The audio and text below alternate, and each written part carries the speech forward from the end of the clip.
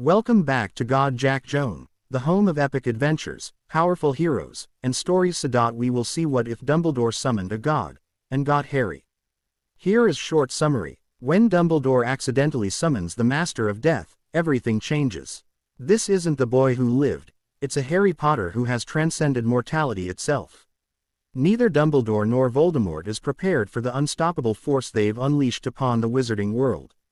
Before we begin, don't forget to like the video, subscribe to the channel, and turn on notifications so you never miss another adventure. Now, grab your wand, prepare for the unexpected, and let's dive into today's story. Harry sighed again, letting his arm dangle off the side of his conjured smoke chair and brushed the ground. It felt like GR for now, with long bony fingers that hadn't been that way before he'd made the mistake of retrieving the resurrection stone from the forest. Honestly, he couldn't even really call himself Harry Potter anymore. The only features he had in common with the old Harry were the hair, still an untamable mess, even though it was made out of shadows now and moved on its own, which only made controlling it even more difficult, and the eyes, which had always been a bit creepy, but were now literally the color of the killing curse, instead of just often compared to it in passing. He was much taller now, thank Merlin, but he'd also lost basically all of his body until he resembled either a skeleton or a concentration camp survivor, whichever one was worse. His fingers were longer, as if he'd somehow gained an extra knuckle somewhere along the way, and while his famous scar was finally gone, he'd ended up trading it for a massive tattoo of the Deathly Hallows spreading across his entire back. Oh, and he'd gained the delightful ability to steal the soul of whoever touched his bare skin, no matter how accidentally, which had immediately destroyed his life and any sort of possibility at normality he could ever have, forever. And when he said, forever, he wasn't just being an emotional teenager and angsting about his situation. He actually meant forever, seeing as how he was now immortal. Fan-bloody-tastic, but he wasn't bitter. Sure, he had spent a century or two throwing a temper tantrum that plunged the entire world into another dark age, but he'd gotten over it. He'd even been a bit excited once his emo stage was over, thinking about all the things he could do and learn and accomplish now that he had all the time in the world. And it had been bearable. He'd learned to live, sort of, with the fact that he was going to watch all his friends and family die, and eventually the pain of losing them dulled to a sort of numb indifference, which really helped, actually, because being in constant emotional agony due to something he really couldn't control. He'd learned everything he could think to learn, read everything he could get his hands on, found teachers to teach him things he'd have never imagined, and did just about everything he'd ever wanted to do. And then there was nothing left. Nothing. He had done everything possible to be done. No matter how small, how bizarre, or how dubiously moral, he'd done it. And now he was bored. Tossing a ball that hadn't existed until he'd wanted it to up and down in his hand, Harry pondered. Master of Death was a bit of a misnomer, really. Death was not a person, or a creature, or a thing that could conceivably have a master. Death simply was. Being Master of Death did not give him control over death, as the name might have once implied. No, being Master of Death meant that the concept of death, of the end of all things, of the final breath of the world, was personified in him. He became death. He was, officially, in charge of making sure souls got to the afterlife once they died. But that whole business was done entirely subconsciously. He wasn't even aware that he was doing it until 2,000 years in during a period of intense meditation, meaning he was free to do basically whatever he wanted in the meantime. As death, he obviously could not be killed.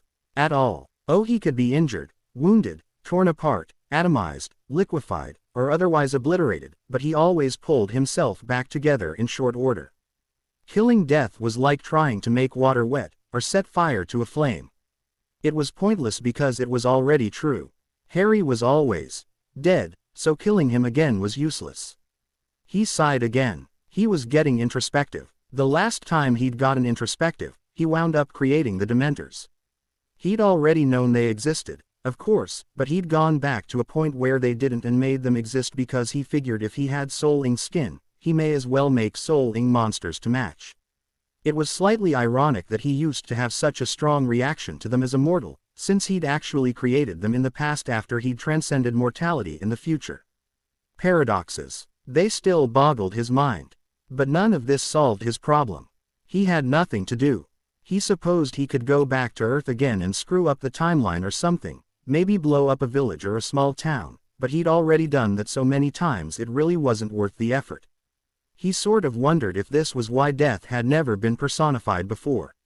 It wasn't like there was a master of life he could talk to. He sort of hoped there never would be, despite how much he'd kill for some company. His jokes had only gotten worse due to the isolation. He would never wish his existence on anyone. Especially not the personification of life itself. Harry was halfway through another sigh when something interesting happened. He almost missed it at first. It was a faint sort of tugging in his, like someone had tied a thread around one of his ribs and was pulling on it a bit. He felt an initial flash of irritation. Who goes and ties things around people's ribs? Honestly, before he realized that this was different. This had never happened before, which was such a novel experience that he leapt from his chair, which dutifully dissolved unnoticed behind him, and stilled himself unnaturally so he could focus his considerable senses on this strange phenomenon. It took him only 3 fractions of a second to scan his vast reservoirs of knowledge before the answer came to him. He was being summoned. He laughed aloud, the sound dry and rusty and rattling like the last breath of a dying man, but he barely noticed. Someone was summoning him. Death. The Pale Rider himself. He paused at this revelation, furrowing his brows. No, not death. No mortal could summon death. But, a smile pulled at his lips. It was a slow thing, a dead thing, cracking against the pale skin of his face like a Glasgow grin. They might not be capable of summoning death, but they could summon Harry Potter. He stretched out his power along the thread tied to his, following it curiously, only to find it led nowhere.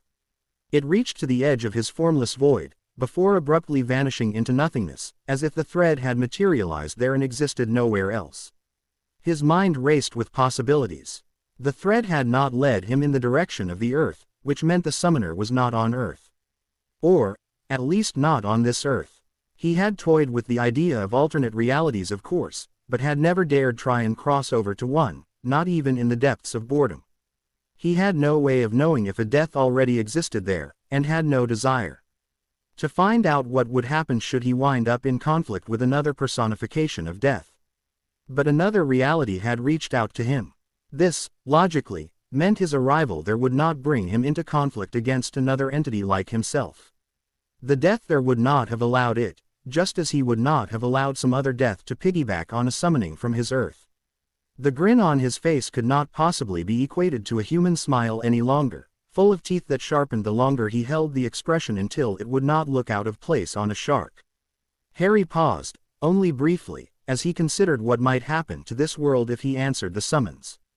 He was confident that, as death, he had the power to remain subconsciously connected to this world so as to perform his duties. After all, didn't death exist in all worlds and all places?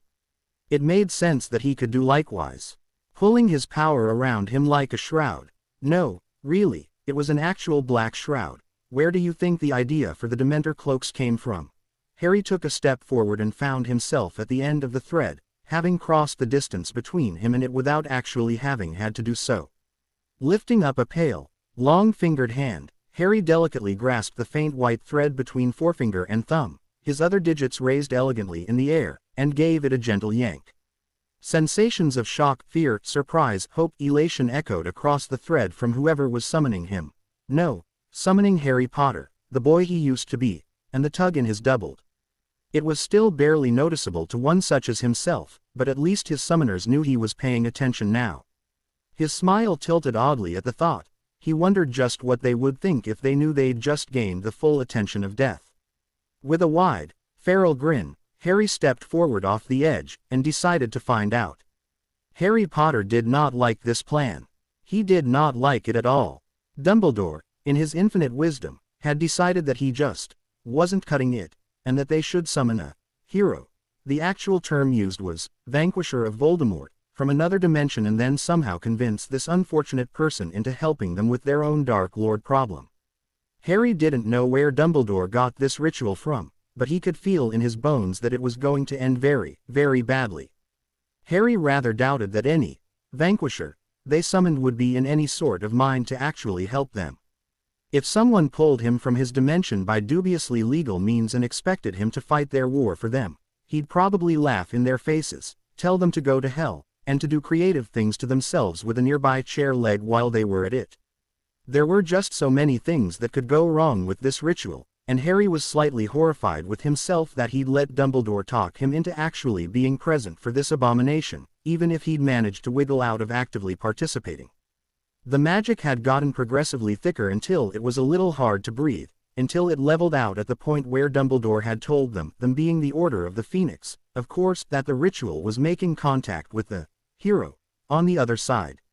This was necessary because, apparently, the magic was supposed to implant a compulsion in the recipient to follow the pull back to this dimension, which Harry found rather sketchy, but he'd been outvoted on the matter, and encouraged them to come along without fighting the ritual, which could damage all parties involved. What was not supposed to happen was the magic pull being pulled back. The whole room seemed to jerk in place, as if some sort of god had just gripped hold of reality and yanked on it. Everyone began talking over each other in shock and surprise, wondering what had just happened and if the ritual was working right, as the uneasy feeling in Harry grew.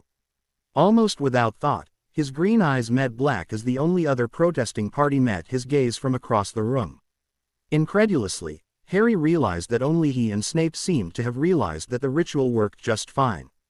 It was just, whatever they'd hooked on the end of their line was far, far bigger than they were. Guys, Harry ventured tentatively, going largely unheard in the chaos, but pressing on regardless. This is a really bad idea. He was, of course, ignored. Dumbledore twinkled reassuringly at them all, raising his hands benevolently as a gesture for calm. Please, settle down everyone. The ritual is working correctly. We simply miscalculated how much power it must take to cross dimensions in such a fashion. And as if to prove this statement, the magic in the air doubled itself as Dumbledore obviously pushed himself even further, which slightly impressed Harry, but he was far too horrified to honestly care about how much magic the old man was throwing around. Just as Harry thought the magic in the air would drown them all, it all seemed to be edged to the middle of the room just as the air ripped itself in half. A huge, jagged crack had just appeared in midair, showing nothing but empty, formless black on the other side. Harry's unease tripled itself. A pale, long-fingered hand gently curled around one edge of the tear. In reality, a large silver ring set with a black stone adorning one bony finger as a booted leg stepped out of the rip and onto the wooden floor, which blackened and began to rot immediately. A man emerged from the crack as if this sort of thing happened every day, DD in black and silver that curled around him like an intangible serpent, and the tear sealed itself up behind him as if it had never been. Harry stared. The man was tall, very tall, but there seemed to be almost no flesh on him at all. He was all bones and sharp angles and unnaturally long limbs, with a mane of black hair that writhed in place and evaporated itself like colorless, smokeless fire set over eyes that were an unforgettable shade of electric green.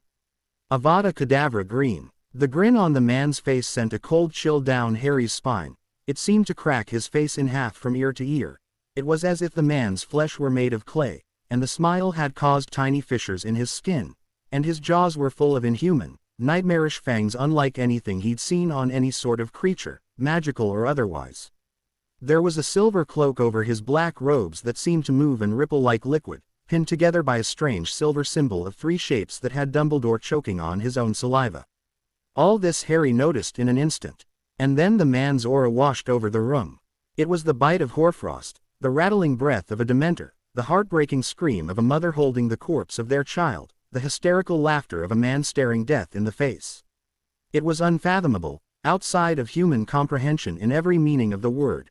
A single ripple of it lanced outward from the man in a tangible shockwave of power that lasted only a single instant, and every heart in the room skipped several beats in shock as everyone fell to their knees, gasping for breath and clutching at their s. Then the aura was visibly pulled in, locked inside this creature and stored away like a slumbering dragon. The creature looked around the room, Glasgow grin still filling its face, until those killing curse eyes landed on Dumbledore and sharped into something impossibly dangerous. The beast opened its fanged maw, a black tongue, too long for a human, too long, licking over its lips as it spoke. Albus Dumbledore, it breathed, a rattling gasp that bypassed their ears as irrelevant, speaking directly to their very souls. Harry inhaled deep, desperate for air, and wondered just what sort of monster Dumbledore had called here. The large grin cracked impossibly wider. "You summoned me." Harry closed his eyes against the horrible whisper of a voice, grating on his nerves like sandpaper, and prayed for death to take them swiftly, because he doubted this creature would make it fast or at all painless. As if it had heard him, the creature's electric eyes flicked towards him, its jaws clenching together in an interlocking moth fangs and razor-sharp teeth as the smile took a more feral turn, pupils expanding like ink in water until they covered both iris and sclera, leaving only an expanse of black. Harry did not like that smile. He did not like it at all. He liked the rasping, deep laugh that followed even less. Harry, he supposed he had better start calling himself Death now, considering the boy currently shuddering on the ground a few yards away, was having the time of his life. Well, the time of his death, really. He could tell the moment he emerged into this reality that there had not been a death already present.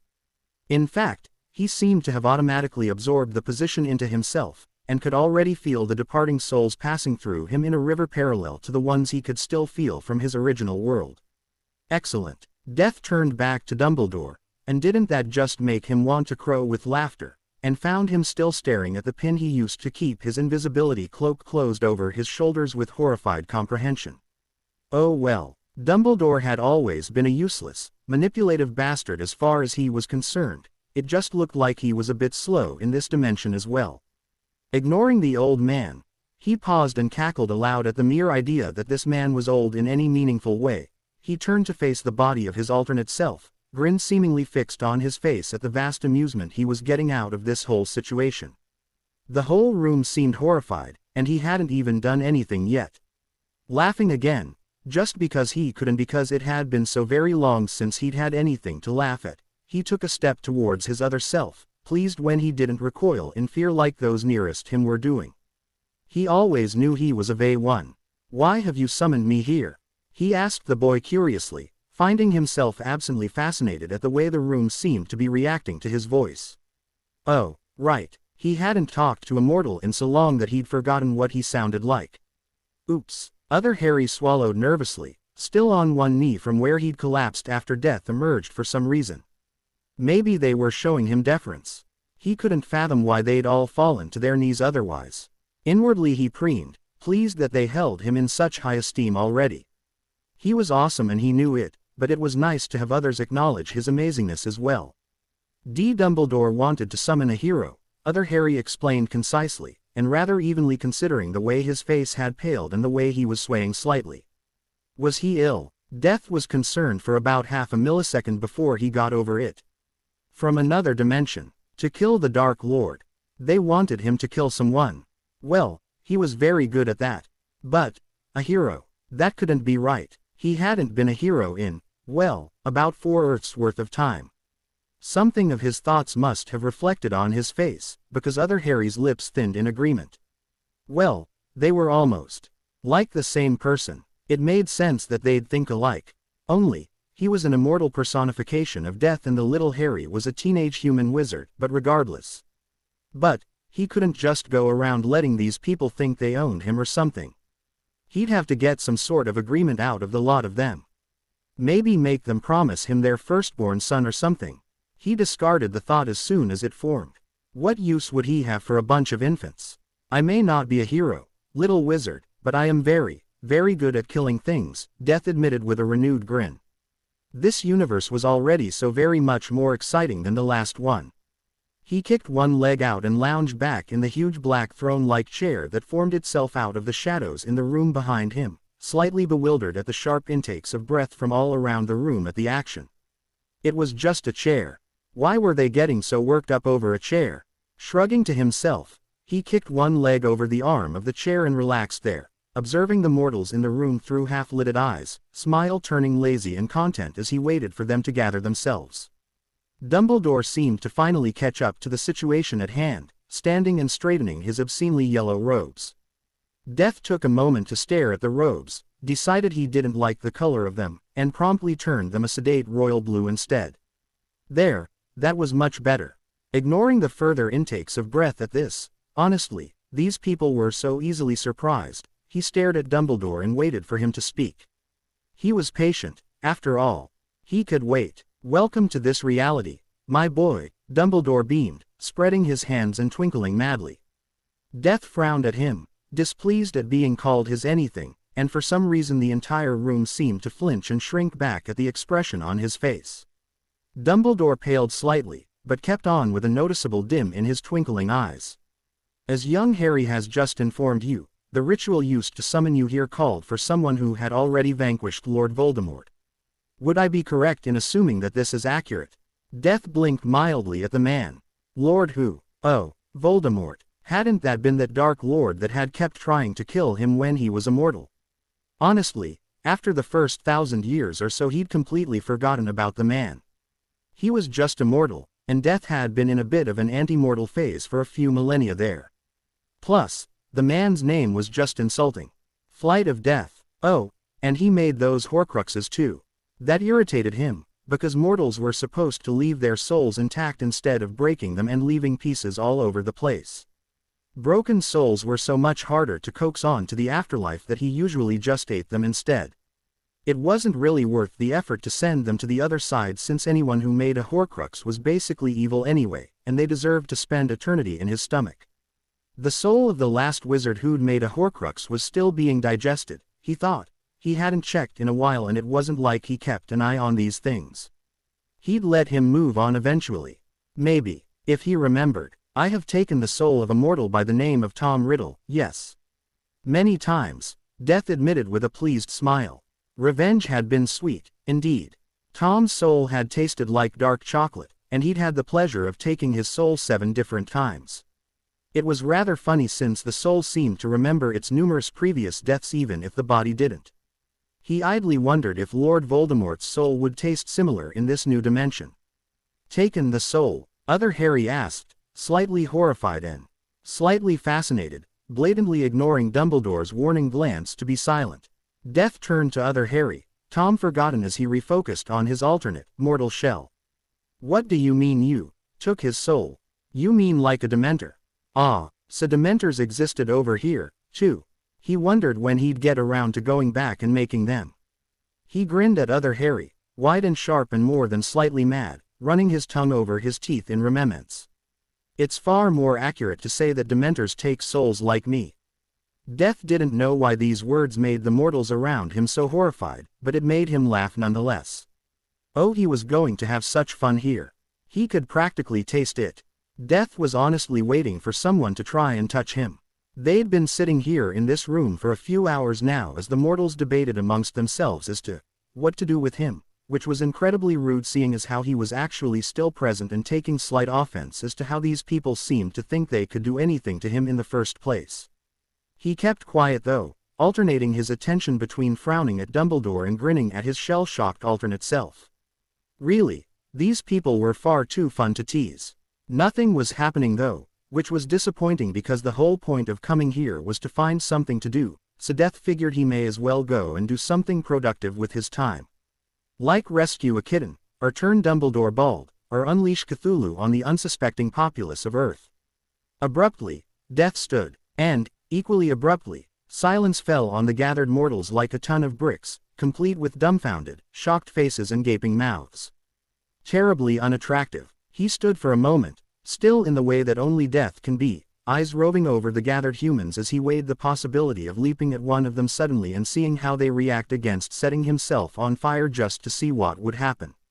Instead of doing either of those potentially hilarious things, Death instead smiled at them all, which oddly did not reassure them as much as he'd sort of hoped it would, and nonchalantly put his hands in the pockets of his robe. His robe hadn't actually had pockets until a second ago, as he strolled out of the room, ignoring the wards meant to keep him there as if they were made out of cobwebs.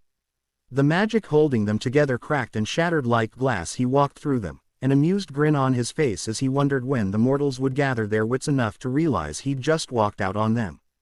He actually made it all the way down the hall before voices erupted behind him, which made him laugh, long and loud, quickly silencing the room again.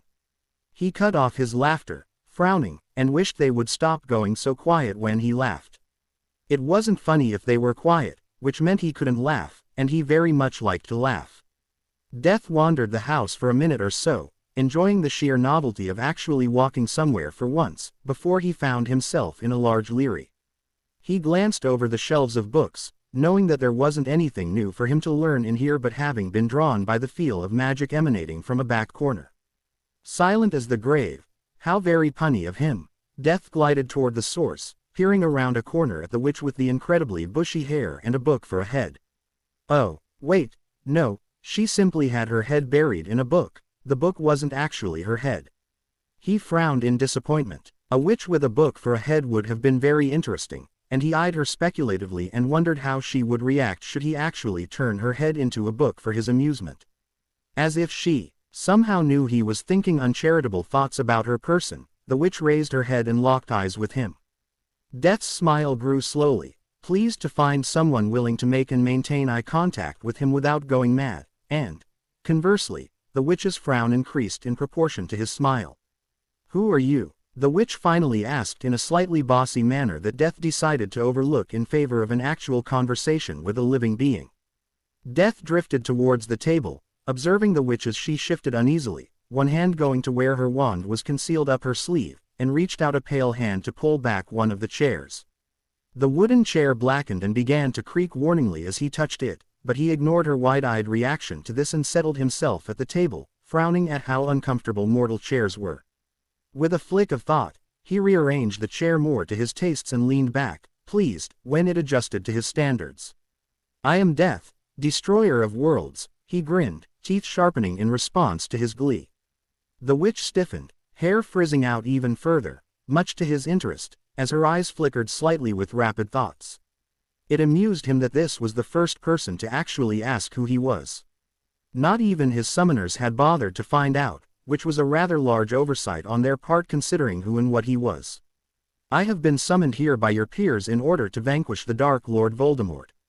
Again, honestly, how many times was he going to have to kill this guy before the universe was happy? Wasn't 8 enough? Not that it was much of a hardship. He enjoyed killing things very much, and enjoyed killing naughty, evil things even more. The headmaster summoned Death to kill Voldemort. The witch asked incredulously, seeming simultaneously impressed at the sort of magic necessary to do such a thing as well as horrified that anyone would be foolish enough to summon Death for anything at all. "It's a bit overkill, actually," a strained voice interjected from around the corner. Death's lips turned up in a pleased smile that made the witch shudder for some reason. Honestly, his smiles weren't that bad at the voice of other Harry. It was absolutely marvelous how similar they were. They even had identical senses of humor. He'd have his mortal shell cracking Death jokes in no time at all. Other Harry staggered into a chair next to the bushy-haired book witch, looking far more exhausted than the short walk from the arrival room to the leery honestly warranted. His other self was terribly out of shape. Death eyed him, wondering if he should do something about that. He couldn't have a weak mortal shell, after all. That would reflect poorly on his power and prestige, which was unacceptable. Other Harry frowned slightly and stared back at Death, paling as he did so but not looking away. Death approved. "So, you're really Death. Like the Death, as opposed to some other Death?" he replied, honestly a bit confused. Were there other people named Death here? That would be awfully complicated. He would have to go find these other Deaths and remove them from existence as to avoid any future mix-ups. He knew there were no entities of Death here, but there might be a mortal or two who had the misfortune to be named after himself. It wouldn't be too terribly difficult to remedy the situation, and he was rather pleased with his mortal minion shell for bringing the problem to his attention. He would have been tempted to pat the boy on the head for a job well done, except he rather doubted anyone would appreciate him accidentally ripping the boy's soul from his body. He could put it back, of course, he was Death, but the experience of having one's soul reaped and absorbed into himself was beyond unpleasant from what some souls had told him. He settled for a rather approving smile, which, again, failed to actually reassure the person he was smiling at. If he'd cared what the mortals thought of him, this refusal to accept his smiles as a good thing would have hurt his feelings slightly. As it was, it just amused him. He resolved to smile at everyone he met from that point onward. His mortal shell and the book witch exchanged a look, both distinctly unsettled. Death supposed he couldn't blame them. He was awfully magnificent, and sometimes mortals had a difficult time adjusting to the sheer glory of his presence. Death waited patiently as other Harry turned his attention back to him, as if there was anything in the room more interesting than him to look at anyway, and cleared his throat. Perhaps there was something stuck in it. Death again wondered if the boy was ill in some manner, but refrained from checking. If it was important, someone would bring it up eventually. Dumbledore and the others aren't quite sure what to do with you, other Harry admitted, which made Death frown again. Honestly, these people needed to learn they couldn't have done anything with him in the first place. They had been expecting a hero. A wizard. Not you. Well, that was more than a little insulting. Death was far superior to any mortal hero they could have possibly summoned. Reining in his temper, now was not a good time to get upset. Death refocused on the shivering forms of the teenagers across from him. Was it cold in here, then? Death didn't really feel the elements all that much, so he really had no way of knowing. But they were wizards, and they should know how to use a damn warming charm by now. He decided not to care. Albus Dumbledore reached across time and space in search of a vanquisher, a conqueror, a god. He should not be complaining when he's been given all three. Death, after all, had conquered entire worlds in the eternity of his existence. A single Dark Lord and his minions was barely even worth the effort it would take to find and eradicate them like rats. It's not that, other Harry hurried to explain, obviously afraid he'd been offended. Which he had been, but Death knew better than to take his anger out on his mortal shell. It's just, Dumbledore likes to be in control of everything, and he isn't quite sure how to go about making sure you do what he wants you to. You know, considering your rather dramatic entrance. Other Harry offered a weak grin, but Death was as far from amused as he had ever been. Firstly, what dramatic entrance? He'd just stepped out of the dimensional rift. He hadn't even brought any necromantic constructs with him for effect. Death narrowed his eyes, his mouth a thin line as he felt his power flex around him. Albus Dumbledore sought to control him, did he? Ancient, long-buried memories flickered through his consciousness. The Dursleys, his cupboard, the prophecy dancing to the fickle whims of fate, Dumbledore's manipulations, being set up to die for the greater good, his forced, unknowing mastery of death. No more. He would never be controlled again. He submitted to no one's will but his own. He rose from the table, gathering his magic around him like a cloak, and the room seemed to darken and wilt around him. He barely noticed the two teenagers scrambling out of the chairs as the table and seating began to warp and rot beneath them. I am about to die, Harry thought frantically, pressing himself and Hermione back into the furthest corner of the Leary, wide eyes fixed on the maelstrom of rage and malice shrieking into existence around the previously amiable figure of Death. He had no idea what had set the entity off, but he could guess. Dumbledore's almost obsessive need to control every aspect of his life had often sent Harry into a rage himself, but nothing on this level. I will never walk the path of that meddling old fool again. Death barked, his voice echoing like the Legion of the Damned, shaking the foundations of the very world. Harry was confused though, terribly so.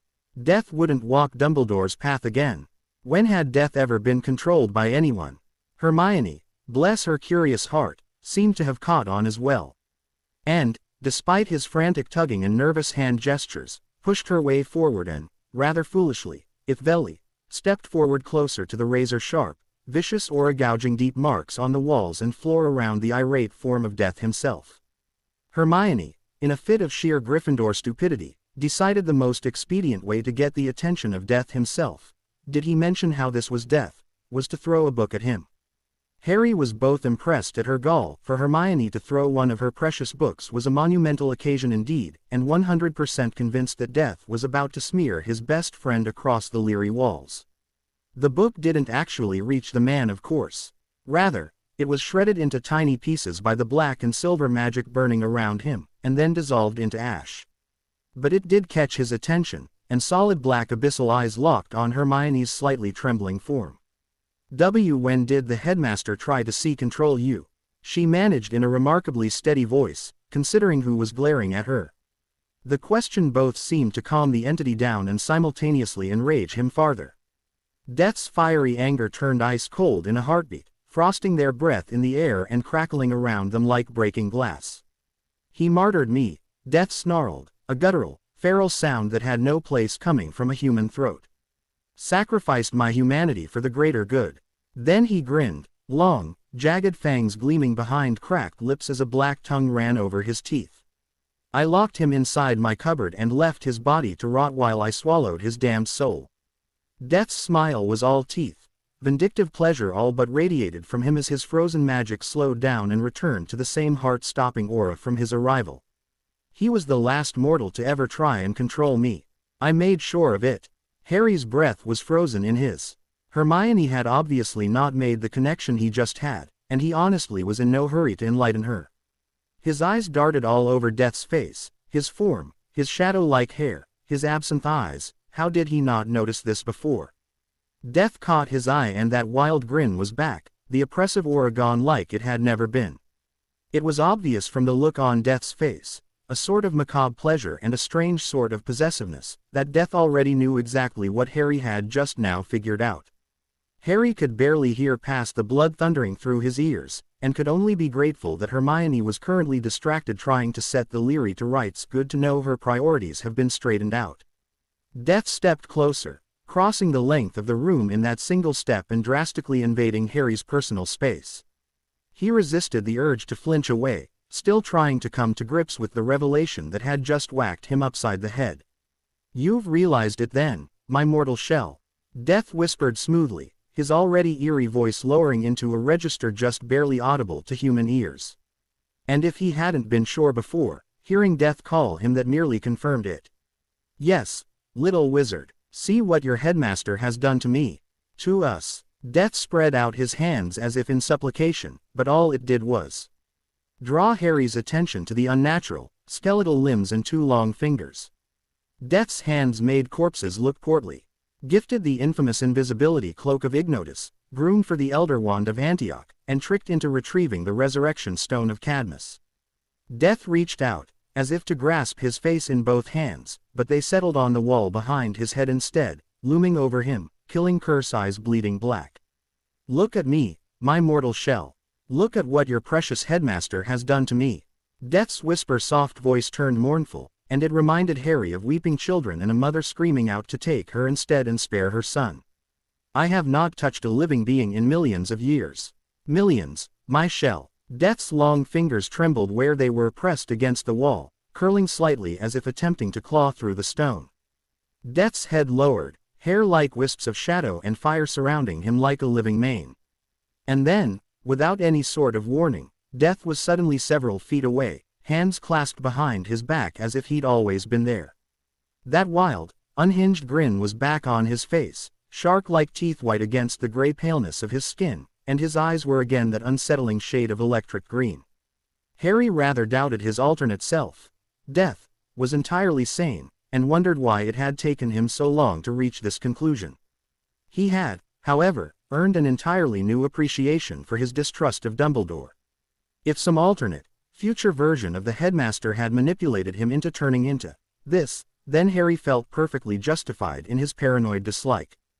Death's smile changed then, as if in response to his resolution, lips closing over sharp teeth and offering him a crooked half-smile that he recognized from every time he looked in the mirror.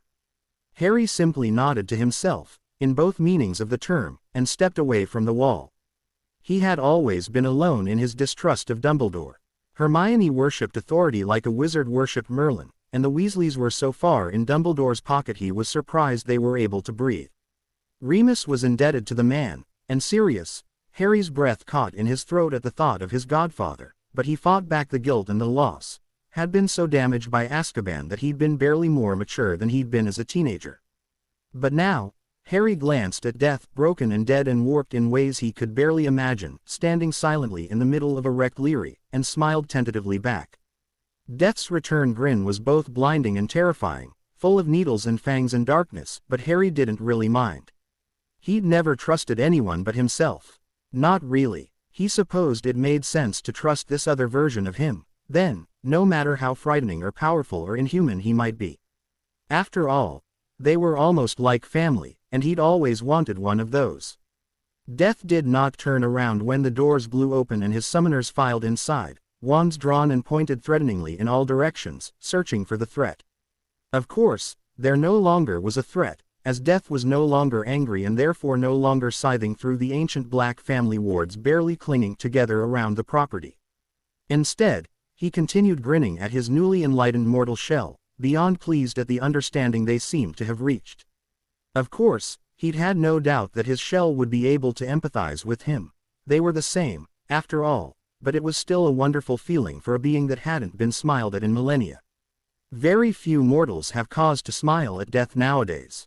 Death cocked his head and glanced at the crowded mortals in the doorway out of the corner of his eye, watching amused as they took in the destruction his momentary lapse in control had done to the highly warded Black Leary. Death doubted it would happen again. He had very few triggers left after all his eons of existence, but manipulations and beings who sought to control him were two of the most potent. Dumbledore had the misfortune to be a trigger for both. Dumbledore, holding a very familiar wand outstretched in hand, turned still twinkling eyes to his mortal shell. "Harry, would you care to explain what happened here?" Death ignored whatever his shell came up with as an excuse, keeping his eyes fixed on the mirror of his most destructive hallow. Its presence brought up an interesting quandary. What would happen if someone in this reality gathered all three hallows like he had done? Would they become death like he had? Death frowned heavily, the air around him thickening with displeasure. No, he would not allow it. Another death might attempt to assimilate him, just as he would have done to the new death, and that was entirely unacceptable. Death, deciding to be prudent and remove the possible threat, absently summoned Dumbledore's wand to his hand. All heads swiveled towards him, and many wands followed as they switched targets. Death eyed them with contempt. What good would those sticks of dead wood do them? Instead, he turned his eyes to his newly confiscated Elder Wand, the two, and twirled it between his fingers. Dumbledore's eyes were definitely not twinkling now. "My boy," Dumbledore began, and Death lifted his head and looked at the man, making him visibly falter before pressing on. Death had to admit, the wizard had an incredibly low sense of self-preservation. Now, there's no need for such dramatics." The man actually chortled. "Return my wand. That's a good lad, so we can adjourn to the meeting room and conclude our business." Dumbledore's expression was firm as he extended an expectant hand, as if compliance was assured. Death curled his fingers around the weapon in his grasp, knuckles cracking at the strength of his grip. Somewhere to his left, his mortal shell winced. A smile tugged at Death's lips, but it was not a pleasant expression. This was a baring of teeth, a primal declaration of war, and a mocking challenge to an insignificant opponent. The skin on his face cracked with the force of it, eyes bleeding black as the abyss. This was the smile he gave to the men whose souls he meant to devour. The temperature of the room plummeted, hoarfrost coating the ground around his feet and making the mortal's breath emerge like smoke. Death kept a vice grip on his power, forcing it under his control, smoothing over the sharpened, malignant edges that had bristled into existence at Dumbledore's command of him, and soothed it into a quiet murmur. His aura unfurled around him like massive wings, bringing with it the silence of a graveyard, desolate, abandoned, still. His mortal shell fell to his knees, followed by three of the others. The rest crumpled to the floor entirely, eyes roiling in their sockets as wands fell from nerveless fingers. Dumbledore alone remained standing, hand still outstretched, flesh bleached white and pupils mere pinpricks in horrified blue irises. "Your wand, Dumbledore?" Death asked him in a quiet murmur, black eyes trailing the length of the wand in his grasp. His shell whimpered and ced himself on his hands and knees. Abyssal eyes flicked up to meet frozen blue. The Elder Wand dissolved into ash in his hand, the remains swirling around him before sinking through his robes and into his skin. Dumbledore's expression froze into a mixture of fury and fear. It was utterly amusing.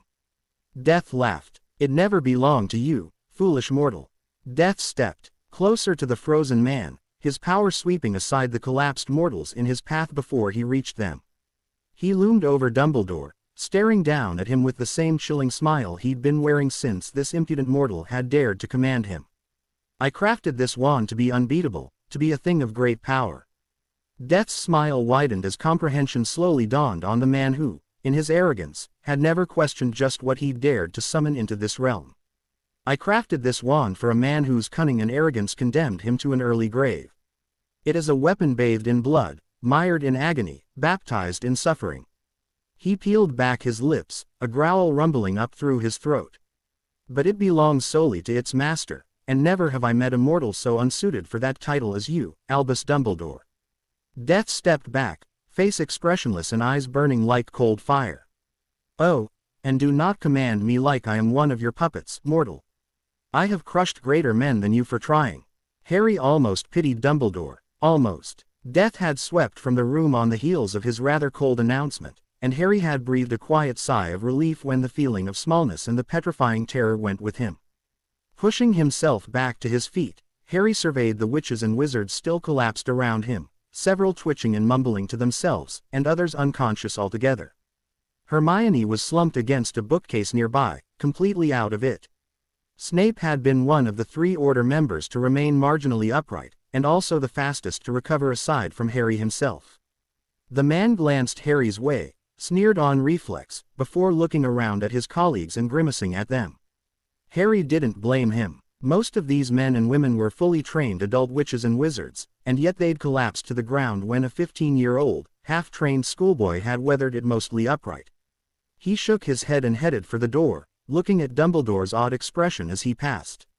The man still looked like the genial headmaster he normally portrayed, but his eyes were furious. Furious and terrified. It was not a good combination, and Harry made a note to keep a close eye on the old wizard just in case. Harry didn't bother looking for Death.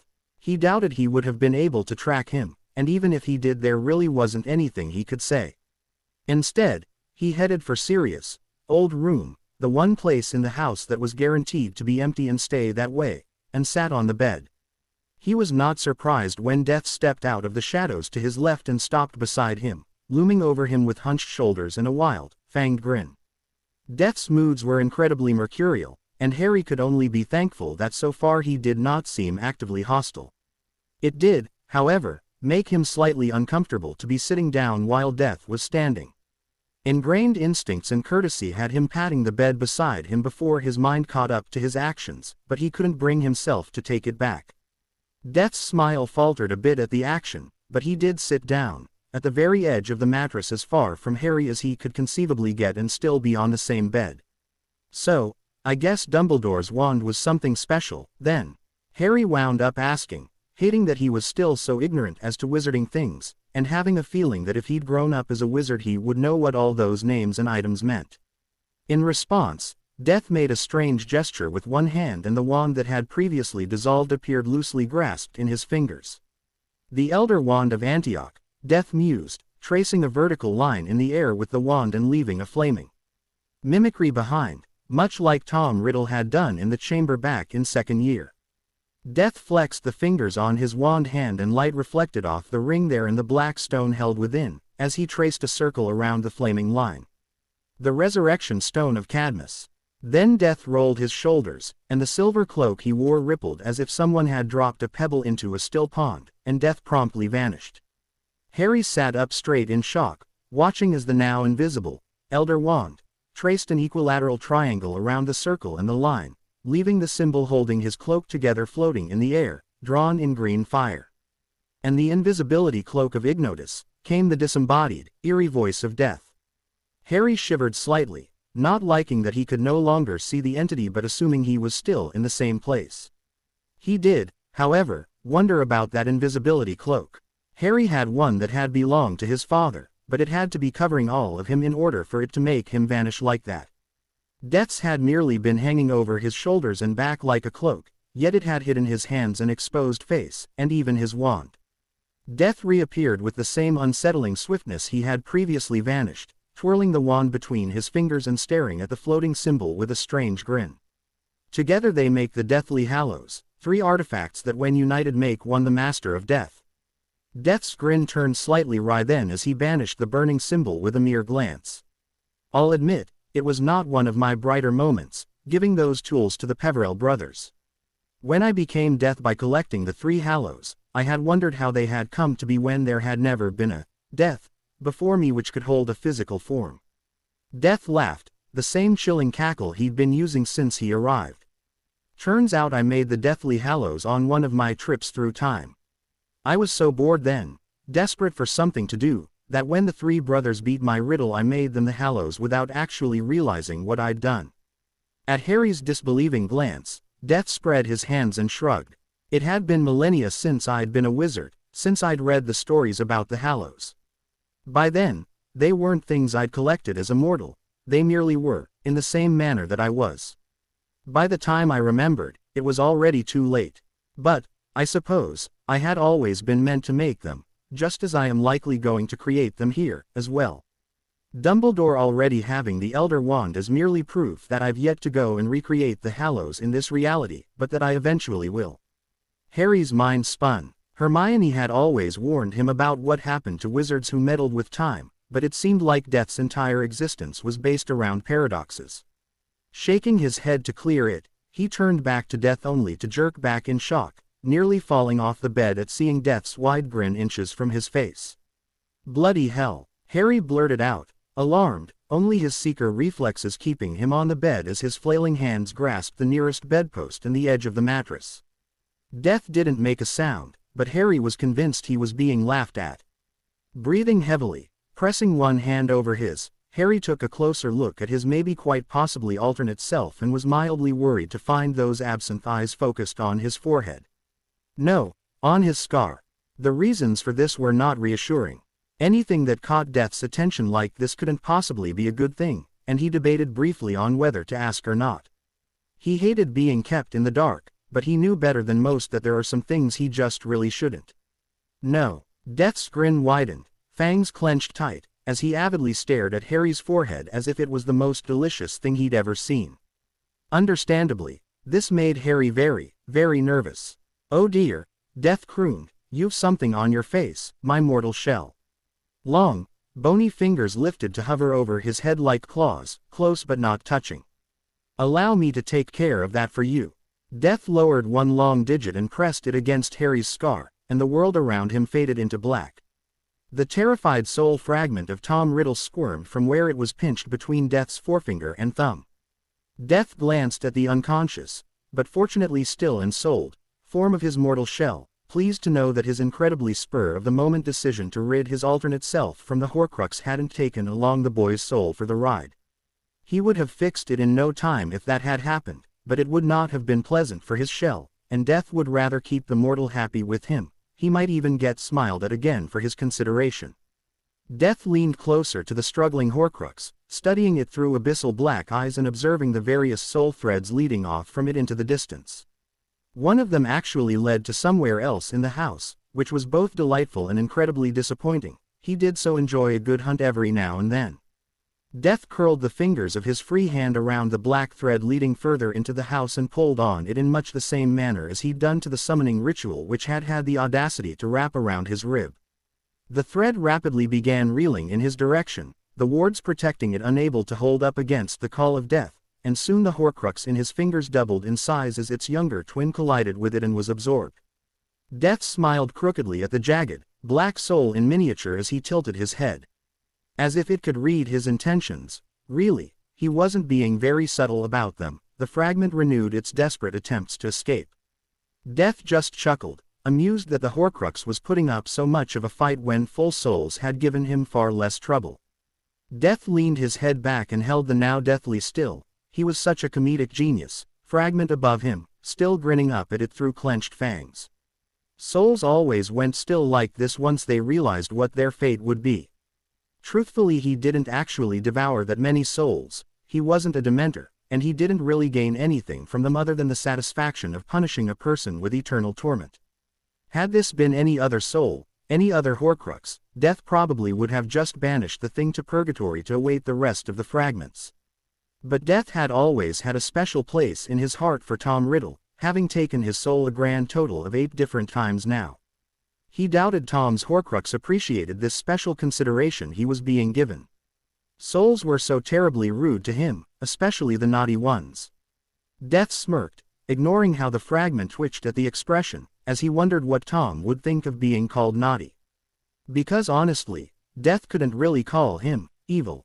Death had done things exponentially worse during his many tenures as a Dark Lord when he was in a bad mood, but he was petty enough to keep punishing the man regardless of his relative evilness. Death heard his mortal shell stirring with a groan, and decided he should probably hurry up before the boy woke up and had a chance to panic properly. The last thing he needed was to accidentally drop the Horcrux between the mattresses somewhere. Death opened his mouth and let go of the fragment, registering and ignoring the fact that the Horcrux seemed to be squealing despite lacking vocal cords or any sort of physical form with which to squeal, and clamped his teeth behind it. His magic latched onto the trembling fragment in his jaws and pulled it down, and Death promptly stopped caring about its existence once it left his tongue. Death ran his tongue over his teeth. This one had tasted like coconuts, how odd, and lowered his head as he glanced at the wide-eyed, blanched expression on his mortal shell and wondered what the boy was so freaked out about. Truthfully, the whole swallow your soul thing was entirely metaphorical. He didn't have to actually swallow a soul to lock it within himself, but it was so much more fun to do it physically, plus it amused him when the souls realized what he planned to do to them and tried to get away. For some reason souls, humans in particular, had this sort of deep-rooted fear about being swallowed alive, which served him just fine. And people were odd about him going around licking their souls to see what they tasted like. Much easier to simply find out this way than deal with all those awkward questions. Harry felt like a bludger had just lodged itself in his cavity, caught sight of a snitch somewhere in his skull, and fought its way out of his body via his forehead. Basically, he felt like shit. Cracking open bleary eyes, the first thing Harry noticed was his rather awkward sprawl over half of the mattress. The second thing he noticed was Death leaning back on one hand and dangling some sort of glowing cobweb crystal magic ball thing over his mouthful of leering fangs. Harry stared at the thing in Death's hand, a niggling thought trying to break through the fog of his current state of being half awake. Before the thing began to struggle, could glowing magical things struggle? And a familiar magic oozed from it as if it were trying to be intimidating. Harry wasn't intimidated, he was horrified. That little weird ball thing with the wispy trails had Voldemort's magical signature all over it. It didn't take a very large leap of the imagination to figure out that that thing had been in his scar, and that Death had apparently removed it by poking him in the forehead. Harry's mind was racing. Why had that thing been in his scar? What was it? How did it get there? Was that why he kept getting those headaches and visions? Did Voldemort know about it? Did Dumbledore know about it? That last thought actually bothered him the most. There was no chance Dumbledore hadn't noticed a ball with Voldemort's magic in it inside his scar, not with how strong the man was supposed to be and how often he'd been in close contact with the old wizard. That meant that Dumbledore had knowingly left a piece of Voldemort's magic, or whatever this thing was, inside his scar for 14 years and did nothing about it. His already poor impression of the headmaster soured further. Harry was about to ask Death about it. He believed he had earned some damn answers, when Death's leering expression shifted towards ravenous, predatory intent in an instant. Harry's heart lodged itself in his throat as his eyes blew wide. That was an expression he could have happily lived his life without ever seeing. Ever. Death's head tipped back further and his jaw lowered, bearing a maw full of jagged, nightmarish fangs that were so much more horrifying when coupled with the bestial hunger scrawled across his pale face. Harry understood Death's intention milliseconds before the ball did, and it immediately began writhing in Death's grip and honest to Merlin shrieking. Harry didn't blame it. He felt a bit ill just watching, and he didn't even know what the ball was. He pitied it, however. He pitied it something awful. Death dropped the ball thing into his mouth, and his jaw clicked shut after it, a maze of interlocking fangs trapping it in the last place Harry figured it wanted to be. Harry stared, unable to look away, as Death's throat worked as he swallowed and the muffled shrieking immediately cut off into an eerie silence. Harry continued to stare, half horrified and half morbidly curious, as Death glanced his way with abyssal eyes that slowly shifted back into his normal electric green. Half a dozen questions flew through Harry's head, but he shoved them away and asked the one he felt most pertinent. What was that thing?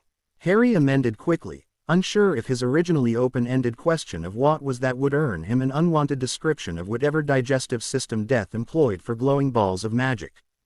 Death grinned at him, seemingly amused.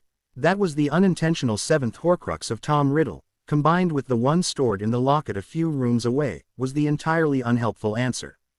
The sad thing was that Harry was certain Death meant to be helpful, but just didn't seem to understand that Harry had no idea what a Horcrux was or why an unintentional seventh one was so significant, or even why there was a second one inside a locket in the house. He did, however, comprehend that he'd been right in his guess that Voldemort had left it there on accident. Okay, Harry replied agreeably, careful to keep his tone neutral. And what's a Horcrux? Harry figured it was some kind of spell residue left behind when someone casts something incorrectly. If he was lucky, it might have been a part of his magical core, which meant Voldemort would be down 2 parts of his core now. The weaker he was, the better in Harry's opinion. Death seemed confused that Harry did not seem to instinctively know what a Horcrux was, but Harry tried not to hold that against him. Death hadn't been mortal in so long it was probably impossible for him to empathize with someone not knowing something. A Horcrux is a fragment of a wizard's severed soul, came the slightly annoyed reply. Death's face was twisted in a moe of distaste, and in any other circumstances Harry would have found that particular look on his face hilarious. As it was, he was too busy being in shock to appreciate it. Fragment of a wizard's severed soul. Severed soul. Sweet merciful Merlin. Harry had a piece of Voldemort's bloody soul in his head. Completely outside his control, Harry began to panic. Had it done anything to him? Did anyone else know about this? Oh hell, that thing was probably why he could speak Parseltongue, wasn't it? His thoughts went back to his previous assumption about Dumbledore knowing about his scar, and he blanched further. Dumbledore was widely accepted as a very knowledgeable wizard. There was very little chance he had not recognized what exactly lay inside his scar. The headmaster had just left it there inside the head of an infant. Impossibly, Harry's disgust at the headmaster expanded to new heights. Don't panic. Death's unexpected voice brought him out of his shock like a bucket of ice water to the face. Harry slowly looked up into an unhinged, inhuman grin fixed in what he was sure was meant to be a reassuring expression. It might have worked if his eyes hadn't looked like he was debating whether or not Harry was edible. I took care of it. Oh, well, that was true, he supped. Wait, Death had swallowed that Horcrux. Harry had heard it shrieking in fear. Death had just devoured someone's soul right in front of him. Harry manfully held on to consciousness, refusing to let something as spectacular as Death's newfound diet bother him. Morbidly, Harry wondered what a Horcrux tasted like. Like coconuts, Death replied, and Harry realized he must have asked that out loud. Oh, Harry nodded from where he was still sprawled out on the bed, slowly coming down from his shock. He furrowed his brow as he idly watched Death run his long black tongue over his fangs. Tom Riddle tastes like coconuts. Yes, Death grinned again, seeming pleased to have someone to talk about this with. Harry doubted anyone else would be taking this half as calmly, but if the man had wanted to eat Harry's soul he probably would have done so already. I'm looking forward to sampling the remaining 5 pieces and seeing if they match. Harry just began laughing helplessly. Death stood quietly behind the irritated form of his mortal shell, standing head and shoulders above his rather scrawny height, eyeing the old wizard seated before them with an amused grin. The man couldn't see him, of course, since he was wearing his cloak, but his shell knew he was there and that was all that really mattered. Dumbledore had summoned his shell here for dubious purposes, and Death had no intention of letting his new, and only, friend spend any time alone with the man whatsoever. You wanted to see me, headmaster? His shell asked in a remarkably bland tone of voice. Death was rather proud of him. Had it been Death addressing the man, there likely would have been screaming, decapitations, and or maniacal laughter as he went about removing the right kidneys of everyone present. Dumbledore stroked his beard in what was probably meant to be a wise, grandfatherly way, except for the fact that Dumbledore was neither wise nor grandfatherly, and the action only made Death's fingers twitch with the urge to reach out and strangle the man with his own facial hair. As if his shell could sense his less than peaceful intentions, one hand discreetly reached back and tugged sharply on his sleeve. Death went still immediately, eyes locked on where his mortal shell had just pulled on the sleeve of his robe. He doubted the boy knew how very close he had just come to having his soul accidentally removed, but that did very little to change the fact that someone had just willingly touched any part of him, even his clothes. Death made a mental note to record this event for posterity. Yes, my dear boy, Miss Granger mentioned that the two of you had an opportunity to converse with our guest before he vanished. Dumbledore paused, waiting for his shell to nod, before twinkling at him benevolently. Death manfully resisted the urge to reach out and pluck out one of those eyes and crush it like a. If by vanished you mean how he left after you addressed him like an unruly child, then sure. Hermione and I talked to him a little, his shell replied, just as calm as when he'd entered. Now Harry, Dumbledore began, peering at them over his half-moon spectacles as if they were somehow in the wrong. I realize you seem to have grown rather close to our summoned hero, but surely you understand that he is merely here to perform a duty. It would not do to get too close to him. Don't misunderstand, my boy. I'm pleased that you've made a friend, but there is always the chance our visitor is, regretfully, dark and may not be as inclined to aid us as we had originally hoped. If this is the case, it would be far more prudent to find a method of ensuring he does not join Lord Voldemort or betray any secrets he may have learned here. Death bristled at the man's tone, noting that his shell was reacting similarly. And how, exactly, his shell began in a cool tone Death recognized as the mortal version of his own. Speak truthfully, lest I wrest your tongue from your jaw. Voice, do you suggest we go about ensuring the cooperation of Death? Sir. Dumbledore frowned then, only briefly, but enough that Death was sure his shell had seen the angry, frustrated expression as well.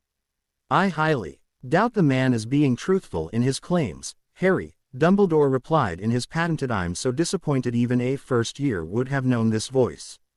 Whatever reason he has for being dishonest as to his identity is likely for nefarious purposes.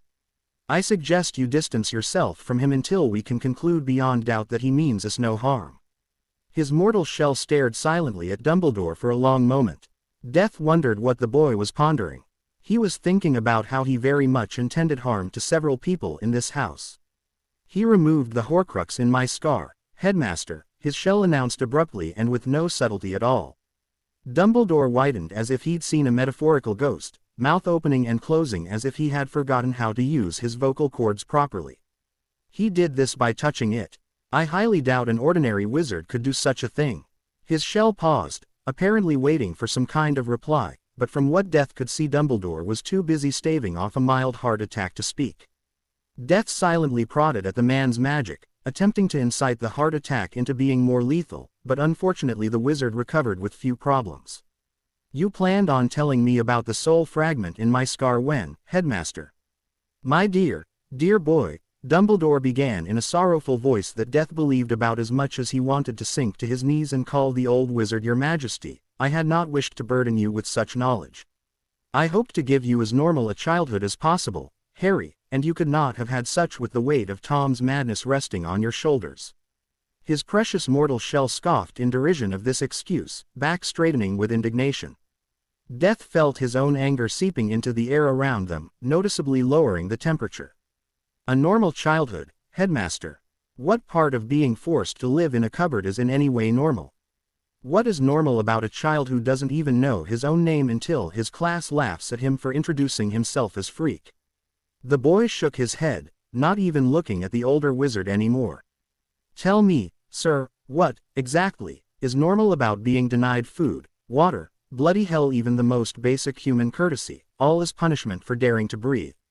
Dumbledore, seeming to have regained his composure during his shell's angry demands, smiled condescendingly back at him.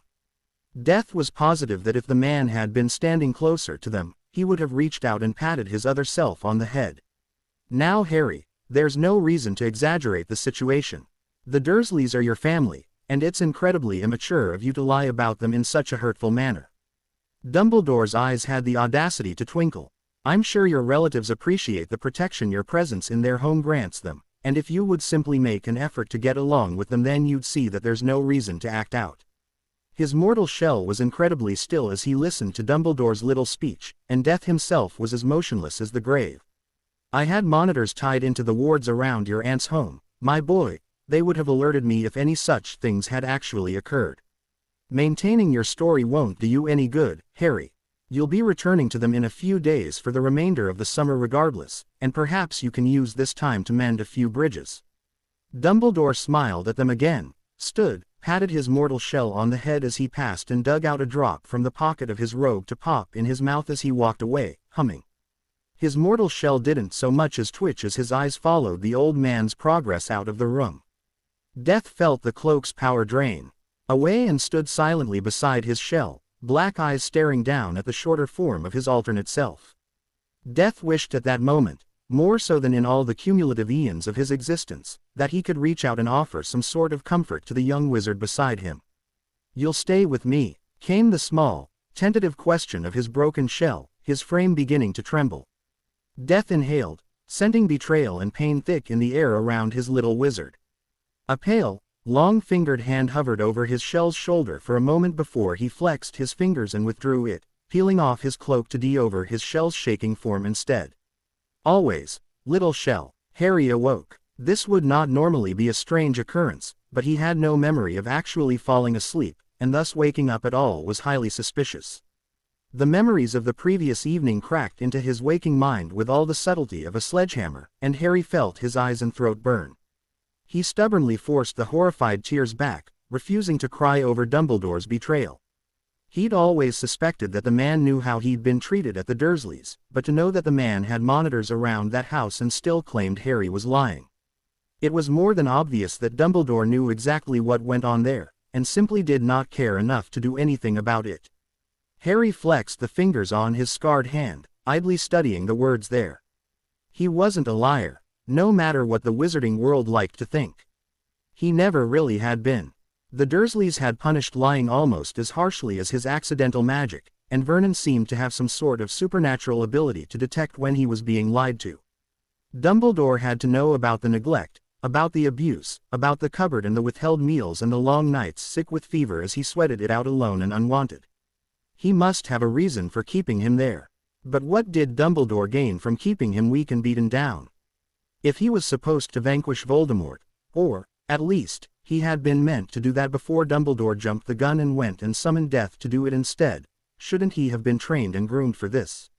Shouldn't he have been prepared for a fight against a wizard 60 years his senior?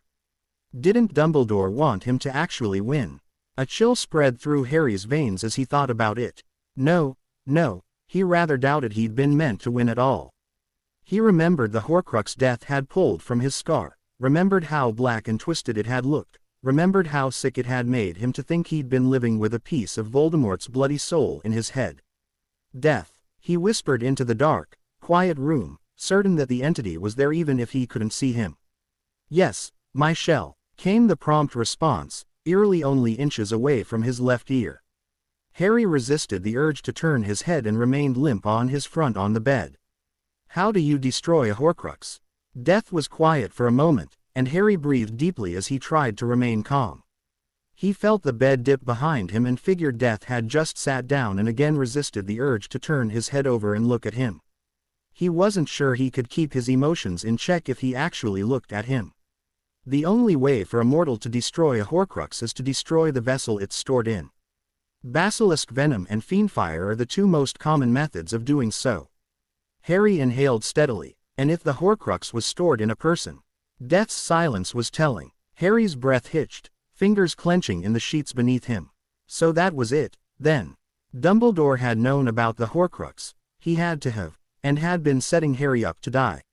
Voldemort would kill him, and in the process destroy part of his own soul. It was almost poetic in a way, if he ignored the fact that the man had been raising him to be a martyr. All this, on top of the earlier revelations, left Harry feeling incredibly cold. What else had Dumbledore had a hand in? His mind raced as he made connections he'd previously ignored or dismissed. It was awfully convenient that the Weasleys had been at the Muggle entrance to King's Cross that day, wasn't it? Didn't Mrs. Weasley have 5 children who'd already been through Hogwarts or were already enrolled there? She'd had to have been going there for years, and would not have had any reason to be yelling about platform 9 3/4. And why had Hagrid been the one who came to deliver his letter? Harry liked Hagrid, but the man couldn't even perform magic legally and was definitely Dumbledore's man. Shouldn't the safe reintroduction of the boy who lived to the magical world have been performed by a wizard actually capable of protecting him and answering his questions? Hagrid had never been a Muggle. He wouldn't have had any reason to know what sort of questions Harry had but had been too shy or afraid to ask. Did this mean Ron had been engineered to meet him on the train? Harry didn't doubt that the boy was his friend, but Ron's loyalty had always been a bit iffy when things got rough. Harry firmly shoved the thought aside. He could afford to be reasonably paranoid, but actively looking for conspiracies among his own friends was a bit much for now. You will not be a martyr, little shell. Death's voice broke through his thoughts, pulling him back into the present. Harry rolled over and looked at the looming, shadowed figure of Death sitting on the edge of the bed a noticeable distance away. Dumbledore has already damned one of us with his machinations. He will not damn another. Harry frowned in concern. Death's shoulders were taut with tension, and although it was too dark to see his face, Harry would bet 10 galleons his eyes were black. Harry wanted to reach out and comfort him, but remembered how meticulous Death was when it came to avoiding touch. He also remembered the one time he had been touched. He'd had a soul removed from his forehead. There was likely a connection there, but Harry wasn't sure how to go about asking in a polite manner. Have you tried gloves? Harry wound up asking, honestly curious. Death tilted his head and glanced at him, light glinting off mirror black eyes. Harry didn't elaborate, figuring the question was rather self-explanatory, and was rewarded with a strange sort of mad grin in return. The touch of Death cannot be stopped by a layer of fabric or leather, little shell. Death sounded amused instead of insulted, which Harry counted as a win. You are correct that the effect is strongest around my hands and fingertips. Should anyone have the inclination to touch me through my robe, they would feel only a sharp tug on their soul rather than have it removed outright. Trust me, my mortal self, I have experimented extensively to find a way around this unfortunate aspect of my existence. Death was quiet for a moment, and when he spoke again his voice was soft and unmistakably wistful. I was not successful. You're sure it won't affect me differently since we're basically the same person? Harry wondered, feeling rather bad that Death was handicapped like this. He'd always craved touch after how the Dursleys treated him, but he'd been incredibly awkward about accepting it and never initiated it himself.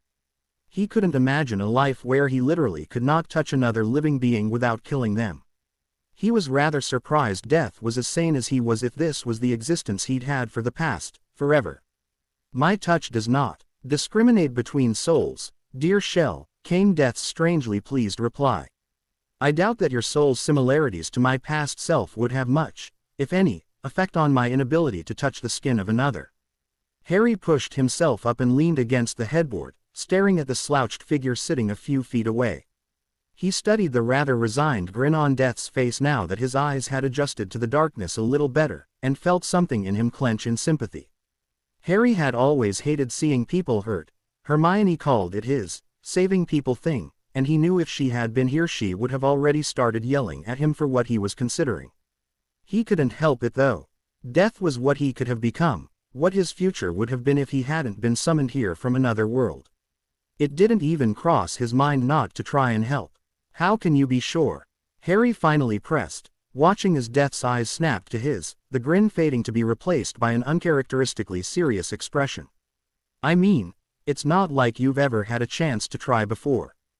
Death straightened, staring at Harry in a sharp, intense way that Harry hadn't ever seen him use before. Unacceptable. Death's voice was flat, unyielding, a sheer titanium wall springing up metaphorically between them as if that would somehow keep Harry at arm's length. The removal and return of a soul transcends mortal comprehension. It has been described to me as an agony on a level that would break the mind of anyone not already mad. Harry faltered slightly, but pushed on regardless, unwilling to give up so easily. He was a stubborn bastard, he'd admit, and he wasn't letting go of this without a fight. But you can return it. Death's lips were set in a grim line, absent eyes staring through flesh and blood and bone to the soul beneath. Harry almost thought he wouldn't answer, holding his breath as the air around them grew thick as Death released his stranglehold on his power. Yes, Death admitted, his voice low and deep like a slow roll of thunder. I can. Harry felt like his heartbeat had just tripled itself. He would be lying if he said he wasn't terrified out of his bloody mind, but being scared had never stopped him before. If anything, fear just made him more determined. Death's expression was a strange mixture of intense displeasure, severe disapproval, and an infinitesimal flash of hope. It was the latter that firmed Harry's resolve. Taking in a deep breath, Harry lifted one trembling hand and held it out between them, palm up. Death stared at his hand as if he'd never seen anything quite like it.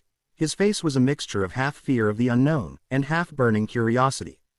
Harry watched, shivering, as Death stirred from the corpse-like stillness he'd fallen into as soon as Harry offered his hand. Death lifted a long-fingered, skeletal hand and let it hover over Harry's shaking one for a moment that stretched on into eternity. Harry kept his eyes locked on that hand, clamping down on the urge to yank his hand away and hurl himself off the bed and into the far corner. He firmly reminded himself that even if this didn't work, Death could still put him back together.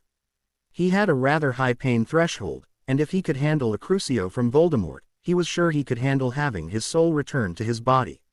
He had just enough time to pray to Merlin, Morgana and Mordred before Death's cold hand clasped his own. Death had spent eons studying his inability to touch others. There had been a period of a few centuries where did nothing but experiment with it, repeatedly removing and replacing the souls of various creatures in an attempt to discover any variations. He'd learned the exact amount of contact needed to take the soul of an adult human versus that of a small bird. He'd learned how to make the return of a soul drive a man mad, and how to make it simply agonizing beyond what the mortal mind can conceive. He had discovered that the removal of a soul was actually painless. Souls were meant to move on eventually, and speeding it up did not cause any sort of undue pain. Returning a soul to its body, however, was entirely unnatural and was the only thing he'd found in all his many millennia of existence that was capable of actually causing pain to a soul. Death had learned the hard way that so much as accidentally brushing against someone as he walked by was enough to leech the soul from a mortal if he made skin-on-skin contact with them. He had to be much more purposeful to do so through clothing. An accidental brush against someone's arm through a sleeve would only jerk on the person's soul, the equivalent of having someone wrap a chain around one's sternum and pulling on it hard, but he could press his palm flat against a person's through a robe and get the same results if he concentrated. Touching a mortal's skin was non-negotiable. There simply was no way to prevent his touch from working. This was the one aspect of his existence that he had never learned to accept. The immortality had stopped bothering him after the first few thousand years, and the unlimited power wasn't something he could complain about. But he missed the casual touches, the comfort of a person's hand on his shoulder, the reassurance of a motherly hug. He could hardly even remember what it felt like to be touched. Touching a mortal and removing their soul was not the same as touching a human and feeling skin beneath his fingertips. His hands were slick with his magic, his power, and even when removing a soul he was unable to feel the skin beneath his fingers. So it was with a sort of numb surprise that Death stared at where his hand was wrapped around that of his mortal shell, and he felt skin. It was unlike anything he could ever remember feeling. Clammy and rough and calloused and trembling, and the most wonderful thing he'd ever felt in the entirety of his being.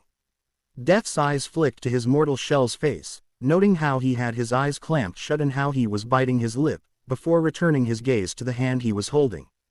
Death exhaled, long and slow and shuddering, and tightened his grip on the limb he was grasping.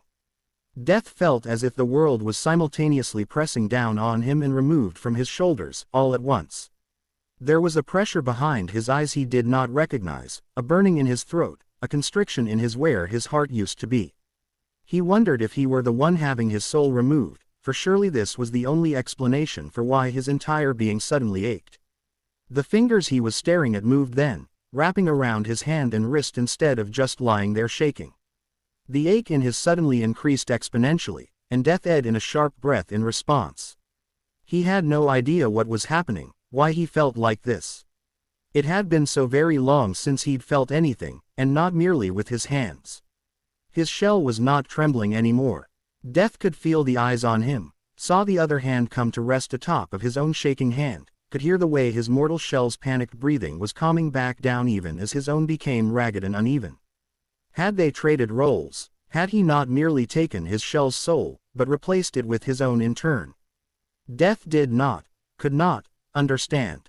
"Hey," his shell whispered, leaning closer, and Death found himself frozen, utterly incapable of movement. "Are you all right?" Death breathed. His shell had risked his soul in an effort to aid him in some way. And he was worried about Death.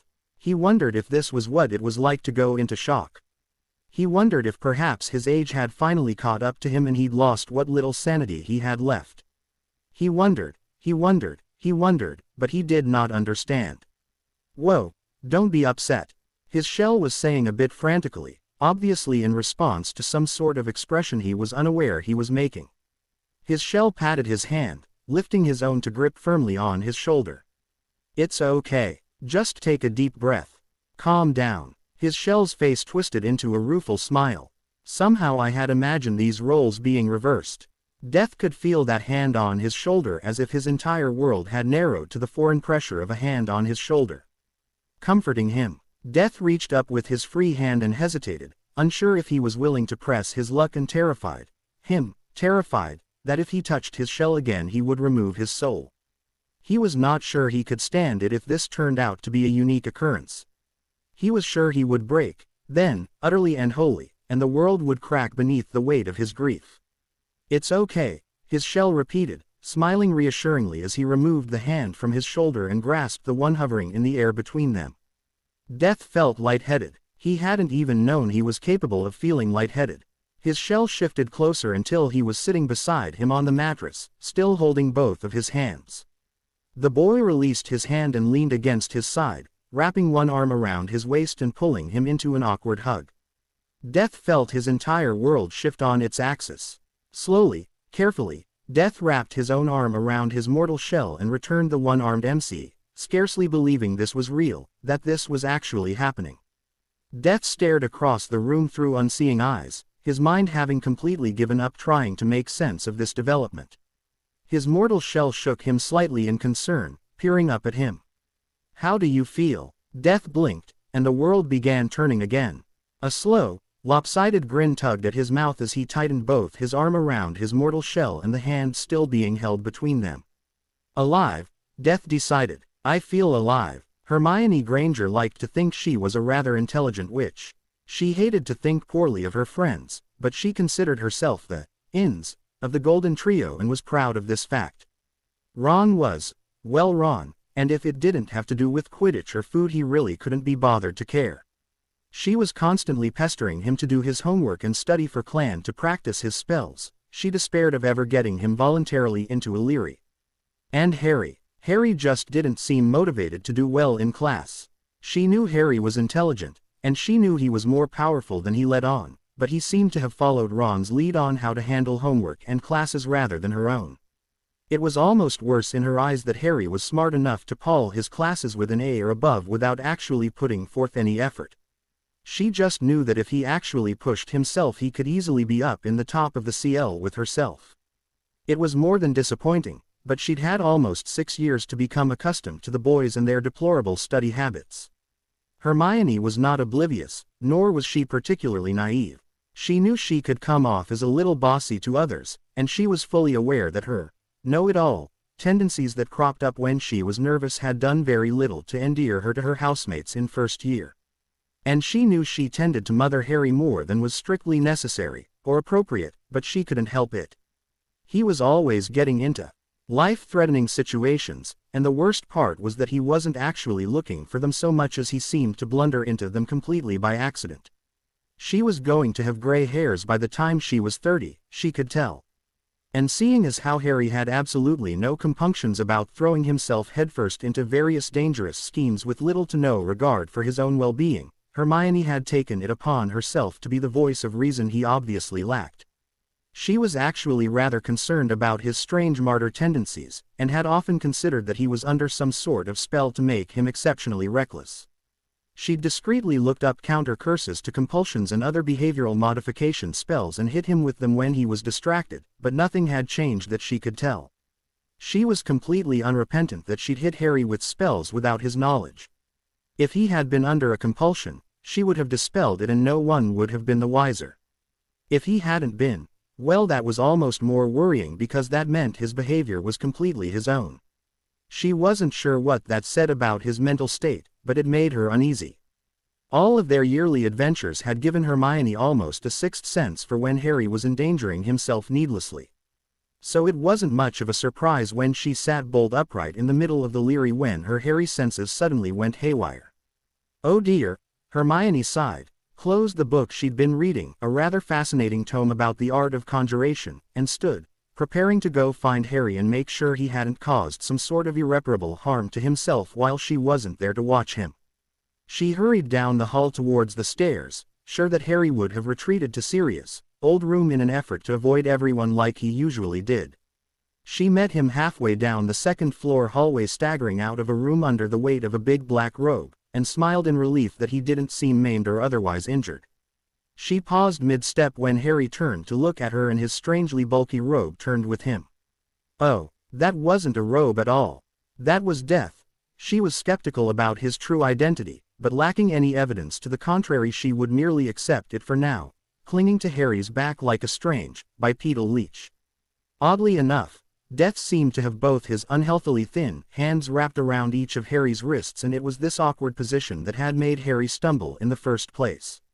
She mentally took a step back from the problem and attempted to understand what she was looking at.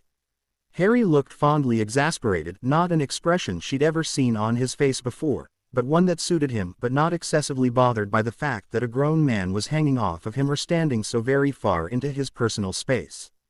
Harry generally hated people touching him, and kept a bubble around him that was nearly physical in intensity when around others.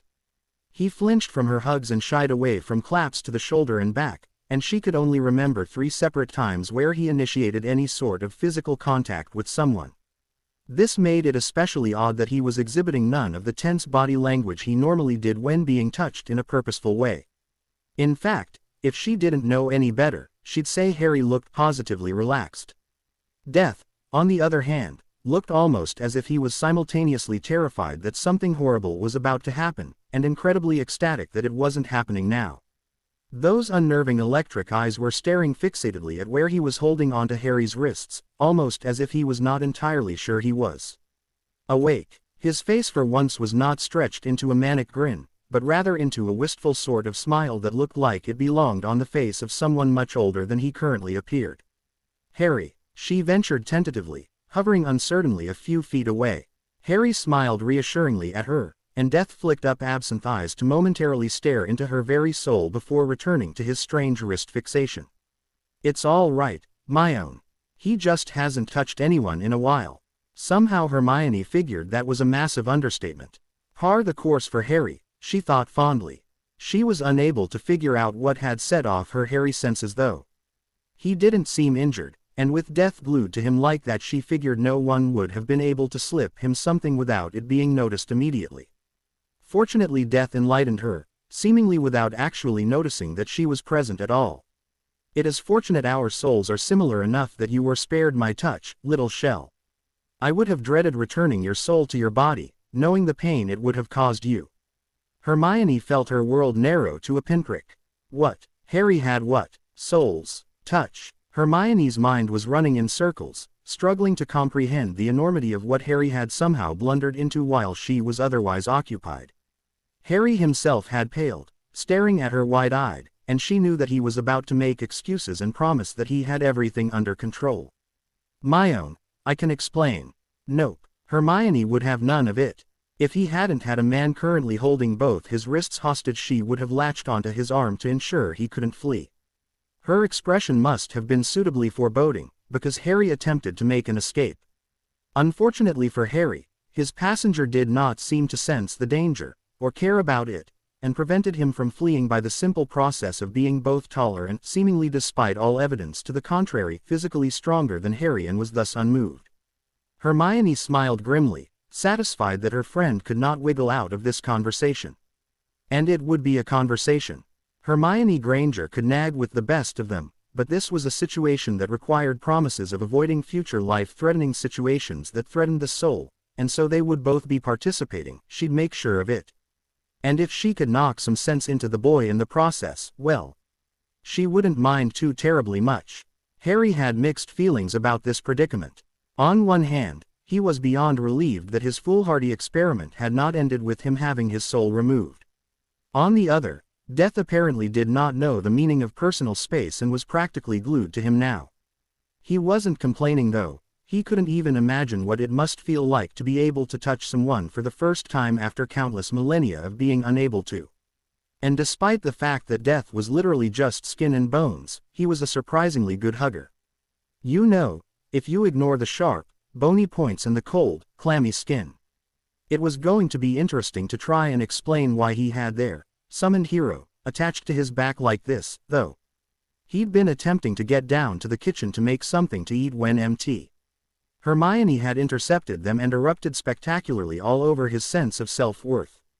Death, the bastard, hadn't so much as bothered to notice that there was even anyone else in the hallway before announcing to all and sundry what the consequences to his actions could have been. He knew it had been reckless, all right.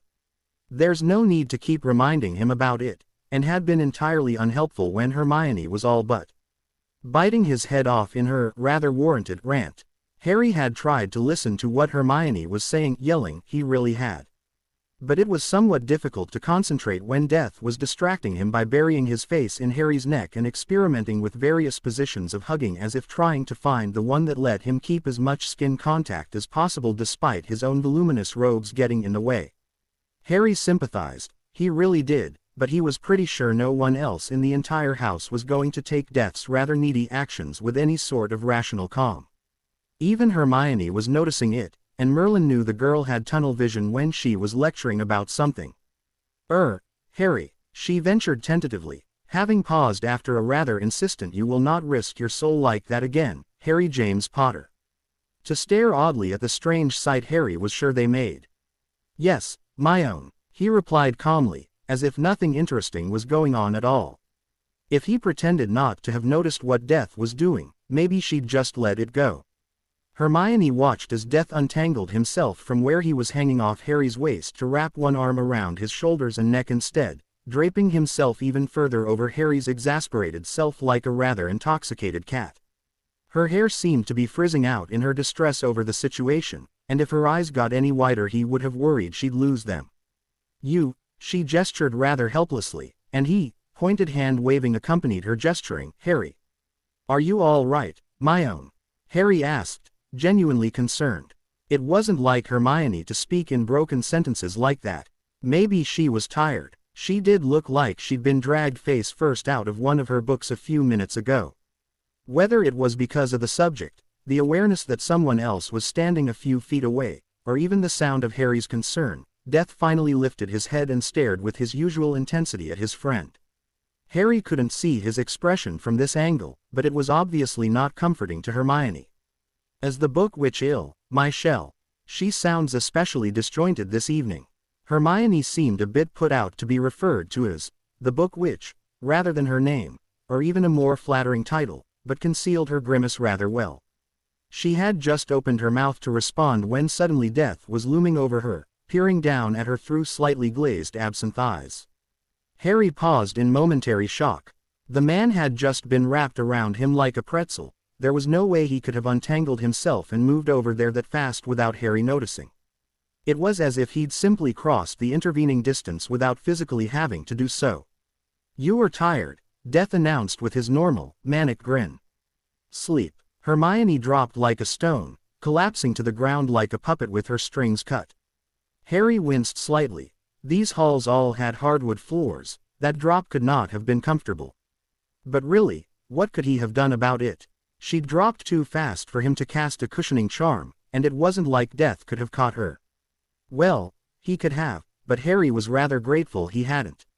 Death stood motionless for a moment, staring down at the unconscious witch, before he straightened again and began tugging at the sleeves of his robe, as if trying to work out non-existent creases in the fabric. Harry blinked when Death slung an arm around his shoulders, having honestly expected him to launch bodily at Harry and resume hugging him again, and began leading him towards the staircase. "Come, my shell," Death grinned, teeth sharpening back into fangs from where they'd been relatively normal. "Only minutes before. You are, regrettably, still mortal and are limited by the restrictions of your living body." Harry stumbled slightly, trying to keep up with Death's long strides, as he tried to mentally translate what had just been said into understandable English. He was pretty sure Death was pointing out how Harry had been heading for the kitchen earlier, and was therefore likely to be hungry. Of course, Death could have also meant anything from subtly hinting at fixing Harry's limitations via some horrible necromantic ritual, to just poking fun at his silly mortal body and all its inadequacies. There was really no way to tell. This did bring up an interesting question, though. Harry eyed Death speculatively as he was dragged bodily down the stairs, politely ignoring the way he was being manhandled like a life-size Harry Potter doll. Could Death eat? Harry rather doubted he had to eat, being Death, but could he? Did he? Granted, Death had only been in the house for less than a day, and there hadn't really been any meals that they had attended in which Harry could have watched Death for an answer, but now that he was thinking about it he found himself incredibly curious. Harry glanced up from his musing to find that he had managed to completely ignore the entire trip from the stairs to the kitchen, and that the kitchen was not quite as empty as he'd been sort of hoping it would be. Mrs. Weasley was standing by the oven, staring at them with wide eyes, and Snape was lurking in a corner near the door like the bat he resembled. Remus was halfway out of his chair, having apparently lurched from it as soon as Harry had stepped inside, his eyes solid gold and lips peeled back in a half-completed snarl. Harry was taken aback at this extreme reaction, stumbling backwards in surprise. He'd never seen Remus like this. He'd actually rather thought Remus was so disconnected from his wolf that he couldn't get like this. He also rather wondered when Mrs. Weasley had arrived. She hadn't been present at the summoning, and he hadn't seen any of the other Weasleys since he'd been brought here to participate in the ritual that had dragged the personification of death into this reality. He only realized his mistake when he'd finished stumbling back and felt the hand that had previously been resting on his shoulder clamp down like the claws of a dragon. He'd managed to momentarily forget that death had been the one that brought him down here, and that the monster, other version of himself might react negatively to seeing Harry threatened in some manner. Now that he was thinking more clearly, it was obvious that Remus wasn't snarling at him, like he'd originally assumed, but was rather snarling at the tall, pale form of death accompanying him.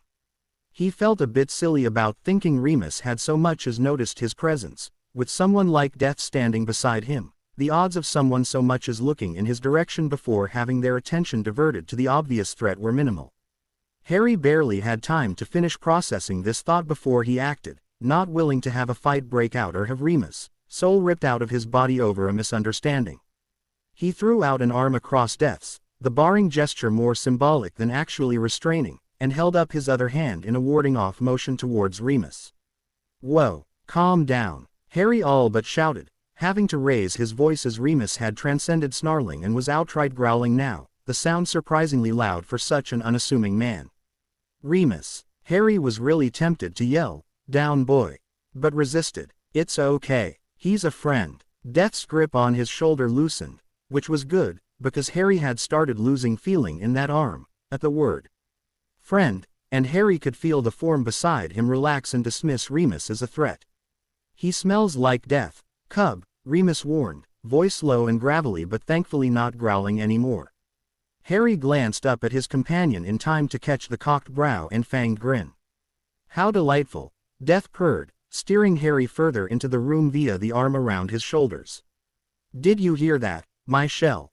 I smell like myself." Harry snorted and coughed into his hand, biting back entirely inappropriate laughter as he sat at the table at Death's gentle shove. He looked up and found Remus still hovering half out of his chair, eyes still gold and face frowning at the two of them. "Remus, it's all right. Really." At Remus' disbelieving glance, Harry decided introductions were in order. "Remus, this is..." He paused for a heartbeat as he debated how he should go about introducing their guest without inciting another panic attack in their resident werewolf, the hero Dumbledore summoned from another world to fight Voldemort. There. That was suitably tactful and not at all alarming. "Yes, I am quite the hero," Death murmured, obviously amused at Harry's attempt at subtlety. Had Death been within arm's reach, Harry would have elbowed him, but the entity was currently walking the length of the room for no discernible reason Harry could find, except perhaps to make the current inhabitants even more nervous. Remus finally sat down, his eyes more gold than amber, and started calming down again. "So Albus went through with the ritual, then?" Remus sighed, running a tired hand over his face. His expression was ridden with disapproval. Obviously Remus had not agreed with this course of action, which explained why he hadn't been present. He turned his attention back to Death, who had returned to hover behind Harry's chair. "You have my apologies. I tried talking him out of it, but everyone knows how stubborn the headmaster gets when he sets his mind to something." Death grinned, making Remus flinch at the unexpectedly feral expression. "Do not apologize, Lycan. This is the most exciting thing to happen to me in millennia.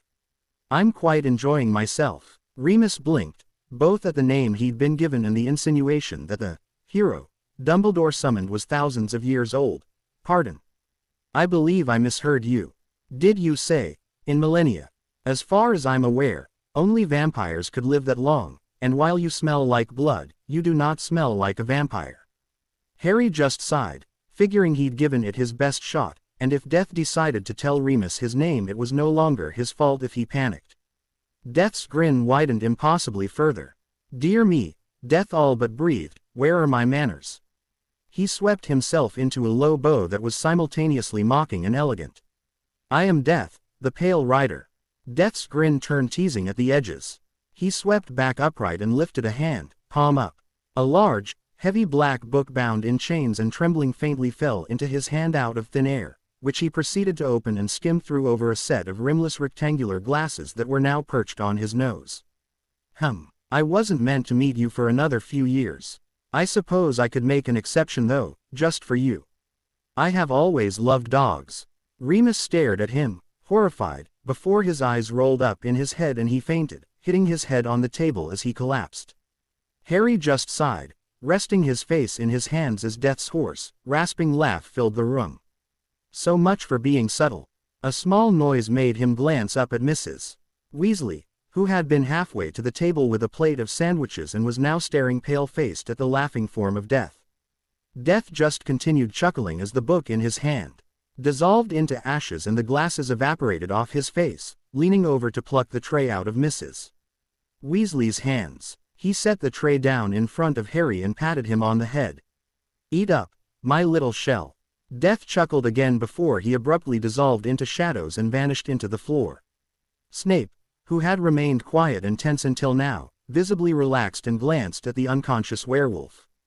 A smirk twitched at his lips before he whirled from the room in a sweep of billowing robes.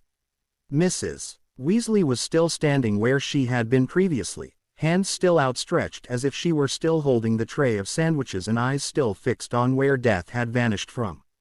Harry glanced at Remus, then at Mrs. Weasley, then at the dark corner to his right where he could make out a flash of killing curse green and a fanged Glasgow grin, before shrugging and taking a sandwich off the tray. At least he hadn't killed anyone. Voldemort had a headache, and he was 124% certain that it was all Potter's fault. The Dark Lord was not in a particularly good mood, which was probably why his useless minions had all suddenly had things to do the moment he had hissed and clapped a hand to his forehead in the middle of Avery's report on the progress of his current break my worthless followers out of Azkaban plan. The fact that he'd begun handing out crucios like candy only a few moments afterward had absolutely no relevance at all, he was certain. Sharing was caring. After all, he'd learned that particular lesson in the orphanage, and if he'd interpreted it in a slightly different way than the matron had intended, well, that wasn't his fault at all, now was it? If Lord Voldemort had to be in pain, then so did his servants.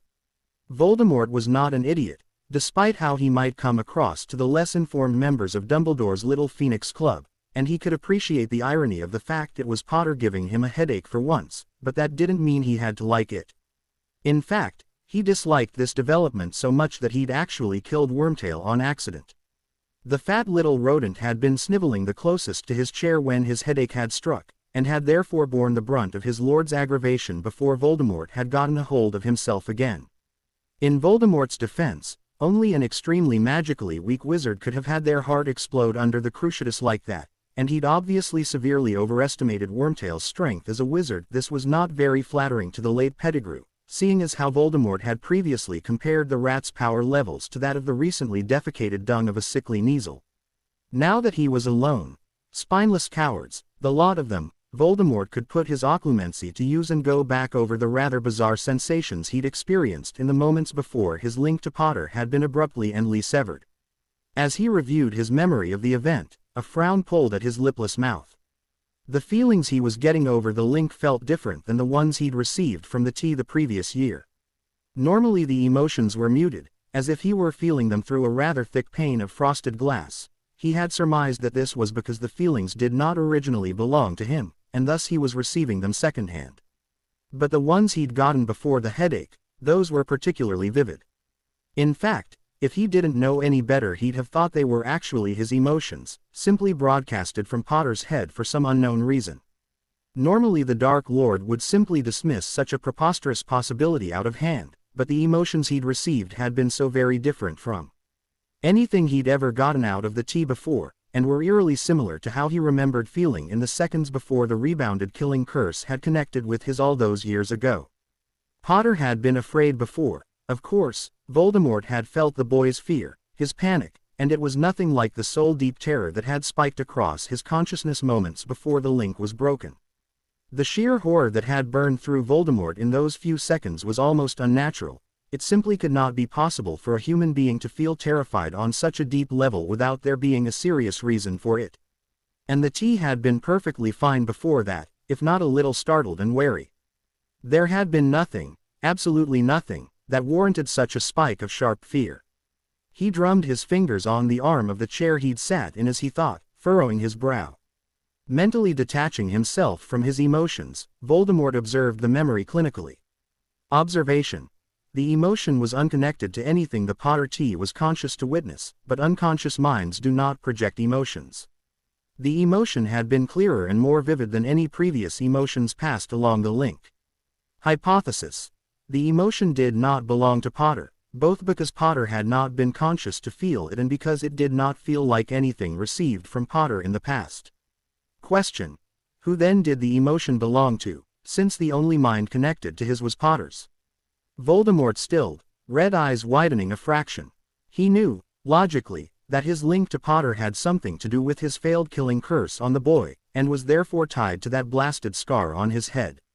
But, perhaps somewhat foolishly, he had never really looked into why such a connection existed in the first place. He had simply discovered that he could send the boy visions through it and feel the tea's emotions, and had promptly taken advantage of the opportunity without so much as researching why he could do those things in the first place.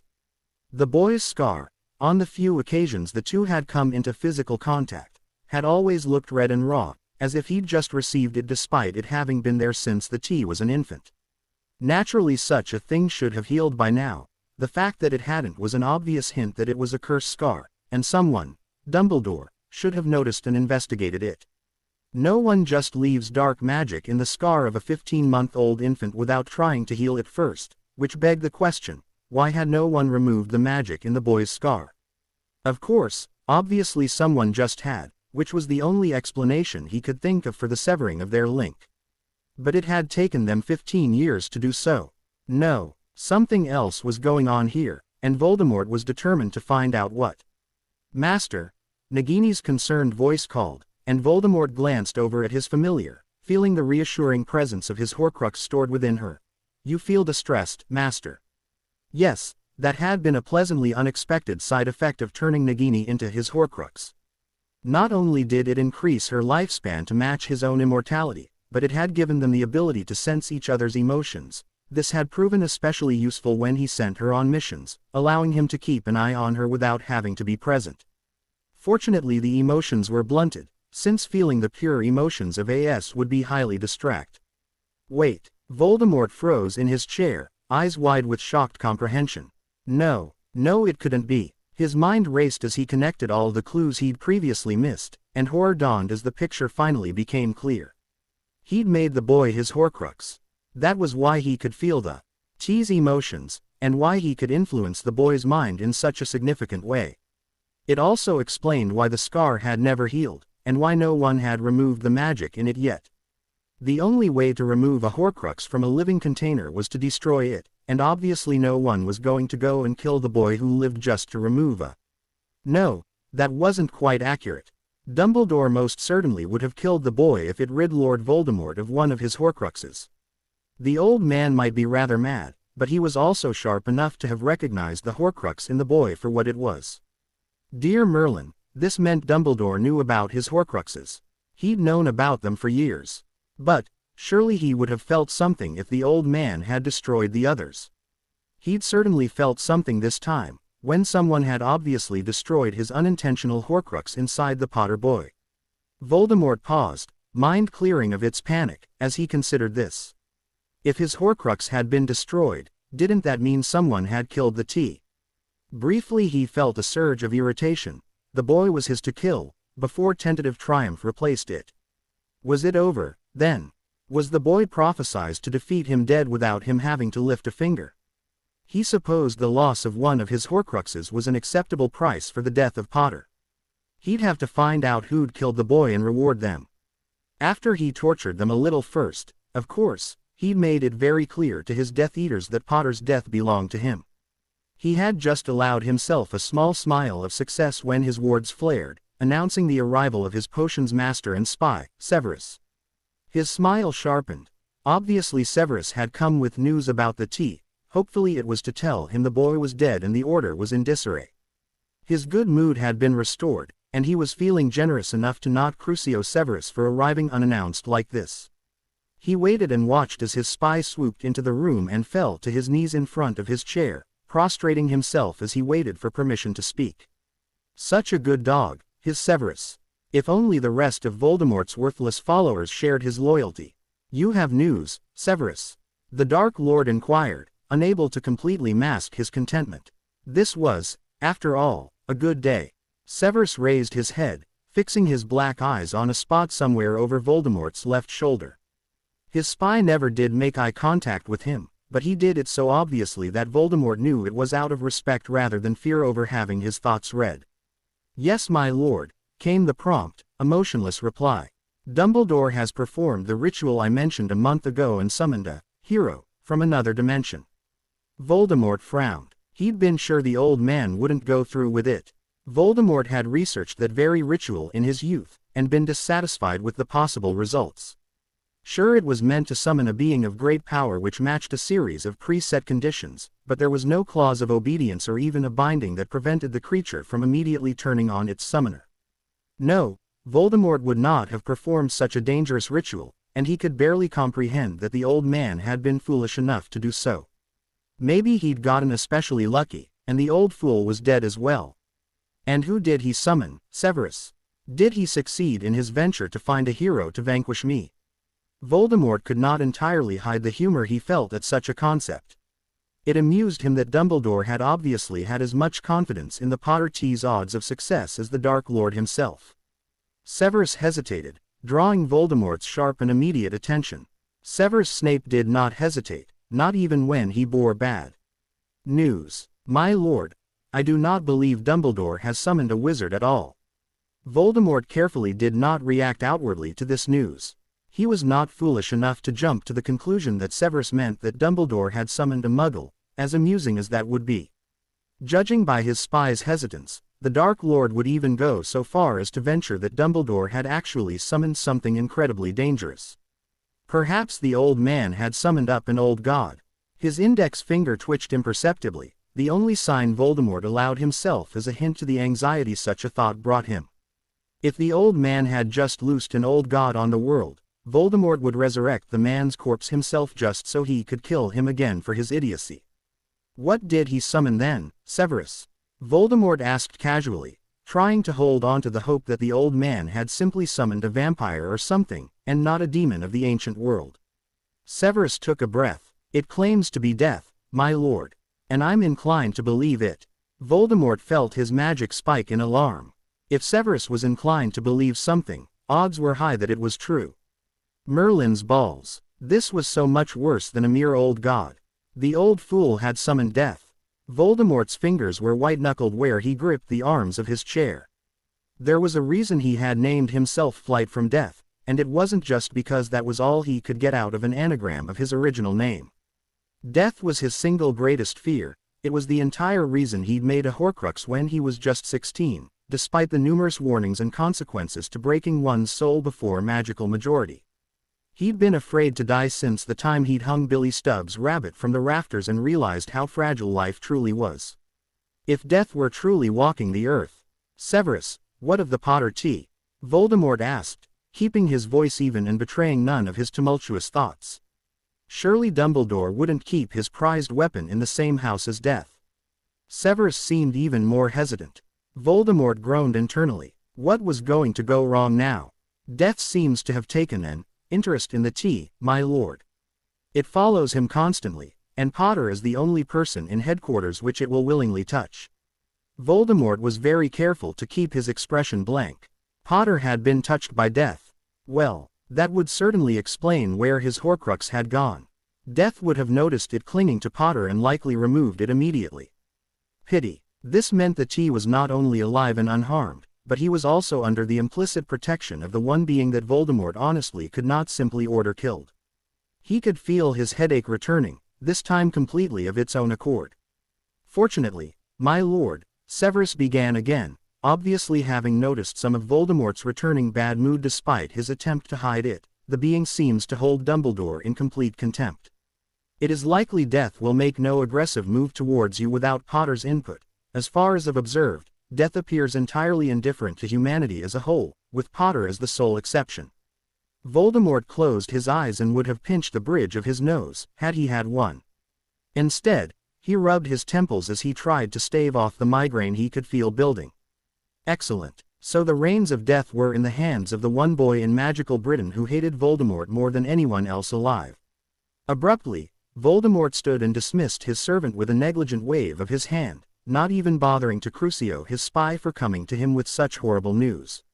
He walked swiftly towards his office, thoughts and plans being made and discarded with record speed. The Dark Lord was justifiably arrogant, but not even he was delusional enough to think he had any sort of chance of somehow avoiding death himself or that his Horcruxes would be worth anything at all when faced with such an adversary. The news that Death had a grudge against Dumbledore was welcome, but the fact that the Potter boy had such control over the entity was very worrying. The simple fact was that unless he could somehow convince Potter not to send his new attack dog after him, the Dark Lord would likely not live to see Yule. So, all he had to do was talk the boy whose parents he had murdered in cold blood and who he had personally tortured and belittled mercilessly over the years into calling a truce. Voldemort sighed as he pulled a piece of parchment towards himself and inked a quill, not liking his odds. Maybe he could gift the boy Bellatrix. She had killed the boy's godfather, after all. Sighing again, Voldemort put the quill to parchment and began to write. Death lurked in the shadows of the kitchen where the Order had gathered, watching the mortals watch his shell. They all seemed wary. Death grinned, wondering what his shell had done to earn such watchfulness, and how he should go about rewarding him for it. This was, after all, extremely entertaining for him. It was not often that mortals would overlook his presence to focus on a fellow mortal, after all. Death was not putting much effort into remaining hidden, having not even bothered using his cloak, and yet only a mutilated mortal with a magical eye had seemed to take any notice of him at all. Cackling mentally as he switched the positioning of the paranoid mortal's silverware again and watching as the man grew more and more agitated as he failed to locate the reason for the discrepancies, Death kept the majority of his attention on his little shell. He'd positioned himself directly behind his shell's chair near the wall, and was rather looking forward to the expressions the others would wear once they noticed him. Perhaps he should do something extremely noticeable, like transfigure himself into a purple noondew for his own amusement. Death could tell his shell was getting irritated by all the questions and condescending reprimands being aimed at him by the Order, as if they had any sort of right to interrogate his shell at all. He frowned at this, his displeasure coating the room like hoarfrost. Conversation slowed as all eyes began glancing around warily, and Death made himself known by putting both hands on the shoulders of his shell and staring at the gathered, gossiping mortals, unimpressed. Are these mortals bothering you, my shell? Shall I silence them for you? Death murmured to his shell, not really bothering to lower his voice any, and sized up the unfortunate wizards nearest to his person. He rather hoped his shell let him show these upstart mortals their place, but was aware that was rather wishful thinking on his part. His shell was simply too nice to these interfering busybodies to allow him to mutilate or otherwise traumatize them in such a fashion. I'm sure they're finished with the Inquisition now, his shell casually replied, his eyes daring the bristling, affronted Order members to disagree. I mean, it's not like I've done anything wrong, now have I? Now his expression was blatantly challenging, and Death matched it with a wide, leering grin. Death noticed the mortals were far more reluctant to continue their questioning with him noticeably present. He was not entirely sure why. Sure, they had been mostly questioning his shell about him and his intentions, but it wasn't like he hadn't already been in the room. They just hadn't seen him there. As the mortals began protesting that of course we weren't interrogating you, Harry, and that we only want what is best for you, Harry dear, Death lifted his head and stared at a small window set high up the wall where owls generally came through. Of course, there were extensive owl wards around the property, so the window saw very little use. He said, extensive, rather mockingly, seeing as how mortal wards were about as potent as cobwebs as far as he was concerned. As he watched, an unremarkable barn owl with no distinguishing markings or patterns fluttered into the room with an unremarkable roll of parchment tied to its leg. The owl was so entirely boring and uninteresting that Death almost reached up and swatted it out the air for the sole purpose of ensuring it could no longer breed and spread its unremarkableness throughout the owl population of magical Britain. Death immediately suppressed his presence utterly, pulling all of his aura and magic into himself and removing any sort of innate warning the owl would have instinctively felt due to his presence. His shell jumped slightly and glanced back at him curiously, and Death made a note that his shell could apparently sense his aura to a greater degree than any other mortal in the room, as no one else had noticed. Death stared with a raised brow and a growing grin as the owl circled the room a few times, drawing attention to itself in the process, before heading towards the tallest perch available. That this perch happened to be his shoulder filled Death with an indescribable, vindictive glee. His grin almost reached his ears. He was so eager, desperate almost, for this horribly uninteresting owl to land upon him and have its soul removed. His shell jumped to his feet and snatched the owl out of the air before it reached him, sending him a look that said, "I know what you were going to do, and while I find it hilarious, my morals won't allow me to let it happen." Death scowled at his shell, releasing his aura again and making every mortal in the room shudder slightly. His shell was remarkably unaffected by his visible ire, which was enough to flip Death's mood back into amusement as he imagined what the others would have done had he scowled at them. Had heart attacks and fainted, most likely. His shell untied the parchment from the now terrified owl, whose wide eyes were locked onto him as it now felt and understood what it had almost landed on. Death leered at it with a wide, fanged smile, and all the owl's feathers fluffed out simultaneously in an almost audible puff of noise. His shell glanced at the extremely puffy owl and snorted aloud before he turned back to the parchment as he began to read, his expression going flat with practiced blankness almost immediately. Curious, Death stepped forward and glanced down at the letter over the shoulder not occupied by a fluffed-up owl. There was a spell on the parchment that prevented anyone but his shell from reading it, but Death ignored it as if wasn't even there and flicked his eyes down to the signature, wondering who was writing to his shell with such a horrible owl. LV. Death blinked twice. Then he threw back his head and howled in laughter. Several snooping order members shrieked in alarm at the sound and threw themselves backwards, tripping over each other as they tried to flee from his apparent glee. The owl screeched, flapping rapidly as it launched itself away, but seemed to forget how to use its wings properly, and simply flopped to the ground, where it flailed for a moment before going still, apparently taking its chances at playing dead. Death chortled to himself, even as his shell continued staring rather blankly at his letter. This was fantastic. He hadn't had such a good laugh in eons. Death plucked the letter from his shell's frozen hands, leaving his shell to stare numbly at where the parchment had just been as Death glanced down at his prize. "Potter, it has come to my attention that you have recently gained a rather powerful ally due to a certain bumbling old fool's interference. He does so like to interfere, doesn't he? And I found it prudent to address the situation before any impulsive moves were made on your part. No, don't argue with me. I have been receiving reports on your annual school year adventures since the tournament, and never have I seen such a textbook example of a foolish Gryffindor. Challenging my basilisk, Harry, with a sword and a hat. Tut tut, what do they teach at Hogwarts these days? Regardless, the purpose of this letter is not to mock you, no matter how you deserve it, but rather to come to an agreement that both of us can find suitably satisfactory. You do not want me to hunt down and kill your friends and family. I do not want you to sick your new attack dog on me. Taking into account that there is simply no feasible way that a teenager like yourself could prove to be such an annoyance without some measure of intelligence to your name, I am sure we can come to a reasonable compromise on these points. Do not take this letter as proof of how I'm changing my ways or putting the past behind me. I hate you. I loathe the very reality of your existence. I dream of ways with which to dispose of you so utterly that the infamy of your death would outweigh the fame your miserable excuse for a life has brought you. Before you work up too much of a fuss over the truths I have spoken, do recall that I do not lie, Potter. I find the act itself the mark of a weakling, a coward, and I am neither weak nor cowardly. As a peace offering, of sorts, I am willing to negotiate the unconditional surrender of two of my Death Eaters, both of which share a personal history with you. Should you agree to draw a truce, I shall turn Bellatrix Lestrange and the remains of Peter Pettigrew over to you. I do apologize for the state of poor Peter.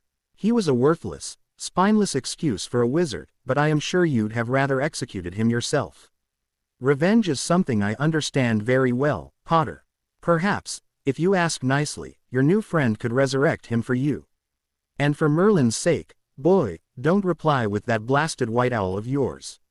She's incredibly conspicuous, and the last thing either of us needs is for some pesky busybody to follow her to one of us. I expect your response, Potter. L.V. Death thought the letter was, overall, rather straightforward and polite considering who had written it and to whom it was written. He would be having words with Voldemort, however, on the proper way to respect his shell. He grinned at the thought, wondering if he should go force some manners into the man before his shell had to reply to his unexpected offer. Noticing how his shell was still in shock, Death did an arm around his shoulders and pulled them through the void for a brief moment until they re-emerged in the room his shell had been using. Knowing their abrupt departure would have likely sent the Order into a panic, Death chuckled again, stirring his shell into life. "Is this genuine?" his shell asked, bewildered and more than a little horrified. Death paused, reaching a sliver of his power out across time and probed at the emotions surrounding Voldemort at the time this was written. Fear, wariness, determination, anger, and a rather grudging respect. Nothing that suggested a plot being plotted or a scheme being woven, in the very least. Returning to the present, the concept of now is, of course, meaningless to Death. He glanced at his shell, who was staring at the letter still held in his hand. "Yes, little shell," Death murmured, amusement coloring his voice. "Voldemort has run from me and the mere thought of what I represent since he was 6 years old. Once he was made aware of my presence here, his first thought was how to ensure his own survival. He is not a fool, my shell. He knows that it would take but a single thought for me to erase him from existence, and he seeks to avoid this fate in any way that he can." His shell thought this over, absently taking the letter from him and reading it again, looking troubled. "But this is Voldemort. How can he possibly think I'd agree to a truce with him? He killed my parents. He all but killed Cedric. And hundreds, thousands, of other people. I can't just ignore that." His shell seemed to be panicking. Death wondered how he should go about fixing that. Technically, the mortal known as Lord Voldemort has only personally killed 57 people. He has been indirectly responsible for the deaths of 624, Death offered helpfully. His shell stared at him, and Death felt a bit chagrined that he didn't seem to be helping quite as much as he'd like to be. He was so terribly out of practice at this. It had been, 34,000 years since he'd last tried to calm someone down. He was usually the one causing people to panic, after all. Calming them down afterwards was incredibly counterproductive. Apparently deciding to pretend he hadn't heard what Death said, his shell started up again. "He's been trying to kill me since I was a baby. Because of a prophecy Dumbledore was told in a highly public, unwarded room in a popular pub," Death pointed out, trying to be helpful again. "He's trying to subjugate the entire world, Death. Actually, he's only really trying to overthrow the magical government of Britain. I doubt he's made any plans at all for the rest of Earth. Voldemort plans to kill all the Muggleborns and the Muggles. Tell me that's not something I should be upset about. His goal, if that were the case, is entirely impossible. There are almost 6 billion people currently in existence, 97% of whom are Muggles or Muggleborns. Taking into account the fact that, even should Voldemort attain true immortality and kill 100 Muggles a day for the rest of his unnatural life, there would still be almost 350,000 others born for every 100 he killed. Death really thought he was getting somewhere with this. Now, mortals liked to debate things that bothered them, right? Well, he's evil, okay. I just don't." His shell sighed, seemingly entirely distressed and frustrated now, but it was better than his previous panic. Death grinned at his success at having calmed his shell down. And he'd thought he'd be rusty at this. Is he? Death wondered, purely for the sake of wondering. Death had, after all, done things exponentially worse than anything a mortal like Voldemort could even dream of, and he didn't consider himself evil. His shell threw his hands into the air, scowling. "Whose side are you on, anyway?" Death paused, a bit confused at the sudden accusation. It must have shown on his face, because his shell just sighed and ran a hand across his eyes. "I'm sorry. I didn't mean to snap at you," his shell apologized, looking sheepish. Death was bewildered, but accepted it regardless. He rather doubted his shell had done anything worth apologizing over recently, but since so few people apologized to him at all, he figured he'd just take it while he could. "It's just, pretty much everyone has always told me that it's my destiny to kill Voldemort, and now here he is, offering a truce. I'm not sure what I should do." "Well," Death began, not entirely certain why this decision was apparently so difficult, "what do you want to do?" It wasn't like it was everyone's business whether or not his shell agreed to a ceasefire. It was his shell's life, after all, and Death rather thought the rest of the world was unimportant in comparison to that. His shell froze, eyes wide as he stared at Death. Death froze with him, incredibly unsure what had made his shell react like that, and wondering if it was fixable. He seemed to be making more conversational blunders than usual today. Perhaps he should practice in front of a mirror. "What I want to do," his shell repeated, quietly. Then he laughed, a short, bitter thing. "No one's ever asked me what I wanted to do before." Ah, and Death understood. His poor little shell, so mistreated by these foolish mortals. Death wondered if his shell would protest should he suddenly grab him and bundle him inside his cloak where he could keep him safe. Not that he couldn't keep him safe anywhere else, but he'd always sort of wanted to wrap someone in blankets and see if that actually provided any sort of tangible protection from harm. "It is your choice, my little shell. Agree to a truce. Refuse 1. Make unreasonable conditions on his half of the compromise. Give me the word to go and rip out what remains of his soul. Decisions, decisions." Death grinned when his shell smiled weakly. Reaching over, he plucked the crumpled letter from his shell's hand and skimmed it again. Even though he had memorized it the first time, it was nice to look at the physical copy. "You do have the upper hand here. If you but asked it of me, I would fetch this Bellatrix myself, removing the need to bargain with Voldemort entirely. I could also simply devour his soul and its fragments, removing the threat to begin with." His shell took a moment to think on that before refocusing. "What do you think I should do, Death?" At Death's questioning frown, he hurried on. "I'd appreciate your opinion." Death bared his fangs in a hungry grin. "I think you should gather up his remaining Horcruxes and feed them to me so that I might ascertain if they all taste like coconuts." He paused for a moment before his face eased out into a more serious expression. "Truthfully, my shell, you and he are fated opposites. You have been since the prophecy was set into motion by a conniving old bastard and a paranoid Dark Lord. Even should you agree to a truce with him, you will never agree with his practices or his policies. You would be discontented with the way things would go, with being unable to act against him when he inevitably finds loopholes in your compromise and toes the line of what could constitute a breach of contract. You would not be satisfied with neutrality. It would eat at you, at your conscience, at your soul, until your morality forced you to act against some perceived malevolent plot, and then you would be right back where you began, as enemies." Death stared down at his silent, contemplative shell solemnly. "I can offer you only advice, dear shell. And my advice is not to leave an enemy at your back." His shell nodded slowly, taking a fortifying breath. "Thank you. I appreciate your honesty, Death." His shell smiled, and Death grinned back, pleased. His shell's expression shifted to amusement. "I better write him a reply, then. And if I wasn't so sure he'd kill her out of spite, I'd send it with Hedwig just to be difficult." Death's grin slowly widened as an idea spawned, making his shell eye him nervously while he hunted for parchment and a quill. "No," Death purred, "allow me to deliver it for you, my shell. I shall make it memorable." His shell snorted as he finished up his extremely short reply and rolled it up, handing it over to a gleeful Death. "I don't doubt that." He eyed Death warily. "Do I want to know?" "No," Death smiled. It was all teeth, fangs sharpening as his eyes bled black. "No, I rather think you do not." Lord Voldemort was pacing in his office, his mind tumbling over the possible courses of action he'd have to take depending on the answer from the Potter T.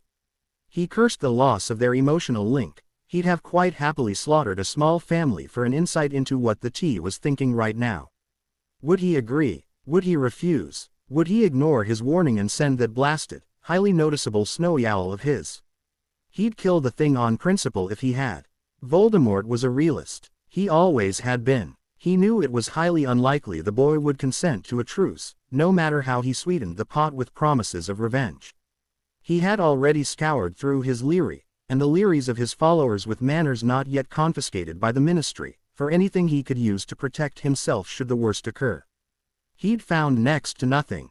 There was a brief mention of something called the Deathly Hallows, which were supposed to make one the Master of Death, once collected, but all of them were lost to time, and it would take far too long to track them down and earn any sort of protection they offered. There were also legends in ancient scrolls of men who'd dealt with death. He was assuming this was in the gambling sense, and not the murdering one, selling their souls or bargaining the souls of others for their lives. He had put thought into that possibility, wondering how many souls he could get away with trading to death in return for his own. Surely the souls of his Death Eaters would be enough in recompense for his own tattered one. Their consent didn't matter to him. They were NDED by his magic, and were by all rights his chattel. He could sell them to the devil if he so wanted, and there was nothing they could do about it. This was, of course, all based on the theory that he would actually have a chance to interact with death at all if it came for him. There were no limits to what the being's powers could be. For all Voldemort knew, the entity could likely kill him from anywhere in the world, regardless of wards or distance. He did some quick calculations in his head. He had 140 marked Death Eaters in his service. The unmarked ones he, sadly, did not have a magical right to, but the others were fair game.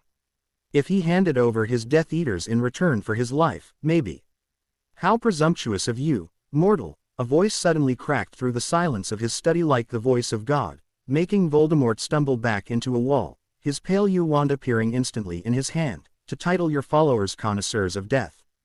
There was no doubt in his mind who had just spoken to him. It was in the deep, hoarse, rasping timbre of its voice, in the way reality seemed to be fragmenting like glue in the air around him, and in the way every shadow in the room had just converged to the middle of the floor and was now hanging there like an oppressive, vaguely humanoid silhouette. The power hanging around that figure was unfathomable. It licked at the air like tongues of black flame, creeping across the ground in veins of silver hoarfrost, as it weighed down the very world until Voldemort found himself forced to his knees under the enormity of it. Bow to death, you told him, the voice rumbled, the sound vaguely menacing in its apparent humor. Fitting, then, that you should bow to me in the end. Voldemort stared, transfixed and horrified, as the figure in the center of the room abruptly warped, skeletal limbs in void black cloth twisting out of the darkness. His eyes the color of death speared him with all the careless malice of a child nailing an insect to the ground with a pin. Its maw opened in a hideous parody of a grin, jaws full of long, nightmarish fangs as the hair upon its crown writhed like living shadow. Its form lengthened unnaturally until it loomed over him, long-fingered hands clasped at its back as it smiled at him in the manner a wolf smiles at the deer that doesn't know it's dead yet. The being leaned closer, making Voldemort press back into the wall in an aborted effort to maintain distance, and its killing curse eyes bled black like oil spreading across the water. It inhaled deeply, making Voldemort twitch with the realization that it was smelling him. Can you feel it, mortal? It asked him, fangs bared in a Glasgow grin. Can you feel the fragment of your soul screaming for you? Voldemort froze. He could feel it, he realized with numb horror. A sort of frantic, desperate pull deep in his, leading straight to the entity leaning over him. He had assumed his Horcrux had been merely destroyed when the link was severed. It seems he had been slightly mistaken. He recoiled slightly when suddenly one long, skeletal hand was pressed to the wall beside his head, uncomfortably close. There was a bone-deep chill radiating from that hand, almost like the concentrated presence of a pod of Dementors. He did not like the implications this brought. Oh, how it begged me, mortal, the being, death, crooned. It thrashed and it struggled, and it writhed still. Voldemort could almost hear a shrill voice screaming, but was unsure if it was in his head or not. He shivered all the same. Death leaned even closer, until he could feel the aching cold of its breath on his face. I wonder, Death purred, if it would care for some company. Voldemort understood the intention a mere heartbeat before the entity acted. The hand not resting on the wall behind him suddenly shot forward, burying itself to the wrist in his as if it were entirely intangible. But Voldemort felt it. He felt that hand grip onto something deep inside him, something weak and broken and desperate, and he gasped for breath, clawing at the arm impaling him through the torso. No, Voldemort thought, terrified, I cannot die like this. I am Lord Voldemort. Death laughed, mocking him, its voice an amalgamation of rasping, hoarse screams that scd across his mind like shards of broken glass. Die? Death queried, its grin widening impossibly as an inhuman black tongue ran over its teeth. No, mortal, you shall not die, not today, not tomorrow, not in 1,000 years. But oh how you'll wish you had. With a grin and a hungry flash of abyssal eyes, Death jerked his hand free, and with it came pain. Agony. Voldemort felt, for the briefest moment, stretched in 4 separate directions before the other threads that had brought him comfort of I am not alone snapped abruptly, leaving him screaming in a voice that no longer existed as his body dissolved into ash behind him. The fingers tightened around him. He was a moth sensation without a physical form, but those fingers were so cold they ached, and dragged him closer to the grinning, cackling form of the one entity he feared above all else. Death slowed its laughter, still grinning, as it peered at the trembling, terrified soul of Lord Voldemort. Heaving a satisfied sigh, Death leered at its captive as it brought the soul closer to its face, ignoring how it struggled. Little mortal, it cooed, fangs clicking shut a hair's breadth from his form as it grinned, I have a message for you. Death waved his free hand and a rolled-up parchment appeared there, seemingly written on the back of part of a potion's essay. Slowly, leisurely, Death unrolled the parchment and turned it so the shuddering soul could see what was written there. Give my regards to Pettigrew in hell. Death threw back its head and cackled with laughter as the soul of Lord Voldemort struggled to free itself, just as all others had done before him. Still laughing, Voldemort felt himself lifted until he hovered over the wide, grinning fangs of Death. Petrified, he could do nothing but stare as the jaws opened and bared the black void within for him to see. I would say goodbye, Tom Riddle. The whisper voice of Death crept through his mind despite the entity not speaking aloud, instead releasing his fingers and ignoring the shrieks as Voldemort fell into the maw of Death, but it shall be eternity before I let you die. The last thing the soul of Lord Voldemort heard was chilling, rasping laughter. Harry glanced up at the familiar voice of Death, spotting him standing incredibly close to his person as if he'd always been there, rather than simply appearing out of nothingness like he usually did. His eyes flickered over Death's figure, wondering what on earth the entity had decided to bring him, and noticed something very odd. Death, Harry began, keeping his voice carefully neutral as he fixed his eyes on the top of Death's head. Why are you wearing a tiara? Death reached up with a long-fingered hand and adjusted the, frankly girly crown he was wearing with a wide, manic grin. The piece of jewelry looked so incredibly out of place on Death's person that Harry actually pinched himself to ensure he wasn't dreaming. The spike of pain insisted he was not, but that was almost worse because that meant Death actually was wearing a tiara. To be fair, it was rather pretty. It was silver, and shaped like a bird with its wings outstretched, centered with a large round sapphire. It didn't really match anything Death was wearing except his cloak, and the being's hair kept coiling around the tiara like a nest of curious SS. Harry bit his lip to stop himself from laughing, not wanting to offend Death's choice of fashion. Ignoring Harry's question, Death reached out and grasped Harry's wrist, tugging him closer and depositing a square piece of some sort of leather in his hands. Looking down, it seemed Death had just handed him a scaled wallet. Harry had never even owned a wallet before, not having ever had any money or an ID to put in one. He certainly didn't need one now, seeing as how galleons wouldn't fit in a wallet and that was just about the only currency he bothered carrying. But it would be beyond rude to point this out to the being who'd just given him a gift. Thank you. I've always wanted a... Harry studied the wallet closely, thinking the scale pattern looked somewhat familiar. Skin wallet. He trailed off questioningly, hoping he was right. What else would he have made a wallet out of? Dragonhide. Yes, Death replied, seemingly pleased that Harry appreciated it. I made it myself. The serpent who donated her flesh for its creation was truly delicious. Harry paused. Delicious. You ate ass. Honestly, Harry didn't know why he bothered being surprised by anything anymore. So Death ate souls and SS, did he? There were weirder diets, he supposed. He couldn't think of any off the top of his head, but he was sure there were somewhere. Death gave him a bewildered sort of stare, as if Harry had just sprouted an additional 4 heads. Why would I have eaten my shell? Her souls were plenty satisfying on their own. Harry mentally backtracked, now considering the fact that Death was apparently so hungry he was eating the souls of animals. Wait, did Death just insinuate that the S had more than one soul? He repeated this question aloud, earning another wide, fanged grin. Of course she did, silly shell. I do not make it a habit to devour the soul of an animal without a reason. There's no flavor to them at all, no intelligence, no fire. Animals are bland, tasteless things. Death's smile tilted at the corners into something vaguely malicious. This one happened to be doubling as a Horcrux, which gave an ordinarily plain soul a hint of pineapple. Harry lifted a hand and ran it over his face, feeling a headache coming on. At least this made a bit more sense than Death going around randomly eating the souls of various reptiles. Another Horcrux, then. Harry felt rather relieved that Death seemed perfectly capable, and willing, to track down and find these things on his own. Harry wouldn't have the first idea where to look for one, nor did he have access to basilisk venom or fiendfire in order to destroy it in the first place. Does this have anything to do with why you're wearing a tiara? Harry asked, not willing to let the subject drop. It was a tiara for Merlin's sake. He could have at least worn something a bit more impressive. Oh, this. Death smiled innocently, the expression surprisingly convincing despite the sharp teeth and writhing hair. He reached up and plucked the tiara from his head, turning it around in his hands as if it fascinated him. I found this in the castle. The late Lord Voldemort certainly liked leaving bits and pieces of himself in the strangest of places. Harry took a moment to process this, and then casually hid his smile behind his hand.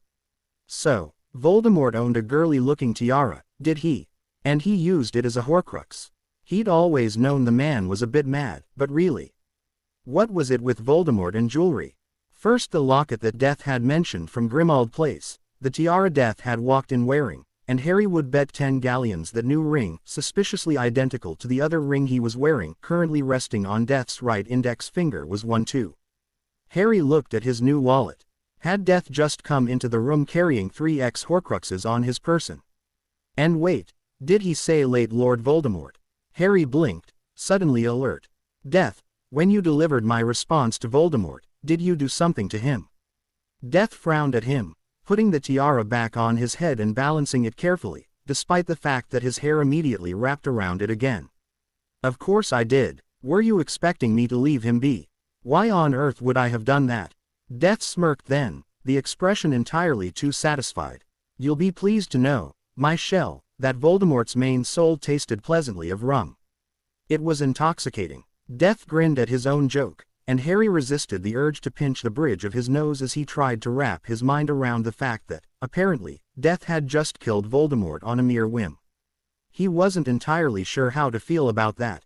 He was glad he wouldn't have to kill him. Now, he wasn't sure he had it in him to be a murderer, even for someone like Voldemort, but it was so very abrupt. Only a handful of hours ago, Harry had been mentally preparing for war, and now, his destiny was over. Technically he supposed the prophecy had been fulfilled. Death was merely an alternate version of himself, so Voldemort did die at the hand of the other.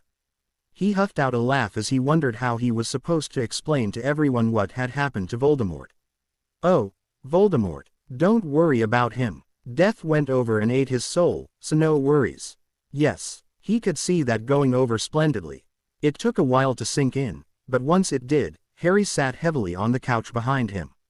Voldemort was dead. Voldemort was dead. A hysterical, relieved laugh bubbled up in his throat, but Harry bit it back, not able to hide his slightly crazed grin. The prophecy was fulfilled. His destiny was over. He could be normal now. And there was no way people could try and push more fame onto him for this, because he hadn't done anything. It's over, Harry said aloud, tasting the words as he spoke. Them. He knew it wasn't over, per se, since there were still Death Eaters out there, but that wasn't any of Harry's responsibility. His only duty had been the death of Voldemort, and that was over and done with. Dear Merlin, he could have a normal school year for once. He was almost more excited about this than about the fact that Voldemort was dead. Death sat beside him on the couch, leaning back and stretching his long arms out across the back, looking amused and entertained at Harry's revelation. Technically, it's been over for about 3 hours now. Ignoring him, Harry collapsed back into the couch cushions in an ungraceful sprawl. The relief was making him slightly lightheaded, and he knew any minute now he was likely to do something undignified, like giggle. Death reached up with one hand and lifted the tiara off his head, the coils of shadow masquerading as his hair uncurling from it rather reluctantly. Death sat the tiara on Harry's head without further fanfare, making Harry pause as he automatically lifted a hand to straighten it. Debating for a moment, Harry shrugged and ignored it. So he was wearing a tiara now. So what? Voldemort was dead. If Death wanted him to wear this tiara, then he would damn well wear it and wear it with pride. We have to tell the others, Harry said after a few minutes of silence, not bothering to really get up to go do as he had suggested. Death made a sort of agreeing noise, but he seemed too busy rolling his new ring between his fingers to really pay attention. They need to know. Harry tried again, trying to work up the motivation to get up and go confront the Order about the death of Voldemort. It would be funnier to not tell them, Death pointed out blandly, betrayed by the wide grin pulling at his lips. Harry sighed, shaking his head with a wry smile. Heaving himself to his feet, Harry mentally prepared himself to go and tell the First Order member he finds about Voldemort, then he was fully ready to retreat to his room and lock himself in. He had no intention of answering any questions. The Order had been ready to toss a 16-year-old, half-trained wizard at the Dark Lord and cower behind him. Harry really couldn't work up enough good feelings to care what the Order thought. He had an obligation to tell them Voldemort was dead now, or as close to dead as he figured Death would let him get. He was valiantly trying to not think too hard about it, but not one to explain how it was accomplished. He'd let them pester Death for answers if they wanted them so badly. Determined now, Harry marched for the door as if he were walking off to battle, feeling more than seeing Death trailing at his heels. He passed Hermione carrying a stack of books from the library on his way to the kitchen, where he was more likely to find an Order member, and absently noted her startled glance up at his hair. Ignoring his friend's odd behavior and tentative question, Harry threw open the door to the kitchen hard enough that it made a satisfactory bang against the wall. All eyes turned to him. Harry felt his mind go momentarily blank. He seemed to have impeccable timing, seeing as how it was a full Order meeting in progress he'd just dramatically interrupted. Pressing on, Harry stepped into the room and locked eyes with Dumbledore, ensuring the old man would bear the full brunt of what he was about to say. Voldemort is dead, he announced in a voice daring anyone to contradict him. This was his moment, damn it, and he wasn't about to let anyone ruin it for him. He has been for 3 hours, and he's not coming back this time.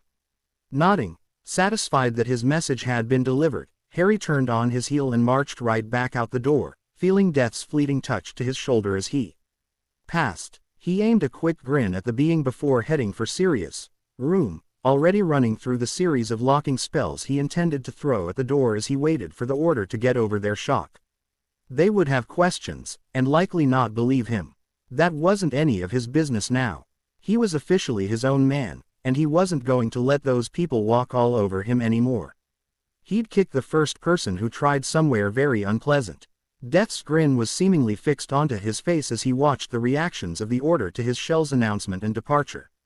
The general consensus seemed to be that his shell was either lying or had gone mad. He wasn't about to contest the latter, but Death was not about to let these mortals make disparaging remarks about his shell. Do you doubt my ability to remove the soul of a mere mortal? Death asked them, frowning at the lot of them. This is, after all, why you summoned me here. Honestly, you'd think these people would be more appreciative of his efforts. Not that it had been much of an effort, but they didn't need to know that. As far as they knew, removing a soul required a long, tedious ritual accompanied by a ceremonial bloodletting. He figured he'd keep the fact that he'd basically shoved his hand through Voldemort's and ripped out his soul, very roughly at that, to cause the most discomfort to himself, unless they annoyed him, then he'd be more than happy to demonstrate his technique. Dumbledore shifted in place slightly, seeming torn between demanding answers, offering a drop, twinkling brightly, or having another heart attack. I don't suppose you have any evidence to reinforce your claim, my boy. He settled on, his eyes bloody twinkling again. Death's fingers twitched with the need to remove them. forcibly. Evidence. Death repeated, one corner of his mouth tilting up into a grin. They wanted evidence. Did they expect him to produce a body from his pocket? Well, he absently reached down and patted his robe. He probably did have a body or two in there. You never know when you might need a corpse, after all. The mortal's body dissolved into ashes upon the removal of his soul. What evidence do you expect me to provide you? It was one of the other foolish humans that replied, in as condescending and rude a manner as Death could ever remember being spoken to. They're obviously lying, Headmaster. The man, wearing an unfortunate top hat and cursed with prominent jowls, all but sneered. The boy's gone round the bend, he has. He was wearing a bloody tiara, for Merlin's sake. The man looked around earnestly, oblivious to the fixed, predatory stare locked on him from the cloaked figure of Death. The others were not so oblivious, and were edging discreetly away from their unfortunate comrade. We all know this man isn't Death, he insisted, scowling at the worried, fearful expressions of those sitting nearest to him and somehow ignoring the oppressive, aggravated magic building in the room. Just look at him. A hand waved in Death's direction, and solid black eyes followed it as if contemplating ways to remove it from its owner. He's likely one of you-know-who's Death Eaters, all dressed up like that. Are we really trusting this man without so much as a vow to his name? The room was quiet on the heels of the man's impassioned speech. It was not a contemplative silence.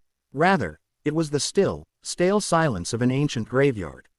You require evidence. Death broke the silence, his voice cajoling and anticipatory. You believe that I am not Death. That I would lower myself to lying to worms. Death chuckled, a smooth, slick sound that was the opposite of his usual rasping laughter. Abyssal eyes rippled like water as he grinned, his full attention fixed on the now nervous form of Daedalus Diggle. So be it. You shall have your evidence, mortal. Death lifted a skeletal hand and slowly slid it through his own skin, his fingers going intangible as he reached into his stomach and grasped hold of the weak, near-mindless remnants of Tom Riddle.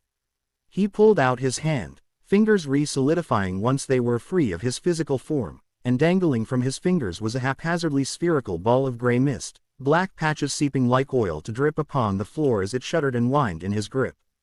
The room recoiled at the sight of it, the stench of its decaying magic, and the sound of the quiet, animal-like noises of terror coming from its slightly pulsing form. Chairs were sc'd back as the Order members leapt from the table with oaths and curses, wands appearing in hands as faces drained of color, their magic recoiling at the broken, damned thing currently sobbing in relief at this brief respite. Your evidence, Death rumbled, the soul flinching at the sound of his voice. Death curled his fingers more securely around it, before closing his hand into a fist, dispersing the cloud into trails of smoke that sunk back into his skin and returning to its punishment.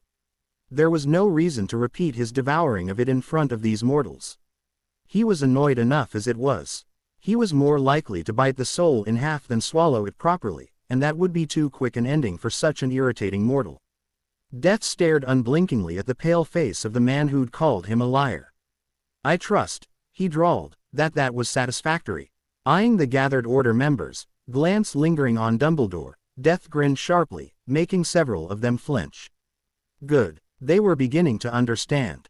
He met Dumbledore's eyes and smirked at the weak, fluttering feeling of magic attempting to read his mind. Foolish mortal. Had Death allowed that magic to connect to him, Dumbledore's head would have likely exploded under the strain of attempting to comprehend his existence. It would not have been much of a loss, surely, but he had plans for this mortal. Plans he intended to keep from his delicate shell until he was sure the boy could handle the darker aspects of his being. It was one thing to know and understand that an alternate version of yourself was the personification of death. It was another thing entirely to accept that after countless eons of watching humanity destroy itself over and over and over again, death had become a monster capable of cruelty on a level that the human mind cannot even fathom.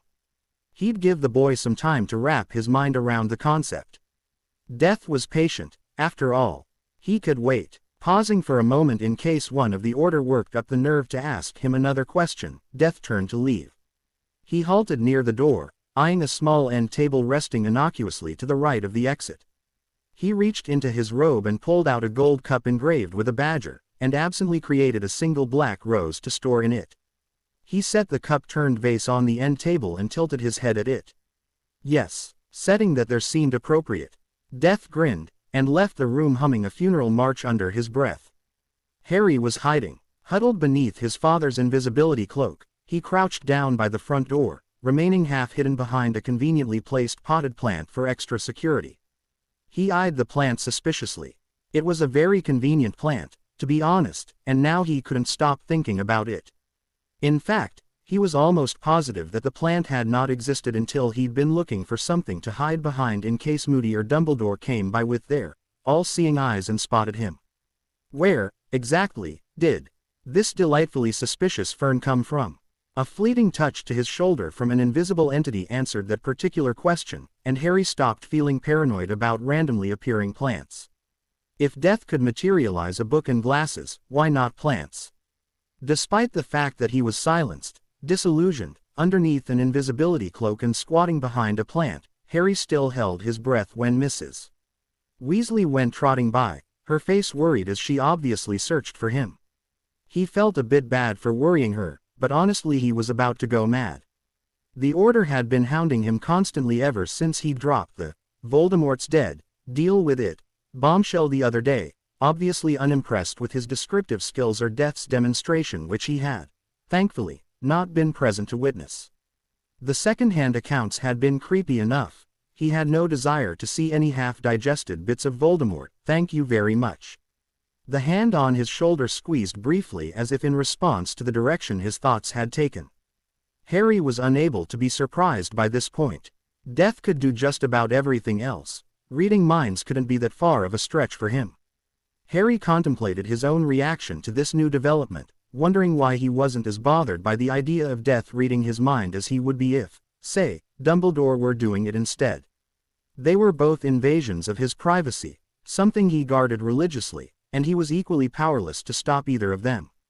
But he trusted Death. He wouldn't trust Dumbledore not to film cyanide if he asked for salt. Death had protected him, been honest with him, and seemed to genuinely care for his mental and emotional well-being, which was more than what most of the adults in his life could claim. Also, Death was massively powerful and perfectly willing to use and abuse this power for Harry's benefit, which he shamelessly took advantage of whenever it suited his purposes. Case in point, Voldemort. Harry peered around his plant and watched for any other Order members that might come across them at an unfortunate time, such as when he was preparing to open the door and get the hell out of Grimmauld Place before he went mad and started eating people's livers with a side of fava beans. He could almost feel Death's amusement at that particular possibility, and Harry cracked a grin in reply. He couldn't help but notice that he was rather steadily adapting to Death's odd sense of humor, and even using some of it himself. Whether this was a result of something Death had done to him or simply a side effect of actually having a close, almost family member for the first time that he was spending an actual length of time with was uncertain, but Harry wasn't too terribly bothered by it. Death seemed to be getting on just fine, odd humor and all, and Harry would be happy if he could grow to be a tenth of the man Death was. Just, without the being dead and immortal part. He could do without those.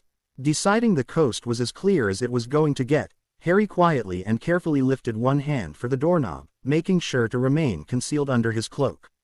He knew he could have simply gotten Death to take him from the house, but it didn't feel right using the entity like a transportation service. And he sort of missed the thrill of sneaking around. The door opened with a god-awful squeal of rusty hinges, and Harry bolted through it, not taking any chances of the sound attracting attention, cursing himself for not thinking to silence the bloody door before he opened it. He was getting awfully rusty at this.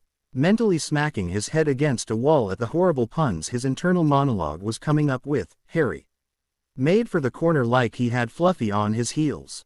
By this point his cloak was pretty useless, having flown up around him as he ran like any other cloak would have, turning him into a pair of sprinting, disembodied legs for anyone who cared to look outside at that particular moment.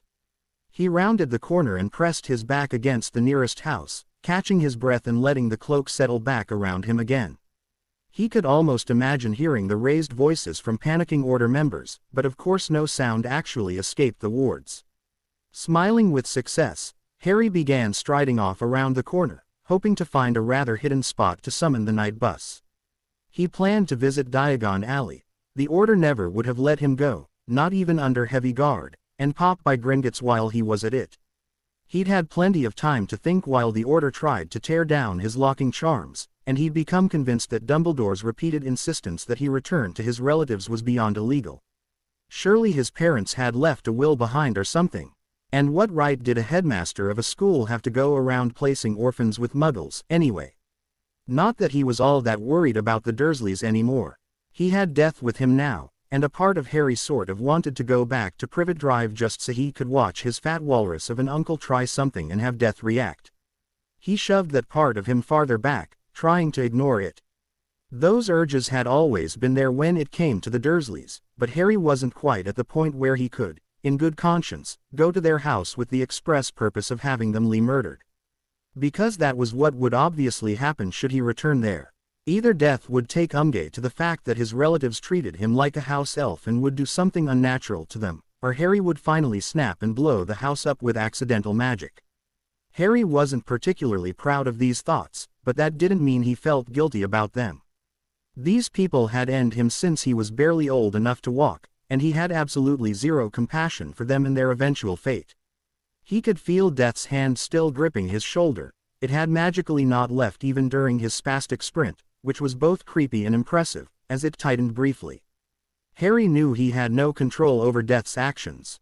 He also knew Death knew exactly how the Dursleys treated him. In fact, if his guess was accurate, Death had lived through the same thing, only without the presence of a death of his own to protect him, and that the Dursleys were living on borrowed time. Harry was certain that the moment he gave even the slightest indication that he wanted the Dursleys harmed, Death would slaughter them in a myriad of creatively macabre ways. The only question at this point was whether he'd be present to witness it or not. "We've arrived, my shell."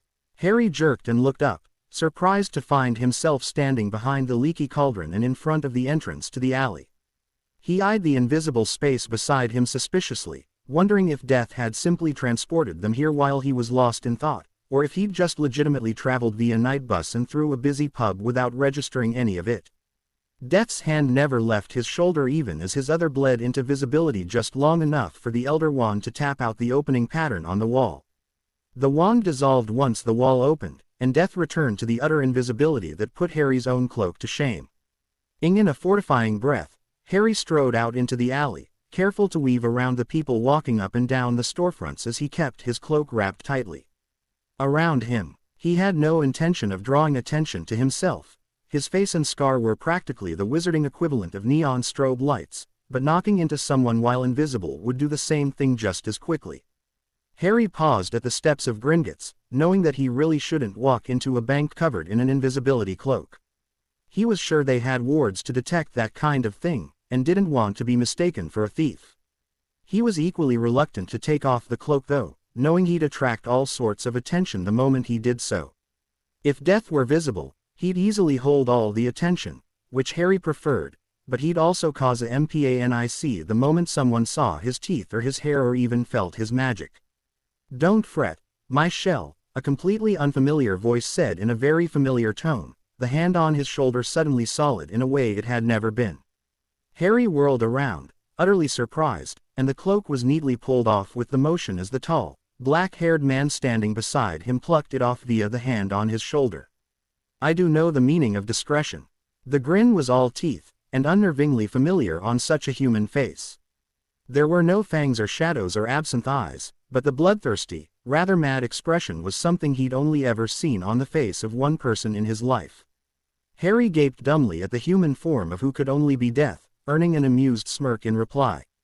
He greatly resembled the picture Harry had seen once of James Potter, only taller and with Lily's eyes. In fact, Harry would go so far as to say Death currently looked like a 30-year-old Harry Potter without the scar.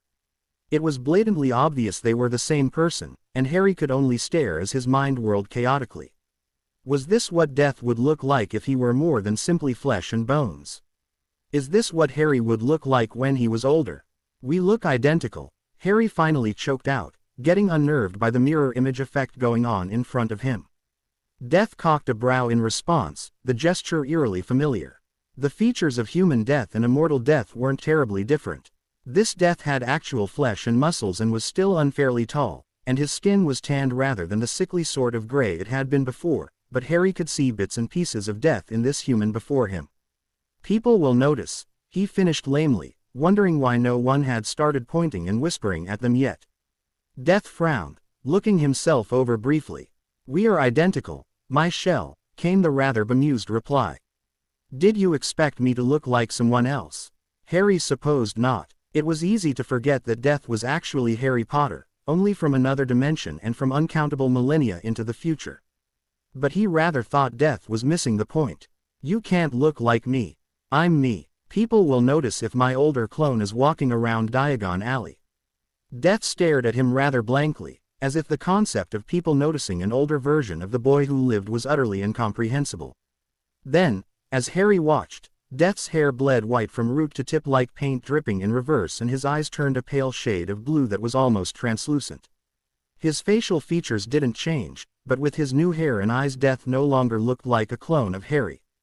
Harry sighed in relief. Honestly, sometimes reasoning with the entity was like pulling teeth from a Cerberus. "Thank you," Harry muttered, accepting the cloak when the grinning being offered it to him. As Harry headed for the bank, pointedly not looking at the guards in case they'd been watching and saw the whole thing, he glanced over at the nonchalant form of Death strolling along. Beside him, hands in his pockets. "You sound normal now," Harry observed. The voice was actually what bothered him the most about this transformation. Harry much preferred his deep, rasping voice to this new tenor one. Death made a face, as if he'd just tasted something unpleasant. "I know," he protested, sounding more like a whining child than an ageless immortal being of ultimate power. "Talking like this makes my throat ache. It's surprising the amount of effort it takes to craft a fully functional set of mortal vocal cords without them rotting immediately." Harry smirked at the sulking entity slumping along beside him, glancing up only to stop mid-stride.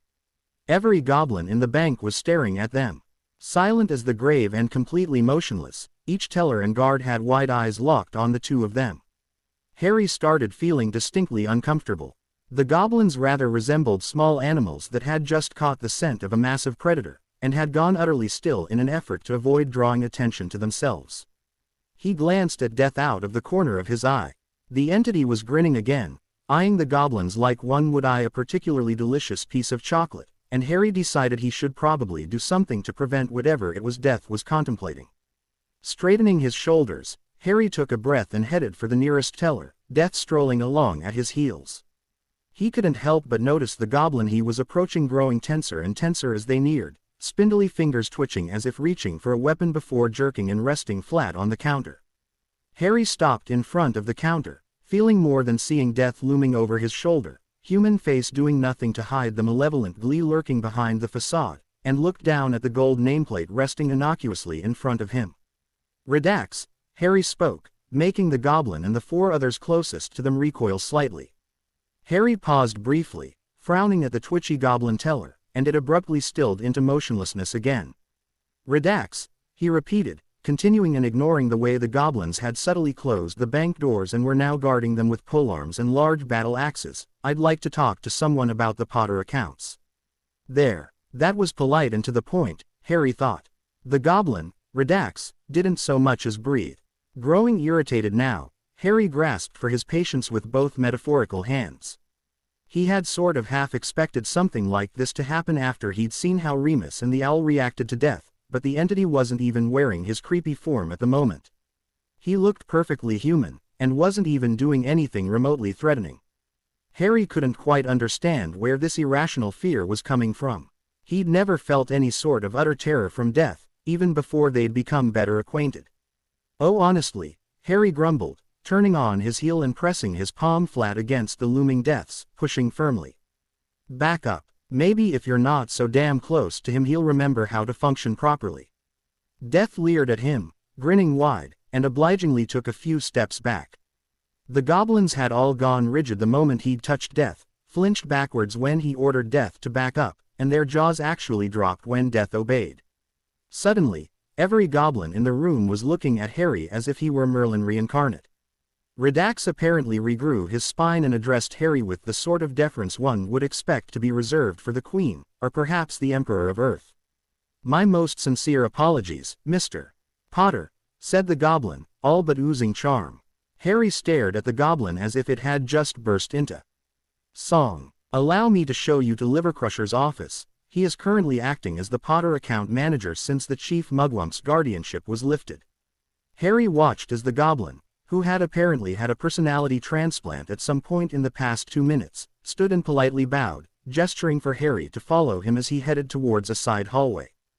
Death slid up beside him, his human form flickering along the edges like a poorly done illusion, and patted him on the shoulder with a look of mock commiseration on his features.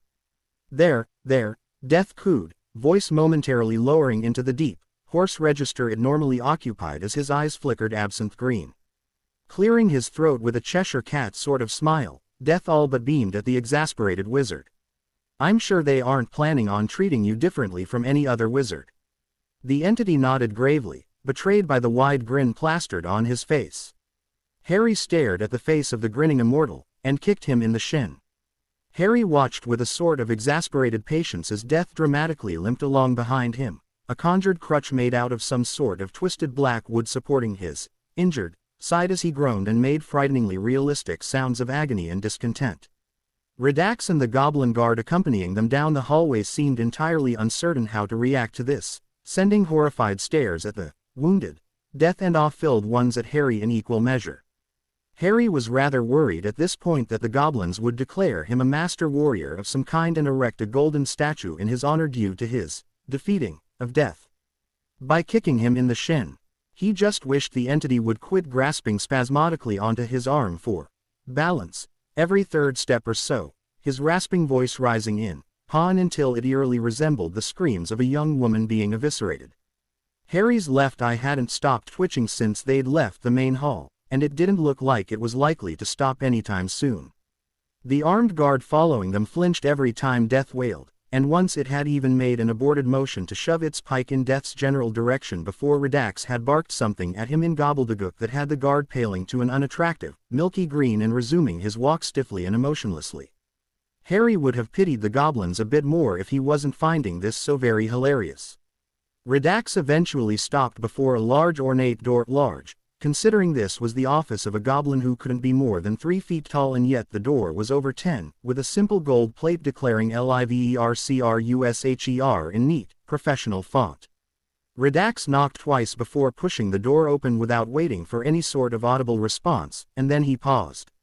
He seemed rather conflicted over whether to insist Harry and his leech-like guest walk in first, as was courteous and proper, and risk Death brushing so very close to him, or walk in first, impolitely, and have Death at his back. The goblin settled on a strange sort of hover, where he had one hand pressed to the door, but stepped inside the room and held the heavy door open with the tips of his long, spindly fingers. Harry doubted he'd be able to keep the door open like that for long, and quickly hurried inside, dragging Death along with him as the entity was now ching most of his weight on Harry's shoulder as he ed in his apparent agony. The goblin behind the desk was identical to just about every other goblin Harry had ever seen. He tried to be polite and remember names and faces, but he was pretty sure the goblins were all secretly clones of each other and laughed at wizards trying to tell them apart behind their backs, except for a very small, neatly trimmed triangular beard on his chin that was at odds with the rest of his surly face. Harry stared at that beard for lack of anything else to do, wondering if the goblin spent time actually trimming it into that perfect of a triangle, or if goblin beards were naturally predisposed to geometric shapes. Death made a sort of rasping chuckle cough noise at that thought, and Harry elbowed him without looking. Death wheezed and collapsed to the ground, clutching his middle in exaggerated misery. Harry was tempted to kick the entity while he was down, but he'd already almost given the 3 goblins heart attacks just by elbowing him. Who knew how they'd react should he actually assault the aggravating immortal? Shush! Harry shushed him, giving Death a look. Could you at least try and act your age? Death stopped rolling around on the floor and glanced up through one void black eye, promptly dissolving into bone-colored dust on the floor.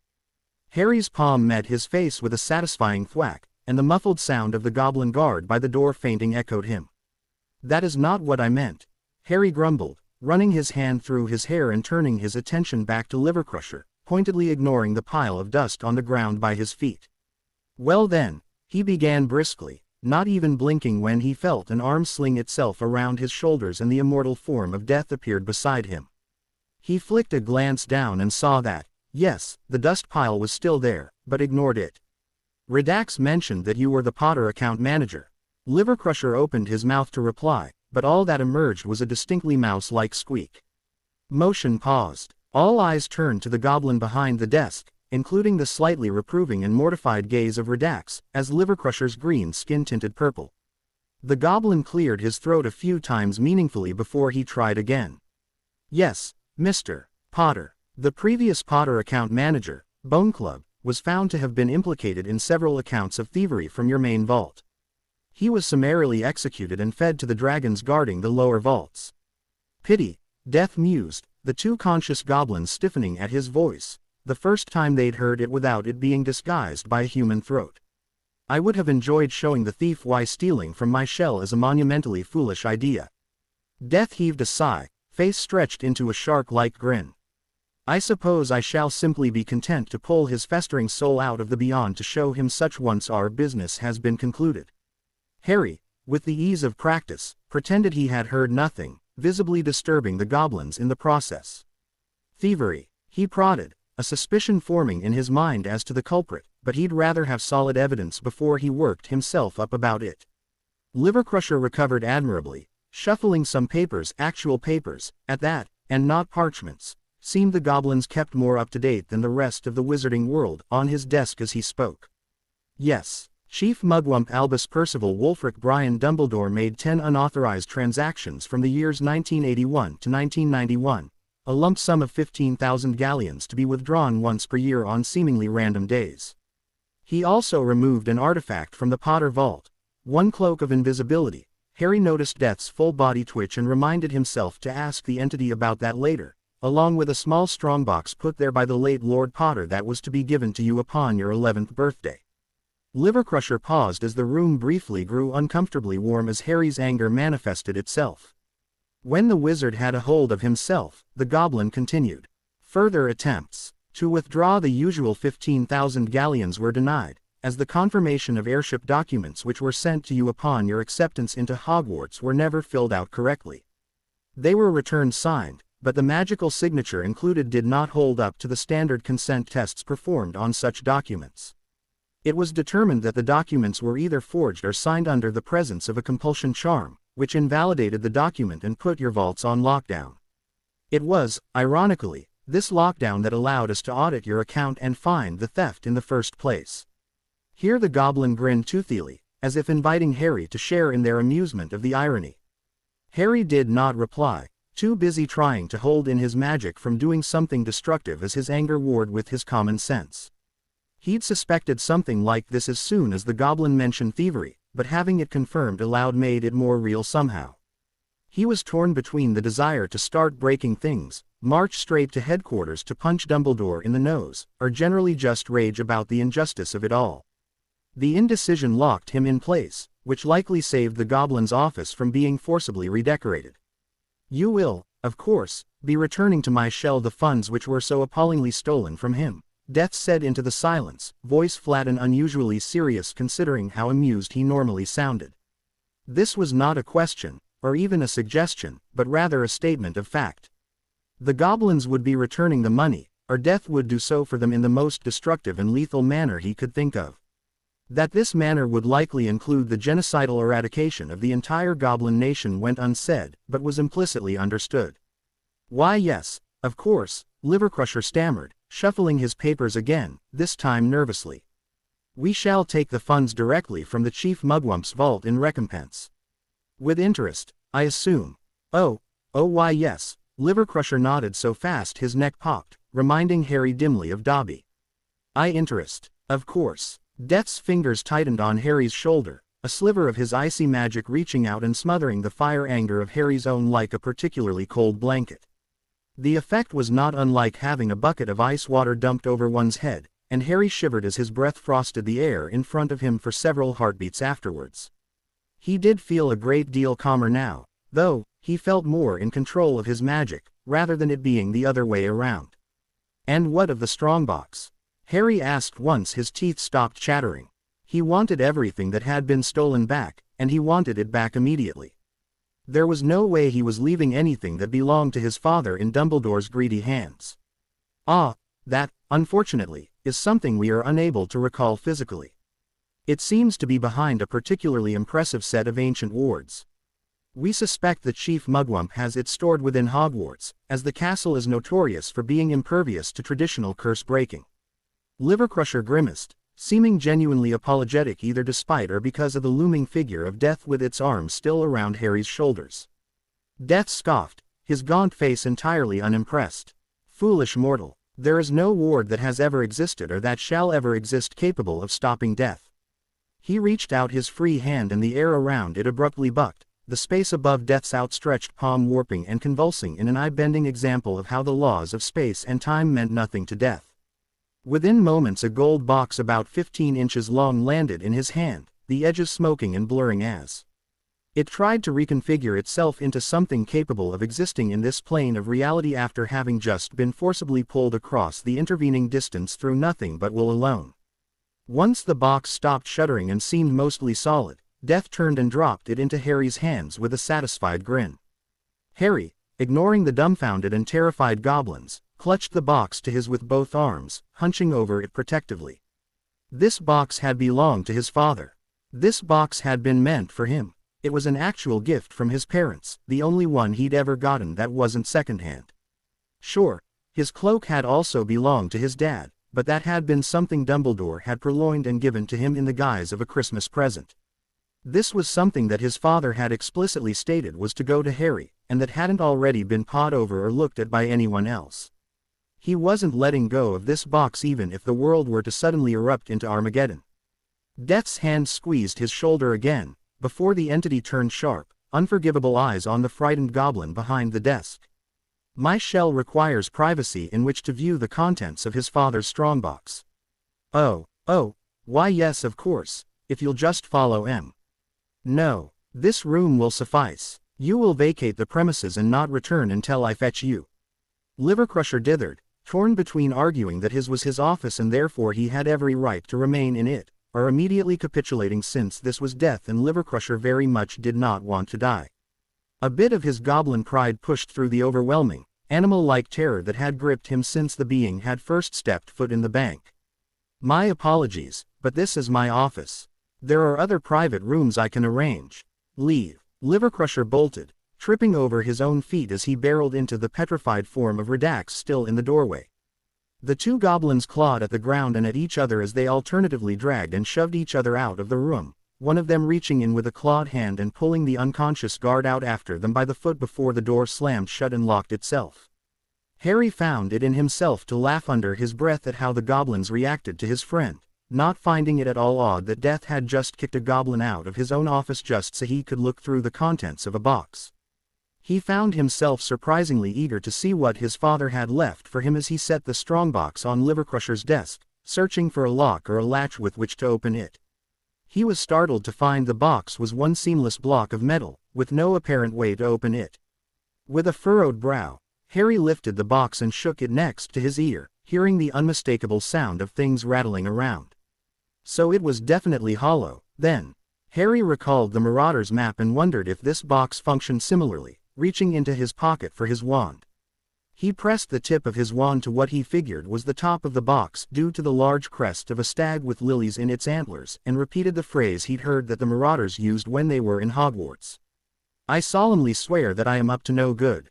The box clicked open incongruously, the seam appearing as if it had always been there despite evidence to the contrary.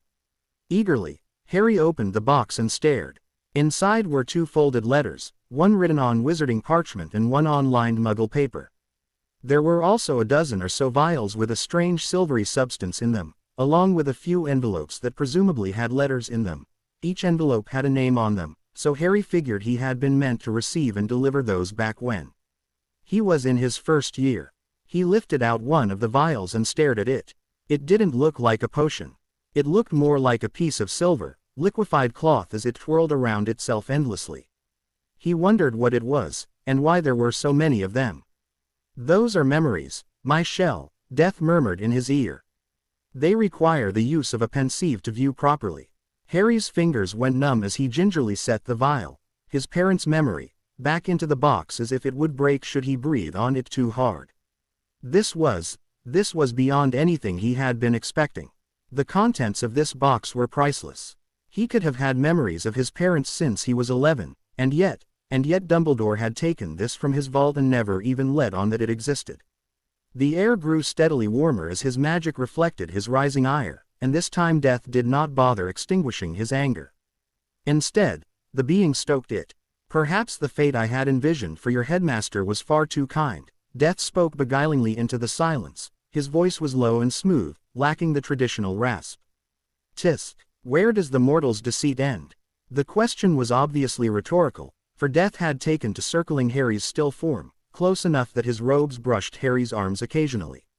Would you like me to exact revenge for you, my shell? Death whispered, voice urgent and gleeful now. Would you like me to rip out his soul? His magic. I can do that, you know. I can tear his magic from him, piece by piece, and play his screams for you like a serenade. I can rip from him his pride, his arrogance, his foolish greed, and leave him a quivering wreck of blood and flesh. Death came to rest in between Harry and the desk where the open box lay, setting both hands on Harry's shoulders, absinthe eyes wide and eager as a maniac, fanged grin cracked his face in half. Just say the word, my shell. Say the word and I shall show this mortal worm that there shall be no mercy for him in death. Harry stood quietly, staring into the expectant eyes of Death, and realized something quietly terrifying. This ancient entity, this all-powerful creature, was waiting for orders. Orders from him, Harry Potter, a 16-year-old wizard. That kind of power could be intoxicating, Harry knew, and he would grow addicted to it if he wasn't careful.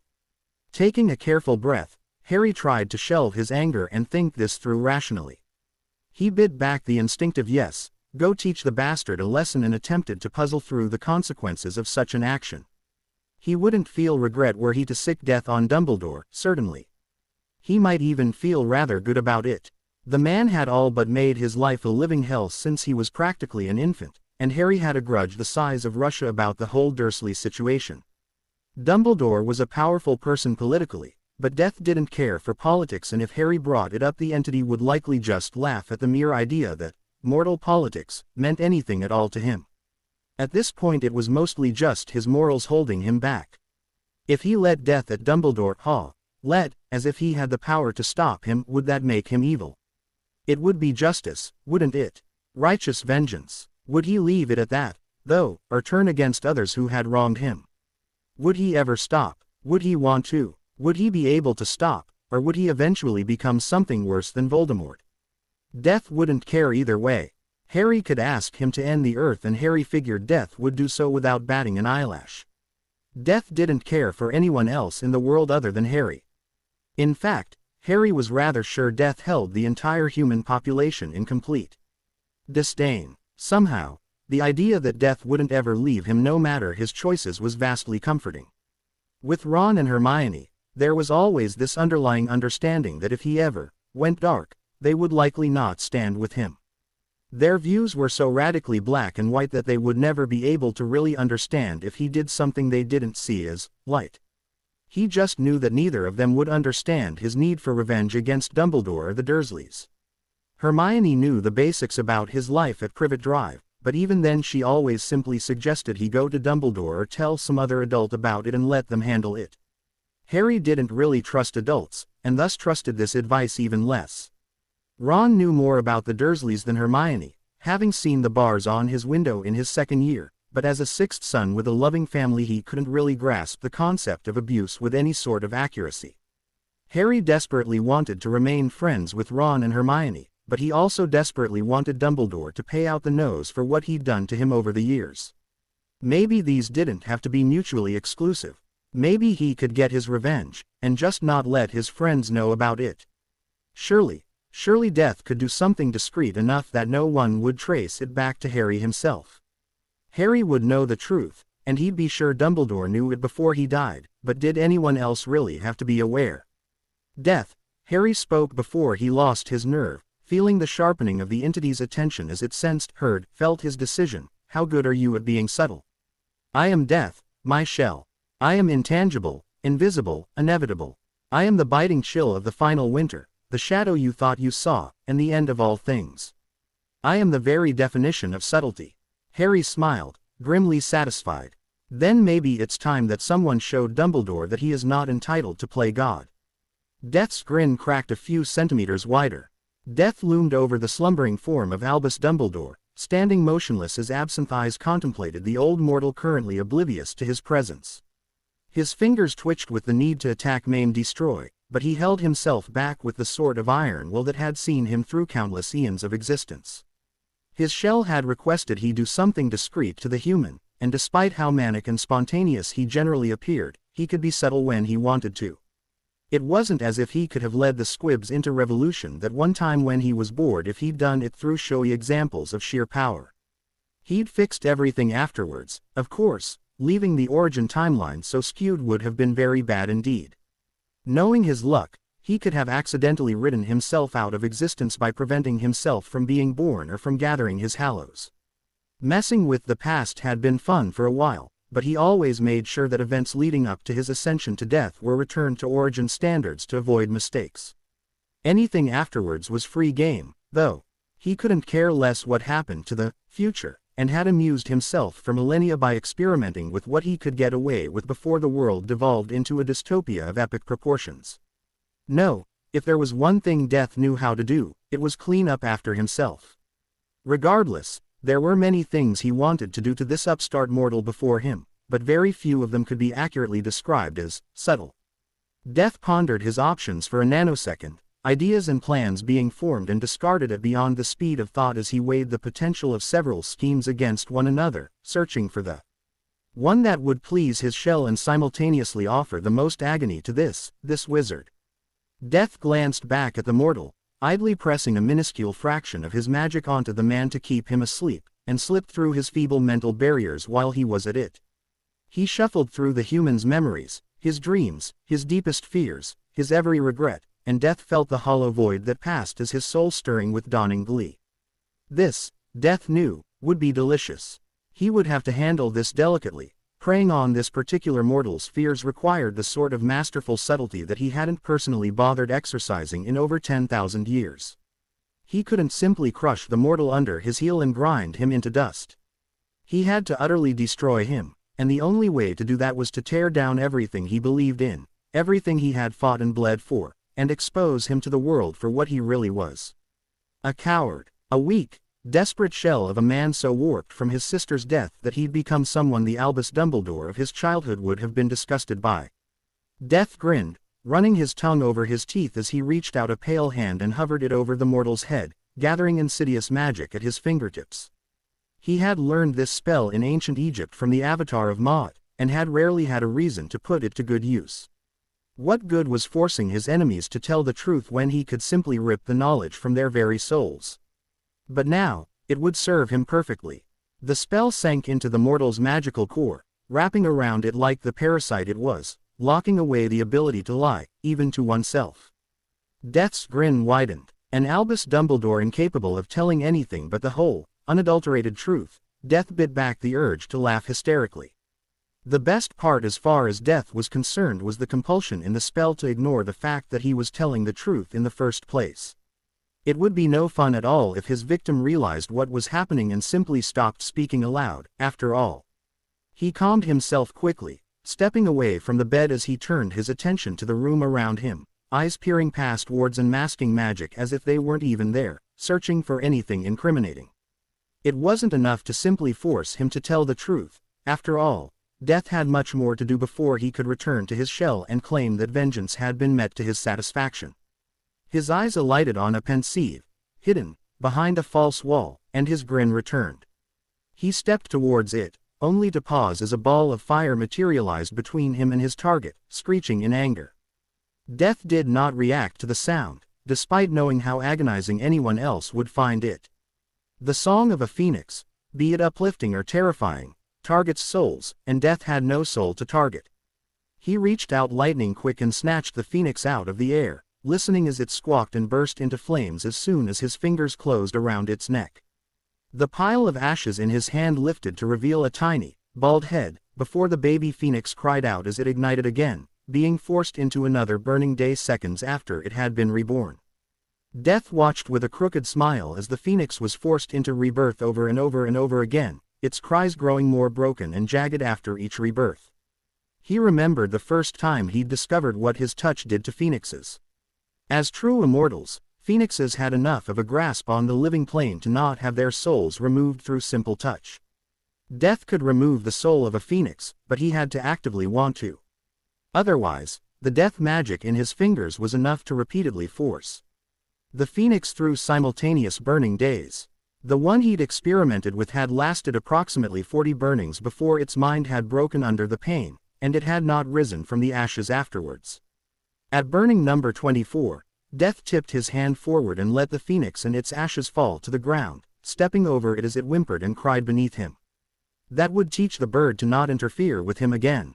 Death pulled the pensieve free of its cabinet and scanned the vials of memories lining the shelves. He ran his magic through them and studied their contents, pleased to find Dumbledore had stored a great deal of his more traumatic memories here in an effort to blunt their effect on his conscious mind. This was the risk to using pensieves. You could store your memories in them to numb the emotions and sensations associated with them, but if you left them out of your mind long enough you eventually forgot them altogether. Judging by the stale magic surrounding a few of them, Death figured the mortal hadn't bothered replacing these memories in decades. Whether this was because he'd genuinely forgotten, he cackled at his own wit, about that little aspect of pensieves, or because the mortal thought himself above such mundane side effects, Death didn't care. There were a great deal of his interactions with Grindelwald, along with a few of the more shady actions he'd taken along the road to his greater good. Death could only grin at the thought of Dumbledore forgetting all of this. His holier-than-thou attitude would make much more sense if he legitimately didn't know about everything shifty he'd done in the name of the light. Not that Death pitied him, or cared, or was particularly compassionate about the mistake. It was the mortal's own fault, and Death had no tolerance for idiots. With a flick of thought, Death banished all the vials and the pensieve to the void where he could collect them later. His shell had needed a pensieve after all, and it wasn't as if Dumbledore needed this one now that he'd taken all the memories stored with it. In fact, Death was doing the mortal a favor by taking it with him. It wasn't healthy to use a pensieve like this, after all. The mortal should be thanking him, in all honesty. Maybe he could get the human to thank him publicly. It wouldn't be difficult to override the man's conscious mind and magic and simply take over for a while. He could make a grand spectacle out of it for his own entertainment. That was what mortals were useful for, being entertaining. When they stopped entertaining him, he tended to lose interest. And when he lost interest in a mortal, he generally silenced them in some sort of permanent manner so that they didn't go around blabbing about how he possessed me. Or, he made me slaughter an entire town using only my teeth. Tattletales annoyed him. Things that annoyed him didn't tend to live very long lives. A small, shivering trill drew his attention down to the little bald bird sitting in a pile of ashes. Death's face slowly stretched into a wide, fanged smile. He'd almost forgotten about the little chick that had foolishly tried to stand in his way. It wasn't as if the bird didn't know what he was. Death was doing nothing to hide his magic or his presence. The bird would have had to be extremely ignorant to have not known what it was getting into. The phoenix on the ground choked out a sound somewhere between a protest and a plea, and Death crouched before it, grinning wide as he clucked his tongue at the shivering bird. "Silly little bird," Death cooed, leaning closer and watching as the phoenix fell backwards with an alarmed squeak as he drew near. The bird was nervous, but not terrified. It seemed the chick had been so secure in its own invincibility that it had utterly ignored what its magic was telling it.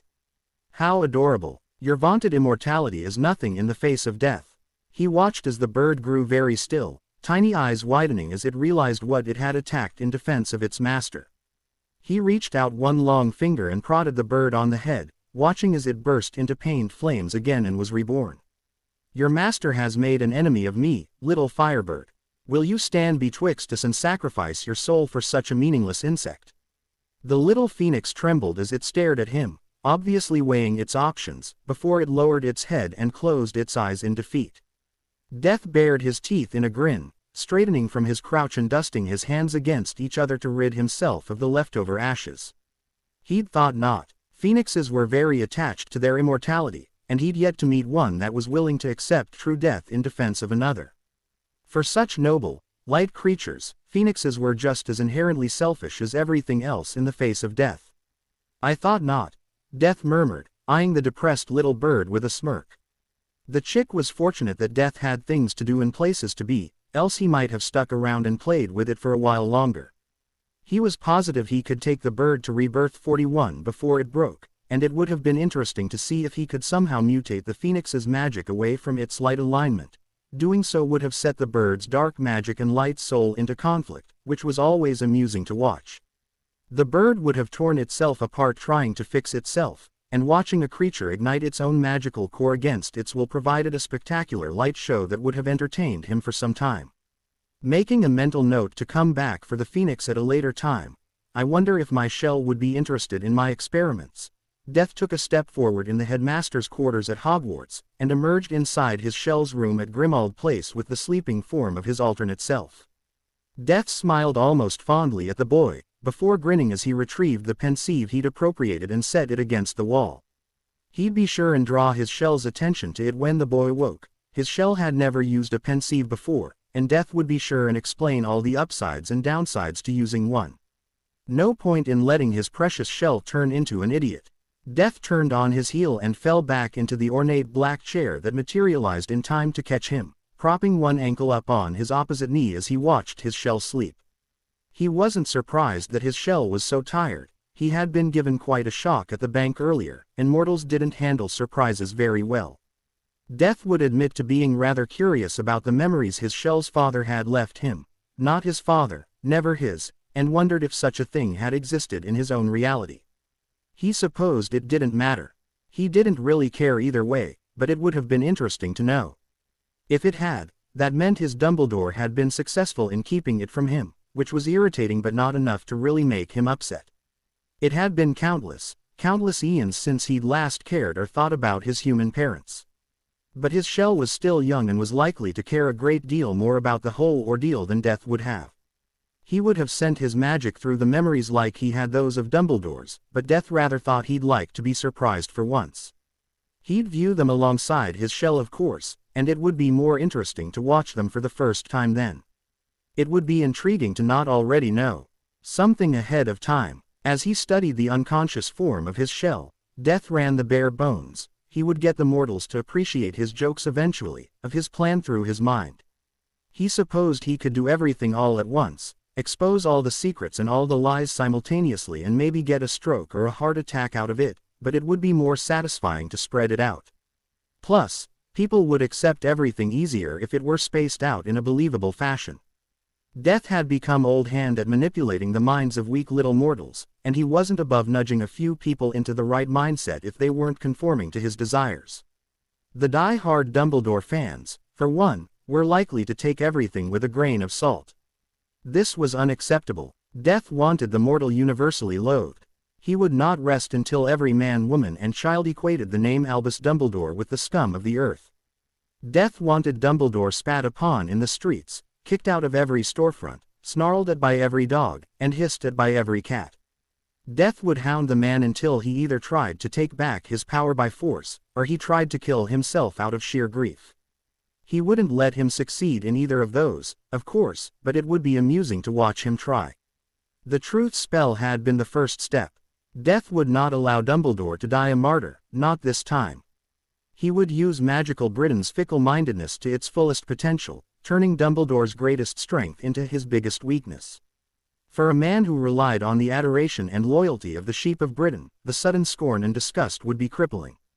But Death did not aim to merely cripple the man. No, Death would not stop until the mortal's mind broke beneath the weight of his own deceptions. And once the man was helpless, defeated, isolated from everything and everyone, Death would stop being subtle.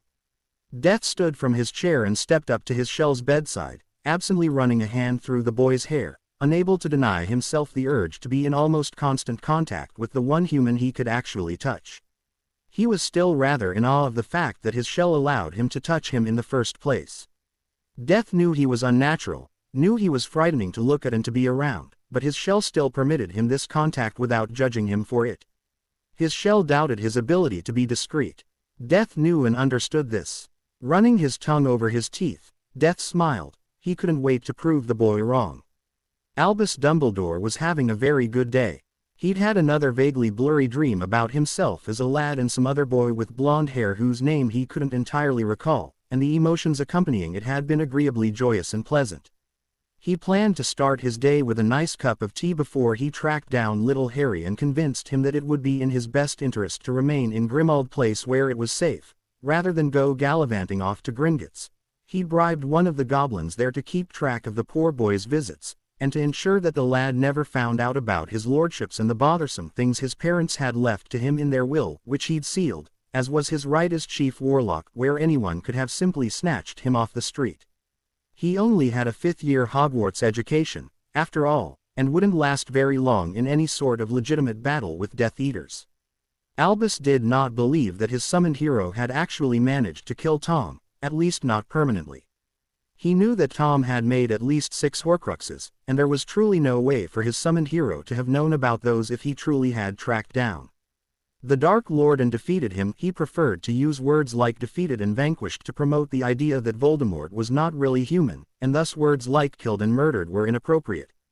Albus also did not believe that his summoned hero was actually Death, despite how the man had chosen to introduce himself. Why, he'd known a wizard back in the 20s who'd gone by war, but his real name had actually been Stephen. Death was likely a title he'd given himself due to his experiences in his old dimension, rather than a job description. He wasn't worried about his new hero, though. The ritual he'd used had been very specific in its description, and he knew he wouldn't have summoned anything that would pose any sort of real threat to him. One of his conditions had been that whomever he summoned could not be unforgivably evil. He had not specified that his hero be light, however, as he knew better than most that the best way to fight fire was with fire, despite the impression he tended to give his order members, and as Albus considered himself a paragon of goodness, his hero couldn't conceivably bring harm to him without being deemed evil by the parameters of the ritual. It was all rather clever of him, he thought. He'd had this theory proven several times over the past few days when his hero had passed up several opportunities to harm him in favor of following dear Harry around instead. Albus was not entirely sure what to think about the odd bond growing between his two chosen heroes.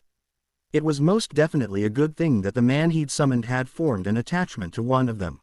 He would be less likely to betray them or go against Albus' wishes if he'd formed a positive rapport with someone in the Order, but he was worried that the hero whom he'd called, who was, unfortunately, quite dark in both manner and bearing, would corrupt little Harry. If Harry were to ever grow out of the conditioning Albus had carefully put the lad through over the years, he might stumble upon some things that Albus would much rather keep hidden. The boy had to willingly sacrifice himself, after all, and he would not be quite so eager to do that if he realized he didn't actually have to live with his relatives and had a considerable sum of gold waiting for him in Gringotts. Harry had to believe that his life was worth less than that of everyone else's, else Albus's entire plan would be worthless. The boy had already proven to be immune to the Imperius, and Albus had theorized that the basilisk venom and phoenix tears in the boy's blood would render him remarkably resistant to any sort of mind-altering potions. There was also no guarantee that should anyone other than Tom actually kill the boy that the Horcrux would be truly destroyed. Knowing the Potter luck as he did, it was equally as likely that the boy's soul would be the one destroyed, leaving the Horcrux in charge of its own magically gifted body for the first time.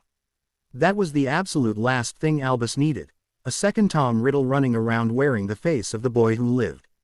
Albus was certain that the Horcrux still existed in the boy, despite his claims otherwise. The lad hadn't really tried to give a convincing argument in the first place, honestly, having a Horcrux removed from a living vessel via touch. No, Albus was sure the Horcrux was still intact, and the lad had merely convinced himself that it was gone to prevent unnecessary trauma. Albus heaved himself out of bed and studied the golden cup that his hero had left in the Order's meeting room, which doubled as the kitchen, the other day. It looked remarkably familiar, but more and more things had started becoming rather blurry in his memories recently. As much as he hated to admit it, he knew he was getting on in years. Memory loss was not entirely unprecedented for a man of his age, wizard or no, and he was sure that whatever thought was connected to this innocuous little cup was not that important. If it had been, he would have stored it in his pensieve for safekeeping, and according to his research storing memories in a pensieve locked them in place, preventing one from forgetting them in the first place. It was why he put so many of his more important recollections there, such as the time he. Well, it wasn't important. It was far too early to be trying to recall such heavy thoughts, anyway. Smiling good-naturedly to himself, Albus stepped away from the bed and stumbled as a fretful squawk sounded by his feet. He looked down and saw Fawkes resting in a scattered pile of ashes a few yards from his bed, looking the worst Albus had ever seen him. Albus tutted as he reached for his original wand, which was not nearly as powerful as the Elder Wand which he still needed to get back from his hero, and levitated the phoenix and its ashes back to its perch. He was an old man, now. He couldn't be bending down every time his familiar decided to be reborn somewhere inconvenient. Albus would have thought by now the phoenix would be able to tell when its burning days were, and would know to land somewhere appropriate in time for it to happen. He supposed he wasn't the only one who was forgetting things nowadays, Albus chortled to himself, ignoring the odd looks Fawkes was sending him. By the time Albus had made it to his office, he'd spent 10 minutes picking out his robes for the day. The brighter the color, the more people tended to underestimate him and think him utterly barmy, which was ideal for his image. A rather irate Minerva McGonagall was waiting for him. Ah, Minerva. Albus still remembered when she was a student. She had been one of his favorites, a true transfiguration prodigy. It was a shame that he could never bring himself to tell her that her old schoolgirl crush Tom Riddle had gone on to become the Dark Lord that would kill her parents and eventually kill her husband. It wasn't all that important, he figured. It was best to let such ugly truths remain secret from those who did not truly need to know. Finally, Albus, Minerva snapped. Oh dear, Albus thought amusedly. She's already growling at me and it's not even noon. I need those reports on the school budget I sent you. Do you have them ready? I really need to get them to the governors before they start poking their overlarge noses into Hogwarts business. Of course not, Minerva, Albus replied with a twinkle, ignoring the odd look on his deputy's face. She was likely still cranky from being made to wait. I have far more important things to do than worry about the school budget. If it gets tight I'll simply dip into the Founders' vaults again to cover it like I usually do. Minerva had the strangest look on her face. Albus wondered if she were well. It would not do for his deputy to become ill, especially not now that he was so busy with the war and couldn't handle his regular duties. Minerva was such a dear to pick up the slack now and then. Albus, what are you talking about? Minerva asked him, looking oddly concerned. He simply smiled at her and pushed more magic into the spell he used to make his eyes twinkle. Such a useful spell, that it helped disguise the signs of passive legilimency, not that he could use it against Minerva since she was an accomplished Declumens and would likely notice. Fear not, Minerva, he soothed her. I'll attend to the budget as soon as I convince dear Harry to stay at headquarters where I can keep a close eye on him. Another of those odd looks was aimed his way as Minerva slowly nodded. Very well, Albus. I'll be in my office if you need anything. He nodded with a benevolent smile as Minerva slowly backed out of the room, still eyeing him strangely. He would have to flow Poppy and convince her to pay Minerva a visit. She was clearly unwell. With that out of the way, Albus hummed cheerfully to himself as he headed for the fireplace. The passive wards he'd woven around headquarters had informed him that Harry had returned last night, and now would be an ideal time to confront the lad about his outing. He was positive he could guilt the boy into staying in the house from now on, and if he timed it right he might even be able to do so without his newest pawn being present. It would not do for his new chosen hero to overhear anything that might make him suspicious of Albus' motives. As he emerged from the fireplace into Grimmauld Place, Albus twirled his old wand and silently banished the ash clinging to his clothing. It was always good to keep in practice with silent casting, especially if there was a chance someone could catch you doing it and be impressed. He sent a silent pulse through the wards to locate the boy he was here to confront, and found him still in his room. Tisking at the propensity to oversleep inherent in teenagers these days, Albus headed for the stairs. Why, when he was a lad he was up with the dawn every morning. He could hardly fathom why the boy needed so much sleep, especially since school was not even in session. If this was a sign of laziness, Albus would have to find a way to fix that. The chosen one, even if Albus did not intend for the boy to live long enough to revel in his fame, could not be lazy, after all. There were locking and silencing wards on Harry's door, but Albus ignored those and dismantled them. The boy had probably just put those up to keep out the other children. Young Ronald was arriving today and bringing his delightful little sister with him. Albus knew that Harry was uncomfortable around the youngest Weasley, and it made him chuckle every time he saw them together. It was like James and Lily in reverse. Albus had just put his hand on the door when it was pulled open from the other side, and he found himself staring into the wide, fanged grin of the hero he had summoned. An unsettling chill ran down his spine, and Albus inwardly frowned at this odd reaction. He would have to cast a few warming charms around the place if it were cold enough to make him shiver like this with the slightest draft. He had been hoping to avoid confronting this man until he'd dealt with Harry's little rebellion, but perhaps this was an ideal time to get his wand back. The Death Stick's power made up a great deal of the magic behind most of his spells. He wasn't getting any younger, and he truly could not leave it in the hands of someone who was so obviously dark. "Ah, my boy," Albus faltered as something in the man's face subtly shifted, and the wide grin was suddenly neither friendly nor particularly reassuring. "I had hoped that I might speak with young Harry about his unapproved outing the other day, but since you're here I'm afraid I must insist that you return my wand to me immediately. It is simply too powerful to be left in the hands of someone who does not follow or obey me." The man's impossible grin widened further. Albus wondered what sort of glamour the man was using to achieve this effect, as Albus was quite capable of seeing through most illusions and yet couldn't quite pierce this one. Perhaps he had cast it using the Elder Wand. That would certainly account for its seeming solidity. "The wand does not belong to you, mortal," the man told him in that horribly hoarse voice of his. "I will not be returning it." The man paused, and his lips closed over his teeth in a strangely polite, accomplished sort of smile that Albus had yet to see from the man. "I do so appreciate your honesty in this matter, Dumbledore. I am pleased to know just where I stand in regards to yourself." Albus smiled back genially, a bit confused but eventually figuring that the man had realized that he had been summoned by Albus, and thus should follow his orders like he was meant to, rather than this odd sort of bizarre independence he had previously exercised. "Of course, dear boy." Albus studiously ignored the way the man's sharp-fanged snarl made his magic shudder and recoil into his core. "I shall simply demand the return of my wand at a later time. I have too many things to do to spend much of it arguing the matter, you understand." He twinkled reassuringly at the man, earning a strange sort of vaguely threatening grin in return, before the door was closed, rather abruptly, in his face. Well, that could have gone better, but at least the man was coming around to Albus' way of thinking.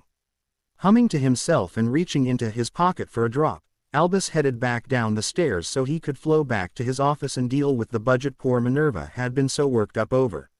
He dearly hoped she was not coming down with anything. That would be most unfortunate considering how he had planned to push much of his paperwork onto her in the coming days while he dealt with tracking down Tom's Horcruxes. Sometimes it just didn't pay to get up in the mornings. James whirled around, a panicked look on his face as he, rather belatedly, recalled that he was supposed to be taking Lily Flower out for dinner tonight. It was some sort of anniversary for something, their first date. Their first. James honestly couldn't recall, nor did he understand how his wife expected him to keep all these things straight when he could barely remember where he left his wand in the morning, and when Lily had ordered him to take her someplace nice, he'd absently agreed. He'd been in the middle of a staring contest with Padfoot. Of course he'd not been paying attention. Merlin, James thought, horrified, as he began tearing through the closet to find something, publicly appropriate, to wear. This meant he couldn't wear his favorite Gryffindor-themed robes, since apparently bright red and gold were not colors suited for the real world, James. "I sure hope Moony knows the counter-curse to the castration charm." He winced remembering that particularly creative threat. And, knowing Lily, if a castration charm didn't already exist, it likely would by the time she needed it. He crossed his legs reflexively as he pulled out a set of sedate blue robes that he was pretty sure Lily had approved of on a previous outing. He was also pretty sure he hadn't worn them in a while, so she probably wouldn't call him out on his lack of creativity. Honestly, uncreative. He was a marauder. Creativity was in his blood, damn it. James Charles Potter, get down here this instant. She'd upgraded to his full name. That was never a good sign, no matter what female was using it. He could hear her marching up the stairs, and briefly his mind blanked with terror as he imagined having to explain to the love of his life that he'd forgotten whatever anniversary he was meant to be celebrating today. "Oh, honestly James, I know you love looking at yourself, but we're going to be late." James blinked back into reality, finding himself standing in front of the mirror inside his closet, dressed in his robes and with everything in place. A cocky grin fixed itself on his face as he performed an internal victory dance. His subconscious was so awesome that it managed to dress him entirely on its own. Maybe he should worry about that, but he was far more interested in how lovely Lily looked in that dress. Those muggleborns who thought robes looked like dresses had obviously never seen a real woman wearing a dress, as far as James was concerned. Those stuck-up purebloods didn't know what they were missing. Wizarding dress robes had nothing on muggle dresses.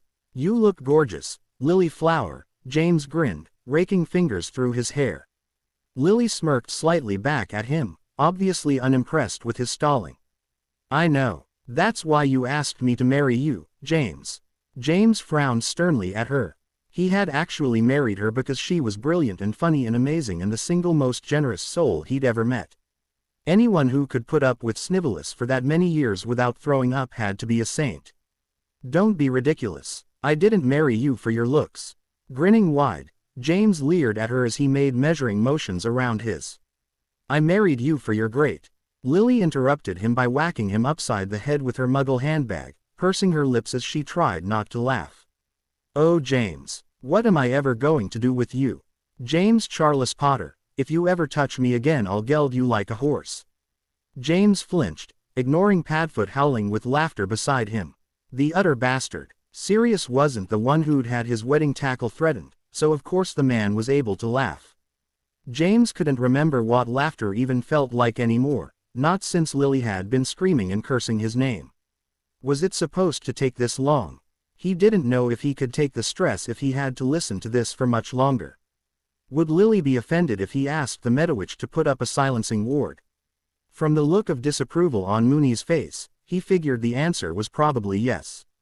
"She'll be fine, James," Moony soothed. "Good. Moony.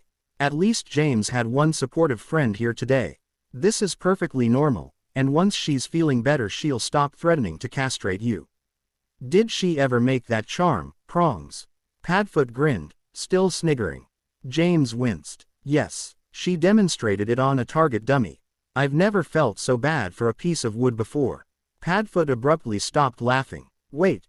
You're serious?" "No, you're serious," James replied automatically. They'd been friends for so long he barely even acknowledged that joke anymore, even when he was the one making it.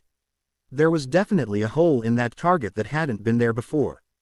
And it was in a very unfortunate place. Padfoot shifted in place and folded his legs, looking decidedly uncomfortable. "Oh," James smirked. "Yes, oh, why do you think I'm taking Lily Flower's threats so seriously?" "Seriously?" Padfoot half-joked, still looking rather spooked with the knowledge that the wife of his best mate knew a curse to castrate someone. There definitely hadn't been anything like that in the Hogwarts Leary. Hell, the Black Leary didn't even have anything like that in it, at least not in the books Sirius had read. "Where's Peter?" James asked an amused Moony in a blatant attempt to change the subject. "I haven't seen him around lately, but I was sure he'd be here at least." Moony frowned. "His grandmother is sick again, I think. He mentioned something about it at the last order meeting. You know, the one you spent hexing Sirius under the table instead of paying attention." James opened his mouth to deny such horrendous accusations laid upon him by his dear werewolf friend, when another scream sounded from the hospital room he'd been kicked out of about half an hour ago after Lily broke his hand. The scream was followed by a beat of silence, and then the wailing of a newborn drowned out everything else. James could not have stayed out of that room if Voldemort himself had cursed him. There, he barely even noticed the wards set to keep him out. His own magic simply tore through them as he burst through the door and caught a glimpse of the pale, sweaty face of his wife. She was holding a little pink thing swathed in blankets against her, and she had never been so beautiful as that. James asked, almost breathless. Was this his son, his child, his little Prongslet? "Come and meet your son, James." Lily smiled tiredly at him, looking radiant and perfect despite the exhaustion permeating her very being. James staggered over to the chair he'd been using before being unceremoniously tossed out on his ear, collapsing into it as if it had been him giving birth minutes ago and not Lily. He reached over with trembling hands and brought the bundle to his, looking down into a screwed-up little face as it wiggled unhappily in his arms. The little baby, his son, his child, opened up its eyes and newborn blue met astonished Hazel.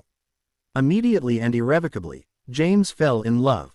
This was beyond the love he felt for Lily, for his parents, for magic itself. "Hello, Harry," James whispered, smiling as the baby stopped fussing and stared at him in fuzzy fascination. "I'm your daddy." "I'm his daddy," James thought dizzily. He was a father. He could hardly believe he wasn't dreaming. "Don't hog him all to yourself, Prongs." Padfoot's voice broke through, and James only heard him as if from a great distance. He did notice when Padfoot attempted to take Harry from him, only for James to clutch him tighter as if afraid the baby would vanish into thin air should he leave his hold. "Prongs." James blushed slightly, smiling apologetically as he let Sirius take hold of his godson for the first time. Moony was hovering in the doorway, smiling at them but not getting too close. James was disappointed, but he understood. He was always afraid to hold fragile things because he still underestimated his own strength sometimes, even after all these years. James would have trusted the werewolf to hold his son, but Moony wouldn't have trusted himself to do likewise. "You made a handsome kid, Prongs," Padfoot grinned, offering the baby back to an exasperated Lily who had been looking a bit put out that her son was being passed around without her input. James leaned over and wrapped an arm around his tired wife, looking down at their son in her arms. "Yeah," he smiled, pressing at Lily's hair even as Padfoot and Moony snuck out of the room. "We sure did. Your son is floating, James," Lily's idle voice commented from beside him on the sofa. James looked up to see that, indeed, his son was floating. Right out of his crib, in fact. Leaping to his feet, James snatched the giggling boy out of the air and sat back down with him clutched to his. He glanced over to see Lily smirking into the book she'd been reading. "Why is he always my son whenever his accidental magic kicks in?" James whined. It was rather impressive, actually. Most children didn't display any magic until they were at least 2 or 3, and little Harry had been animating his toys since he was 9 months old. James had wanted to everyone he knew that his son was such a little prodigy, but Lily had put her foot down. The last thing they wanted was to bring attention to Harry's powerful magic, especially in the middle of a war. James had been ashamed of himself once reason had kicked in, but Lily had assured him that that was what wives were for. That she'd said this with a smirk had had James sulking for a full week. Lily had indulgently allowed James to tell Sirius about Harry's accidental magic, but only after he swore an oath of secrecy about it. Lily took the protection of her son very seriously, and James almost pitied the first person who tried anything while she was around. He wanted to tell Moony and Peter, but Wormtail had been absent so often that he never really had the chance, and the Order kept insisting that Moony was likely a spy for Voldemort due to his status as a dark creature. James thought this was absolutely ridiculous. Moony was the last person likely to be a spy, right behind Sirius and James himself. Not only did he hate his werewolf side with a vengeance, but he was a naturally gentle and caring person who wouldn't have hurt a fly if it landed in his tea. James grinned at little Harry who smiled back, waving around his little hands and blinking those huge green eyes up at him. James was glad that Harry had gotten Lily's eyes, even if the rest of him was pretty much himself in miniature. He hoped he inherited her eyesight as well. James had hated his glasses as a child, and didn't want his own son to suffer wearing them. James frowned when Harry's face shifted to a rather intense one that he didn't recognize, and had just started getting worried when Harry sneezed in James's face. James paused, even as Lily snorted and clapped a hand to her face to stifle the sudden, inexplicable laughter. He turned and pouted at her, which only made her double over as she laughed into the book pressed to her face. Harry, hearing his mum laughing, started giggling along. It would take James an hour to realize he now sported an impressive pair of antlers and the ears to go with them. "What's this about Albus?" James asked impatiently, wanting to return home to Lily and Harry and cuddle a bit. He felt like his manliness went down every time he admitted to himself that he liked cuddling his son, but it was so worth it. He wondered what Frank was doing there, though he had a son of his own about Harry's age, and there was no way Dumbledore had called them here for a mission if they both had babies at home. Right, Albus. Face was grave. It is time, James. James paled, and saw Frank reacting similarly to his left. Albus had told them about the prophecy surrounding their boys, and insisted that they go under the Fidelius in case Voldemort hunted them. James had protested, insisting that the wards on Potter Manor were more than sufficient to keep out a Dark Lord and his followers. Longbottom Manor was likewise warded, and neither Frank nor James had felt inclined to take the old man up on his offer. But if Albus was bringing it up again, that meant Voldemort was either getting far too close to their location for comfort, or something else horrible had happened that the man wasn't likely to tell them about until the time was right. James trusted Albus, sure, but the headmaster was terribly annoying when he withheld information from them. There have been Death Eaters sighted in the area near the manor, James. It is time to move. Can't we just put the Fidelius up on Potter Manor? James asked desperately. He didn't want to abandon the manor he'd grown up in. He had hoped his son could grow up there like all the Potters had done before him, but if the look on Albus' face was any indication, that wasn't about to happen. There is not enough space on the wardstone to hold such a powerful ward in addition to the others, James, Albus insisted kindly. It would best if you moved to a different property and allowed me to put it under Fidelius as soon as possible. He turned to Frank briefly. There have yet to be sightings near Longbottom Manor, but I thought I should offer the same just in case. Some color returned to Frank's face, and he frowned briefly as he shook his head. No thank you, Albus. Alice and I will trust in the wards on the manor to keep us safe. Very well, Albus conceded easily enough. James thought that was odd, but was quickly distracted. As the old man went on, James, I'd like to suggest the property in Godric's Hollow. Those who know of the wealth of Potter Manor would not expect you to relocate to such a humble building. James grimaced. Well, that was certainly true. James had become rather accustomed to the wealth and comfort of the manor, and downgrading to the little house on Godric's Hollow would certainly be an effective diversion tactic, if nothing else. All right, I'll talk to Lily about getting ready to move. Have you chosen who should act as secret keeper? It would be best to keep them informed as well, Albus reminded him. Yeah. James grinned, proud of his plan. We'll be using Peter, but Sirius is going to act as decoy since he's the one everyone will expect us to use. Albus' eyes began to twinkle. Very clever, my boy. I shall prepare the ritual toward the property once you're ready. Thanks, Albus, James said, relieved. He would feel much better once his family was under such an unbreakable ward. And he trusted Peter with his life. Now that both Albus and Frank were in on the plan, even if, Merlin forbid, Peter were captured and tortured into giving up the location, Sirius wouldn't have any heat fall on him in retribution. Of course, dear boy. I'm always happy to be of assistance. James glanced over his shoulder, double-checking that Lily was still asleep and prodding at the ward around Harry's crib that would alert him should his son wake up. He quietly closed the door to the washroom and silenced the room, turning to stare into the mirror and took a steadying breath. He'd been collecting memories to put in Harry's trust vault for a while now, wanting to be sure that his son could grow up knowing him even if the worst should happen. He was not a naive little boy anymore. James was an Auror, and he knew perfectly well that casualties were inevitable in war, whether he was on active duty or not. Hopefully, Harry would never need to watch any of these because he would live to a ripe old age and could impart his manly wisdom on his son firsthand. Tonight he'd be making the last memory to go in the box, which he'd willed to Harry, of course.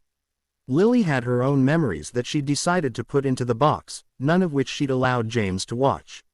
In a bit of sulking retribution, he'd made sure not to show her his memories either, and was even making this one specifically on his own without her knowing. He couldn't let Lily corrupt his precious son against him. Knowing her, all her memories would be of him making a fool of himself at Hogwarts, which was an unacceptable way to introduce himself to his son. Turning back to the mirror, James cleared his throat self-consciously and attempted to tame his wilder-than-usual hair. It was always worse after he rolled out of bed, which he'd just done to sneak in here in the middle of the night. Frowning at his reflection, James flicked his wand and transfigured his slacks into a more respectable set of red and gold robes. There, that was better. Grinning at himself, he shoved his hands in his pockets and wondered where to begin. Hey there, Prongslet. It's Me. James. Your dad. Of course you knew that, but, well, he coughed uncomfortably. Maybe he should have rehearsed this or something. Anyway, if all goes well you'll never have to watch this and see how bad your dad is at talking about his feelings, so I guess it doesn't matter much how awkward this comes out. This should be the last time I'll have to pull out a memory, thank Merlin, and I wanted to make it a little more personal than the others. Not that seeing your mother being beautiful or me being my handsome self is boring or anything, but you understand. James ran his fingers through his hair as he frowned. This is very strange. I hope you appreciate this, Prongslet, because talking to myself in the bathroom mirror is something I'd expect out of Padfoot. He's your godfather, by the way. Merlin only knows what I'd been thinking when I decided that. I must have been drunk. Yes, that's probably it. Nodding firmly to himself, James grinned. Tomorrow's Halloween, you know. Your mother has you dressing up as a lion, with ears and everything. I will never let you live this down, Prongslet. Never. He smirked to himself before sighing. You know I love you, right Harry? I've loved you since the first time your mother put you in my hands. Since before that, even. James cleared his throat, feeling the ward around Harry's crib twinging, and decided to wrap this up and go cuddle his son where Lily couldn't catch him and hog him all for herself. No matter what happens, I'll always love you, Prongslet. Even if you. James swallowed heavily, grimacing. Even if you married Snape. He shuddered, trying to shake off the very thought. Don't, though, really. You can do much better than Snape.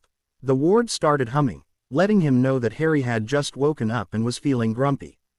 I gotta run, Prongslet. It's time to go cuddle you a bit, and doesn't that thought just boggle the mind, before your baby-hogging mother hides you somewhere all for herself. Grinning at the mirror, James snuck back out the bathroom and headed for his son's nursery. He couldn't wait to see Harry in that lion outfit. He would be taking a lot of blackmail photos for when he was older. James was looking forward to it. Harry emerged from the pensive gasping for breath, both hands white-knuckled on the edges of the silver bowl as his mind ran around itself in circles trying to make sense of the maelstrom of emotion currently rampaging through him. There was a painfully tight grip on his shoulder where long, pale fingers had clamped down in sympathetic reaction, but Harry hardly noticed. He knew. Harry breathed, eyes burning as the joy he felt at seeing his father properly for the first time warred with the sudden, horrible understanding that Dumbledore had known Sirius was innocent and had left him to rot. Death was silent at his shoulder, and when Harry turned to look at him he saw a face that could have been carved out of stone. There was no fanged smile on that face, nor was there even a hint of green in terrible void black eyes.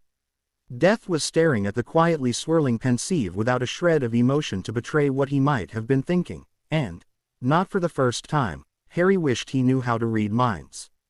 It is strange, Death finally spoke, voice soft and hoarse. I had forgotten what grief felt like. Harry took a deep breath as he shoved back his own reaction and studied his companion more closely. How would this feel to Death, he wondered. For an immortal who had gone eons without so much as thinking about his human past, to suddenly be confronted with the first, undeniable proof he'd ever had that his mortal father had loved him. Death's face twitched slightly, and his lips peeled back into a familiar, sharp grin that was far less friendly than the ones Harry normally saw. Shall we proceed, my shell? Or shall we put my spell on the old mortal to the test? Harry steadied his heartbeat as he tried to make a rational decision. He wanted to watch his mother's memories desperately, but he also felt a burning desire to go confront Dumbledore where the whole order would see. He wanted to make everyone aware of what the old man had done to Sirius and to his parents. He also wanted to climb up to the top of the astronomy tower and cry out for everyone to hear that his father had loved him. He was almost afraid to watch his mother's memories. What if they revealed more horrible secrets he hadn't known about? What if they managed to cool down his anger enough that he forgot about confronting Dumbledore? Time will wait for us, my shell, if I will it too. Harry glanced up at the amused, patient smile on Death's face. There was no hint of the previous, slightly mad expression or the cold emotionlessness of before. Harry didn't know if that meant Death had simply gotten over it so quickly, or if he was just far better at hiding it than Harry was. He watched absently as Death waved his hand over the pensieve and the threads of memory rose out of the bowl and sorted themselves back into the empty vials. Death reached for one of the remaining ones still in the box and pressed it into Harry's hand, cold fingers closing around both the vial and the hand holding it. Death leaned over his shoulder, his breath like ice as he spoke into Harry's ear. I am here, my shell. I am with you. You are not alone. Death's other hand combed through Harry's hair in a bizarrely comforting motion.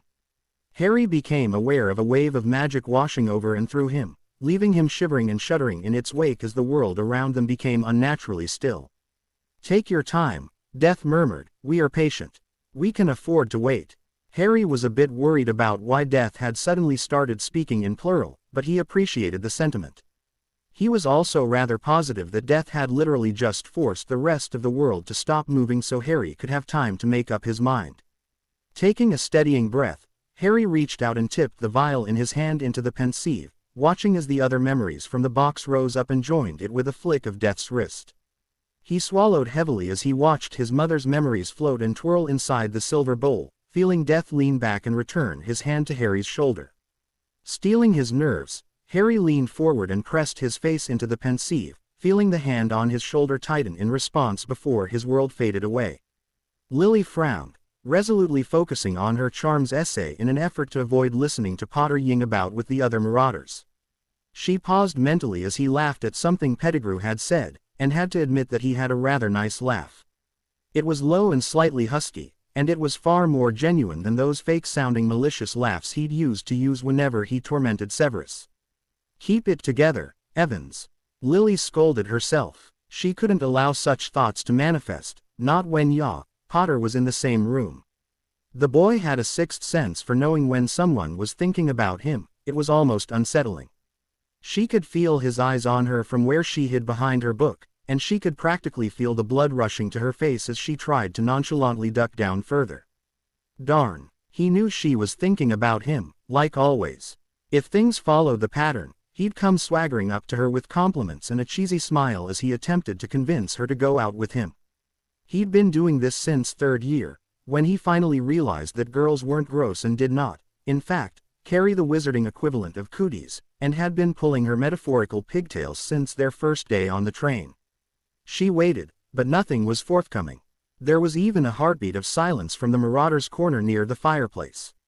Lily lifted her head with a frown, looking over in time to see Potter turning back to his friends with a strained, defeated sort of smile as he said something that made Black and Remus laugh. Something cold and painful clenched in her at the sight of that smile. Had Potter given up? This thought was oddly discomfiting, considering all the times Lily had wished the boy would leave her alone for a change. The idea of a year without Potter chasing after her was not a comforting one, and she found herself riddled with the desire to go over there and shake some sense into him. He couldn't just give up like that. Lily's previous hurt swiftly transformed into anger. James Potter was not allowed to surrender like this, not now that Lily had finally noticed that he wasn't terrible looking and that he had a nice laugh. Slamming her book closed with authority normally reserved for judges and Wizengamot members, Lily stood from her chair with such force that it scooted back a few inches with an unholy amount of noise. Lily set her face in a fierce scowl as all eyes in the common room locked onto her, as she straightened up and began marching towards the marauders and the startled, deer-in-the-headlights stare of the bane of her existence. "You're taking me to Hogsmeade this weekend," she informed the bewildered chaser curtly. "You're going to wear something publicly appropriate, buy me a bunch of roses, and we're going to have a wonderful time together. Is that clear?" "Yes, ma'am." James saluted, grinning ear to ear as he all but vited in his chair, the earlier defeat and heartache gone from his expression. Something eased in Lily's at their absence, feeling much better about herself now that he didn't look so miserable. "Good," Lily nodded, still frowning but no longer feeling the desire to whack James upside the head with her charms book. "I'll see you Saturday." She turned on her heel and headed for the girls' dorms, ignoring the triumphant whoop coming from the corner she'd just left and the good-natured ribbing she could hear going on, along with familiar delighted laughter. And if she found herself smiling as she went up the stairs, well, he did have an awfully nice laugh.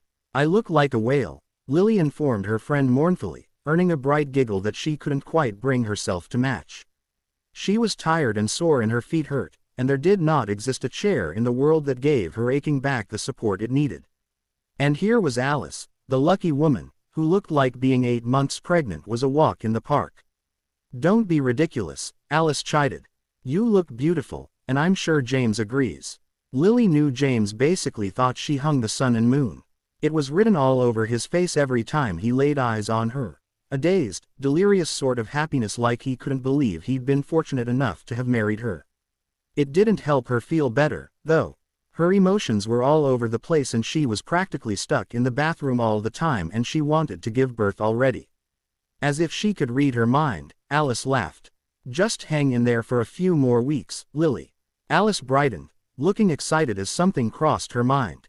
"I wonder if the boys will be born on the same day.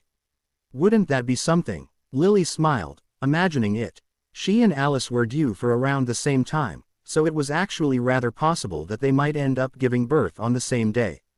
Lily could already picture little joint birthday parties for Harry and Neville, certain that the two would be best friends just like she and Alice. With Frank and James working so closely at the ministry and with the order, there would be plenty of opportunities for the mothers to share babysitting duties. Because there was no way Lily was entrusting her unborn child to the likes of Sirius Black, the scoundrel. He'd probably wind up accidentally converting her son to pranksterdom, and then just sort of shrug helplessly when she confronted him about it. Now Remus, she wouldn't mind leaving little Harry with Remus. She could trust the gentle werewolf to actually exercise self-control, unlike a certain wolfhound. "Lily," Alice began, breaking her from her thoughts. Lily turned to her curiously, only to see Alice's round face marred with nerves. "Frank and we were hoping that you'd agree to be Neville's godmother. Just in case. Well, you know that I plan to go back to the Force once it's safe to do so, and with the war acting up." Lily smiled and reached over to stop her nervous rambling, covering Alice's hands where she'd been wringing them together and squeezing reassuringly. "I'd love to be Neville's godmother. You'll be Harry's, I hope. I'll need someone with some sense to counteract James's mad idea of making Sirius his godfather." Alice beamed, reaching out and hugging Lily as best she could with them both so pregnant. "Oh, I'm so glad," she breathed, looking exceptionally relieved. "Frank was sure you'd agree, but I was worried." "Nonsense," Lily interrupted, smiling at the sheepish look on Alice's face. "Knowing us, they'll be practically brothers anyway. We might as well make it as official as we can."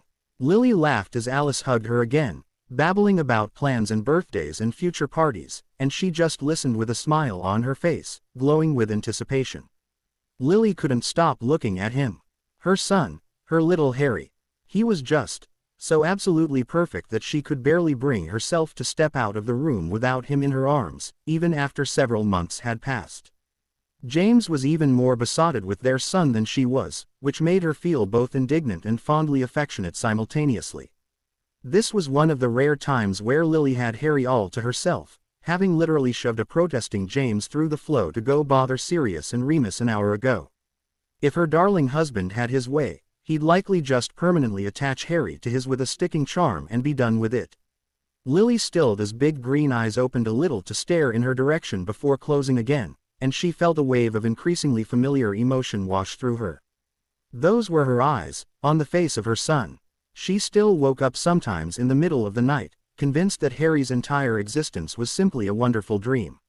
She'd start crying then, hating herself and hating her mind for conjuring up such happiness only to snatch it away, and then James would reach over, half asleep, and pat her on the arm as he tells her in a slurred voice that you'll wake up the Prongslet, Lily Flower. She fell a little deeper in love with him every time he did that. Unable to help herself, Lily reached into the crib and took Harry into her arms, cradling him close as if trying to fuse him with herself. She couldn't help but smile when he didn't even stir at the movement. Harry was such a deep sleeper. He got that from his father, Lily knew. Lily herself woke up if a nch outside so much as creaked, but waking James for anything less than the apocalypse was a feat worthy of song. Lily was thankful that Harry was such a quiet, sweet baby. Unlike poor Alice's son, now Neville was a crier. He was fine if Alice or Frank was in his line of sight, but if they so much as stepped behind an open door or behind a piece of furniture, little Neville started bawling his heart out. It was kind of adorable in an overly attached baby kind of way, but Lily was still glad that Harry could express his displeasure through oddly serious looks and tiny little involuntary frowns. Sirius, the mutt, sometimes called Harry a little old man, as a joke. He was always joking when he said it, but Lily couldn't help but think the term old soul fit more. James, of course, thought Harry was perfect and the best baby in the entire world, which he was, and his retaliation pranks against Sirius were always a bit more ruthless if he overheard his friend calling his son names. There was just so much potential in little Harry that it frightened Lily sometimes. She wasn't afraid of her son, no, but she was afraid for him. He hadn't displayed any accidental magic yet, but you could feel the power coming off him, even in his sleep. That sort of power was addicting, and not necessarily to the wielder. She could name 4 people off the top of her head who were just power-hungry enough to see the same potential in her son as she did, and one of them was Albus Dumbledore. She trusted Albus, sure, as much as she trusted anyone, but she trusted no one with her son. No one but James, who she knew would lay down his life, God forbid, for Harry if the situation called for it. Becoming a mother had made her incredibly paranoid, Lily realized wryly. She was double-guessing the intentions and words of everyone and anyone who so much as laid eyes on her son, ready to take on all comers if there was a single sideways glance in his direction. It was her paranoia which had kept her from letting Albus visit her son, even though he'd known about Harry's birth for the past 7 months. She was running out of reasons to keep him away, and even James was starting to eye her oddly whenever she insisted that now just really isn't a good time. Albus, maybe next week. She didn't even have any solid reason for wanting to keep her son all to herself. It was just a feeling, the kind that had warned her not to invite Petunia to her wedding but that she'd ignored when James insisted, which told her that her son was in danger. Constantly. It was enough to make her rather frazzled, and she was beyond grateful that she had this time of quiet to herself with which to calm down a little. Harry stirred a little in her arms and she leaned down to press it to his brow without even thinking about it.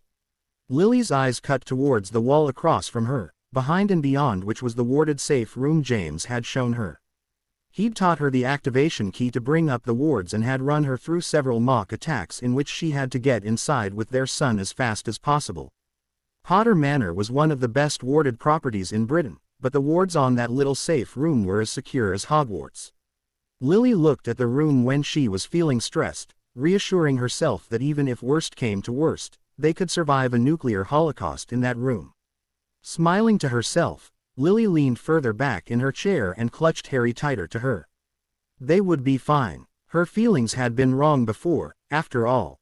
Besides, what kind of danger could a 7-month-old infant really be in? Lily glanced at the doorway, double-checking that James wasn't popping in for another one of his baby-napping escapades, before turning and finishing the final rune on the walls of the nursery. Stepping back, Lily watched as the carvings encircling the room flared black and silver. How odd, she mused, those aren't the colors of my magic at all, before fading out of existence. But she could feel them, still, humming with suppressed power and an ominous anticipation, just waiting for the sowilo she'd painted on little Harry's forehead a while ago to burn to life. Don't get her wrong. She loved Godric's Hollow, but without the thick wards of Potter Manor she felt positively vulnerable, no matter how much faith Albus had in his Fidelius. The solution to her renewed paranoia had been rather simple in hindsight. She had been frantic the moment James let it slip that Albus wanted them to leave the safety of Potter Manor and come to this little house with nothing but Peter's strength of will. She wondered what, exactly, James had been drinking when he decided to let Peter be their secret keeper. Loyal he may be, but vague he was not, standing between her son and the Dark Lord Voldemort. Lily had been certain that she could develop protection for her son, but she hadn't been so confident that it could be done in a reasonable time frame. It wasn't like Voldemort was going to wait until she was ready before he decided to attack, after all. And he would attack. The prophecy, which Lily had little to no faith in, but was resigned to the fact that both Albus and the Dark Lord did, all but ensured that her little boy would have a target painted on his back for the rest of his life. The runic ritual she'd created had not been difficult.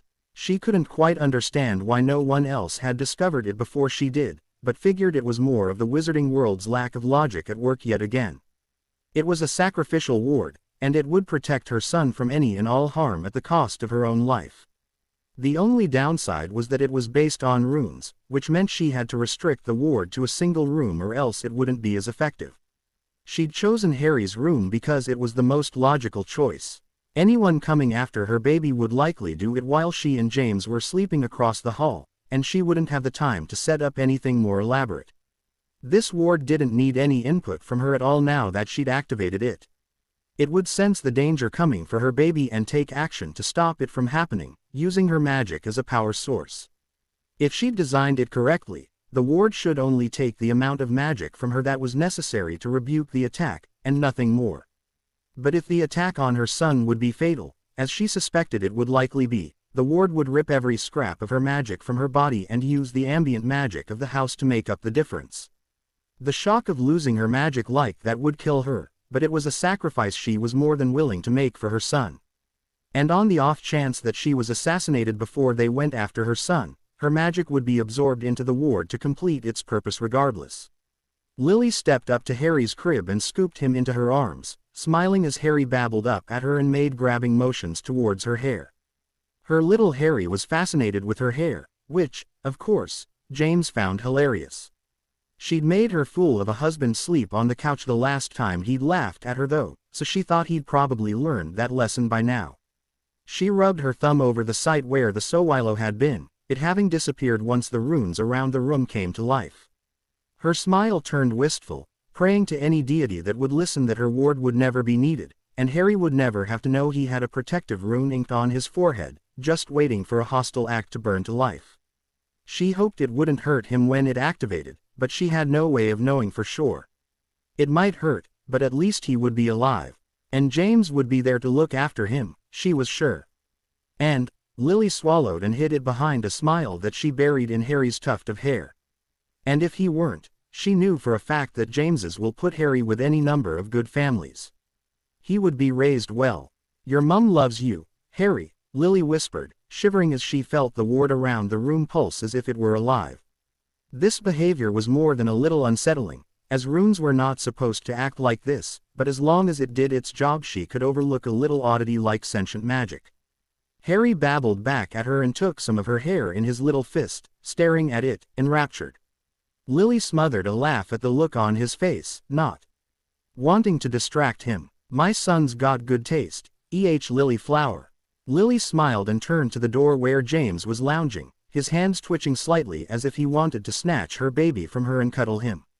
It was beyond adorable how much James loved their son, and Lily was getting used to having to be creative whenever she wanted Harry to herself.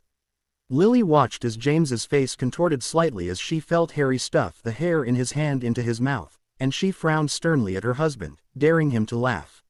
She kept the frown as James's face slowly turned red as he suppressed his natural marauder tendencies, and sent him numerous warnings with her eyes that if she heard so much as a chuckle he'd be out on the couch for a week. Well, maybe not a whole week. She did enjoy married life as much as her husband, but sometimes sacrifices had to be made for the greater good. She conveyed this thought with a pleasant smile, the kind she wore whenever she caught Padfoot peeing in her flowerbed or James attempting to teach Harry how to fly despite him being 13 months old. In a Pavlovian reaction to that smile, James's face lost all its color as he blanched and backpedaled out of the room as if she'd sprouted tentacles and 6 extra limbs. Lily smirked smugly as she pulled her hair out of Harry's mouth, striding proudly out of the room in search of her wayward husband. Oh yes, she knew who wore the pants in this family. Lily cracked open one eye as she watched James, stealthily, make his way out of the bedroom and into the loo, quietly, closing the door behind him. She couldn't help but smile. James was about as stealthy as a brick, and as subtle as one too, but it was cute of him to try and keep from waking her up. Too bad Lily woke up if James so much as shifted in his sleep. Ah well, this would give her some time to go see Harry before her husband returned and hogged their son all to himself. Slipping out of the bed, in a much more silent manner than James, Lily headed into Harry's room and sat in the huge overstuffed armchair James had smuggled into the room when Lily wasn't looking. It was a garish, unattractive thing colored the most obnoxious shade of bright gold that she'd ever seen. Looking at it for too long made her eyes hurt a bit, so she tended to throw a nice blue blanket over it whenever she was in the room to avoid it giving her a headache. She dearly hoped little Harry wouldn't wind up staring at it for too long and end up needing glasses like his father. Perhaps it was James's tendency towards horribly bright and clashing colors that had made his own eyesight so awful. Smiling a little at the highly likely thought, Lily peered at the sleeping Harry in his crib. She was very proud of that crib, having fought tooth and nail against James to prevent it being covered in animated lions and griffins. Lily didn't want to wake him. She knew perfectly well that her overprotective husband had warded the room to let him know the moment Harry woke up, so she simply sat and drank in the sight of him. Her baby boy. The runic ward around the room was still strong, just as subtly oppressive and unnerving as ever. Incredibly, neither James nor her rather magically sensitive son had noticed it yet. She supposed she should count her blessings, because if James had noticed and started asking questions, she wasn't entirely certain she could explain why the magic felt this way. She certainly hadn't given the ward sentience or such personality. Giving into temptation, Lily scooped Harry out of his crib and held him as he slept, stilling when he stirred with a disgruntled frown before settling again. She heard James, silently, making his way towards Harry's room and smiled fondly. It would be just like him to be sneaky like this and squeeze in some extra time with their son while Lily was supposedly asleep. He stepped through the door and froze, eyes wide like a startled deer. That expression always secretly amused her, because it was almost exactly the face his animagus form had every time Padfoot startled him while they were out playing like overgrown children. Oddly, James was wearing an ostentatious set of red and gold robes that she didn't recognize and had even attempted to fix his untamable Potter hair. Lily cocked a brow at him, pointedly staring at the robes as James cleared his throat and ran his fingers through his hair with a nervous grin. How, exactly, did this man get away with anything at all during his school years? He had the absolute most obvious, guilty face that she'd ever seen. Going somewhere, James? She asked quietly, mindful of the sleeping child in her arms, and attempted to look serious and unamused. It wasn't really a natural look on her, though, since just looking at James tended to make her smile sappily like a lovesick schoolgirl. James smiled sheepishly and with a wave of his wand his robe melted back into the pair of trousers he wore when he slept. Ah, just posing in front of the bathroom mirror. Lily deadpanned. James laughed nervously. Sighing, she decided to let it go. She could imagine her ridiculous husband posing in front of a mirror, even if it was something she'd expect out of Sirius instead of James. Beaming at her in lieu of his victory, James pranced over to the huge eyesore of a chair and squeezed and squirmed his way in it until he and Lily were rather uncomfortably squashed together with Harry between them. Cozy, James grinned, waggling his brows as he slung an arm around her shoulders and tugged her against him. She half-heartedly slapped at his before snuggling into him, holding Harry in her arms. They were quiet for a while, the only sounds their soft breathing and Harry's occasional grumble of noise. She stirred out of her half-doze when she felt James press into her hair, the arm tightening around her shoulders. "You seem worried, Lily Flower," James whispered into the crown of her head, eerily insightful like he tended to be any time it concerned herself or Harry. It was endearing, seeing as how he was so utterly obviously in everything else. "I just have a bad feeling," Lily admitted, knowing better than to try and hide something like this from her husband. "I'm sure it's nothing, though," she dismissed a second later before James could get truly concerned. "I've been having bad feelings pretty much since Albus told us about the prophecy, and nothing's happened yet." James smiled into her hair. "Have a little faith in Peter, honey. The Fidelius is unbreakable, and I trust Albus, spellcasting to hold even under duress." Lily pushed aside her constant worry, and the slight derision she felt at having faith in Peter, and poked at James in his ribs, making him jerk with a stifled yelp. She knew all of James's ticklish spots, and she wasn't above using them whenever it suited her. "Such a big word, James," she teased. "Duress. Did Remus teach you that one?" James mock growled at her, and she knew he was giving her the eye because, unlike her husband, Lily was not ticklish at all. She lorded this fact over him every time he tried to initiate a tickle war, and she inevitably came out victorious. "Yes, as a matter of fact he did," James replied snootily. Lily giggled at the sound of it. James did not have a voice predisposed to sounding snobbish, and James just harrumphed in reply. "You're very intelligent, dear," Lily consoled, patting him on the where he was all but wrapped around her and Harry. She'd said it teasingly, but she knew James was actually very clever. When he wanted to be. He just didn't showcase it often, preferring to come off as goofy and ridiculous rather than stuffy and pretentious. I prefer the term gifted, James admitted without any shame. Prodigious, even. Oh dear, Lily fretted, placing the back of one hand against her forehead in a suitably dramatic fashion. I appear to be suffocating beneath the immense weight of your prodigious ego. Oh woe is me. Very funny, Lily Flower. James's voice was as dry as a desert. Thank you dear, Lily beamed back angelically. James sighed expansively and just shook his head. I don't know where people get the impression that I'm the troublemaker in this family. You make a magnificent scapegoat, James. I believe the term you're looking for is scapestag. Oh James. Death did not often indulge in the use of pensieves. Why would he? He could recall every moment of every second of his innumerable eons of existence in perfect detail whenever he so chose, so what good did a pensieve do him? He found the pensieves of this era to be the technological equivalent of crude stone bowls, especially after that one enterprising mundane born had created an electronic, holographic version that did not require one to put one's finger, or, in versions where you wished to watch the memories in third person instead of from the viewpoint of the owner, one's face in a bowl of liquefied memories. So Death did not often indulge in the use of pensieves, but he had used them before, extensively, and so was prepared for the odd out-of-body experience and the disorienting nausea of having one's mind forcibly adjusted to the viewpoint of another person. Temporarily. If the effects had been permanent, Death would not have let his shell anywhere near such a device. But, the mind switching only lasted a few moments in the outside world, so Death was content to stand back and watch as his shell emerged from his mother's memories, gasping for breath and with a heart-wrenching whisper of James on his lips. He very politely refrained from making any sort of incestual jokes about the incident, although it was terribly tempting. Death did, in fact, possess enough tact to know that such a thing would not only be very inappropriate, but would likely cause extreme emotional distress to his shell, which was entirely counterproductive to Death's current desire to keep his shell happy and mostly sane and functioning for as long as was possible. He had this tact, yes, he just normally chose not to use it. Death watched, clinically curious, as his shell slumped to the ground beside the pensive, trembling and breathing rather heavily, and attempted to comprehend what his shell must be feeling at the moment. He, himself, was not nearly as affected. He had lost all possible attachment to his mortal parents millions of years ago.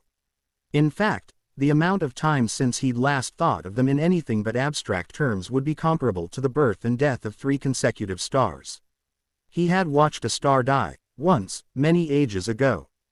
To this day, he has never seen a sight more enrapturing than a star-going supernova, although the sight of his shell smiling at him, was a close second.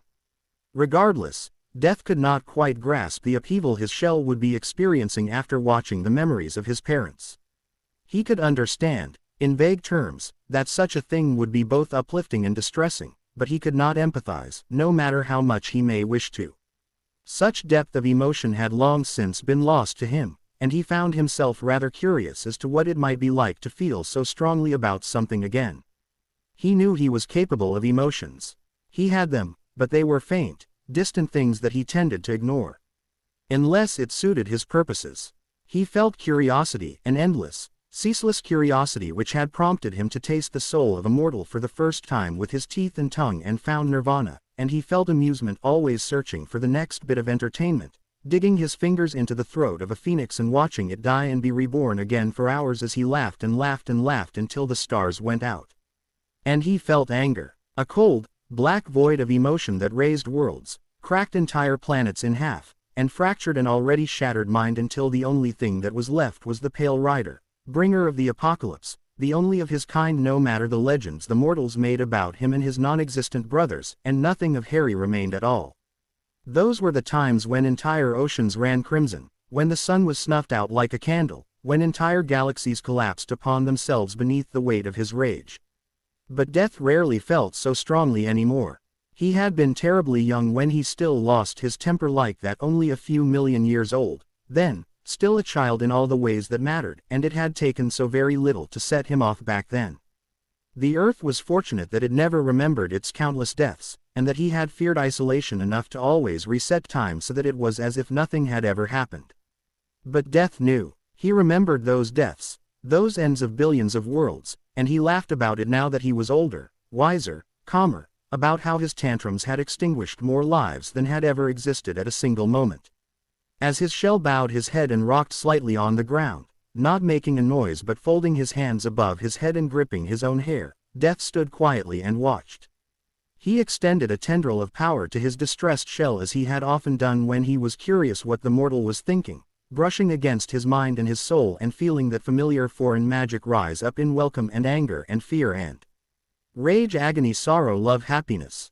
Physically jerked away because it had been so long since he'd felt like this, and fear, hate, gladness, relief, gratitude. He was still listening, still feeling, and he couldn't break the connection because Ferilatter, sadness, anguish. This was his shell, and he wanted to know what his shell felt, but loathing, abhorrence, disgust, anger. This was the kind of emotion that extinguished stars, that broke open worlds, that condemned galaxies to an early grave. Death severed the connection more abruptly than he otherwise might have, making his shell twitch slightly, but he was far too focused on containing the sudden maelstrom of emotion filling the void where his soul had been. Or, perhaps, he still had a soul after all. Could someone without a soul feel this much, even if the sensations were borrowed? Death could not focus on his shell or the glazed, concerned green eyes staring up at him, because if he so much as breathed he was going to end the universe. In the past, he did not have this problem. If he was bored, he entertained himself. If he was amused, he laughed. If he was angry, he killed planets. He could not allow himself to lose control as he had in the past. His shell was here, only inches away, and if he were to destroy the world he would destroy his precious shell in the process. It did not matter that he could simply wipe the slate clean and make it as if it had never happened. Death would know. Death would remember that he had killed his own shell, had ripped the life from him and then torn him from the beyond to satisfy his own whims. He would not forgive himself if that should happen, and for Death, that meant he would never forget.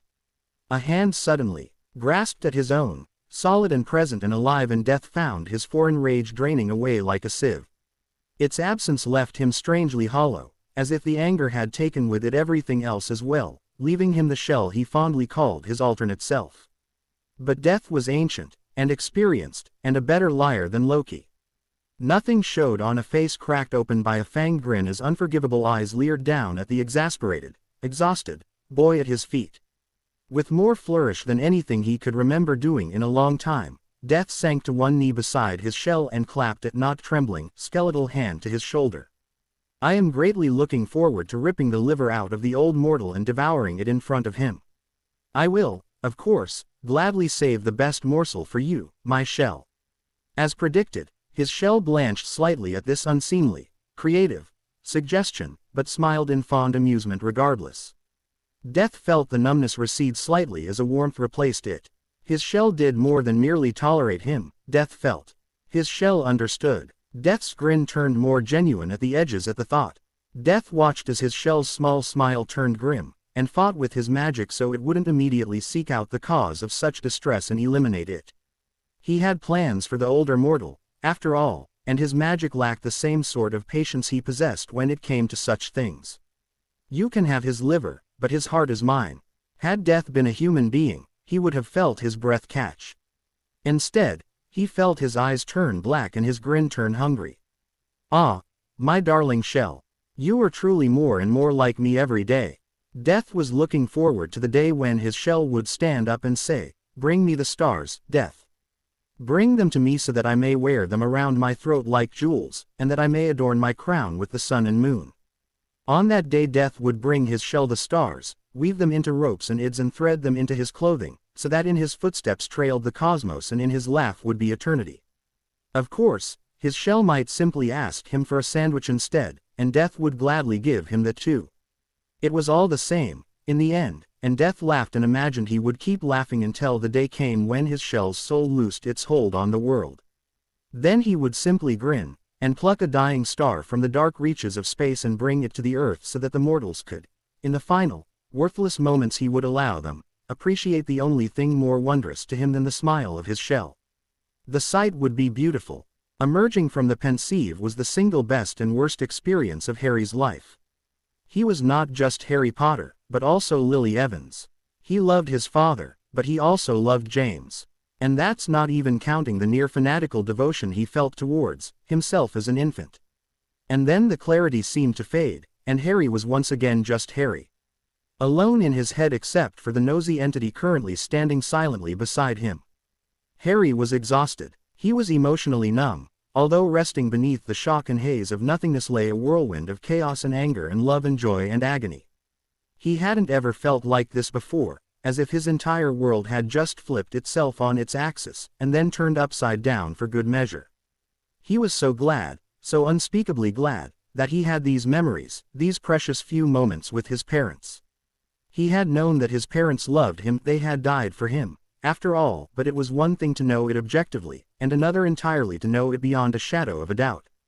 He felt like crying, and laughing, and punching the wall hard enough to break all of his fingers. He was pretty sure death would fix them for him if he asked.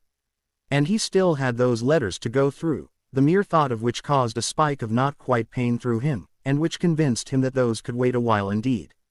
He also, quite unsurprisingly, felt a renewed sense of loathing towards Albus Dumbledore, and not entirely for the reasons he had initially assumed. Yes, he was pissed that Dumbledore had let Sirius rot in Azkaban knowing full well he was innocent. Yes, he was enraged that Dumbledore had beguiled his parents into giving up their well-protected manor and moving into the little house on Godric's Hollow. But he was also mad because Dumbledore had kept these from him.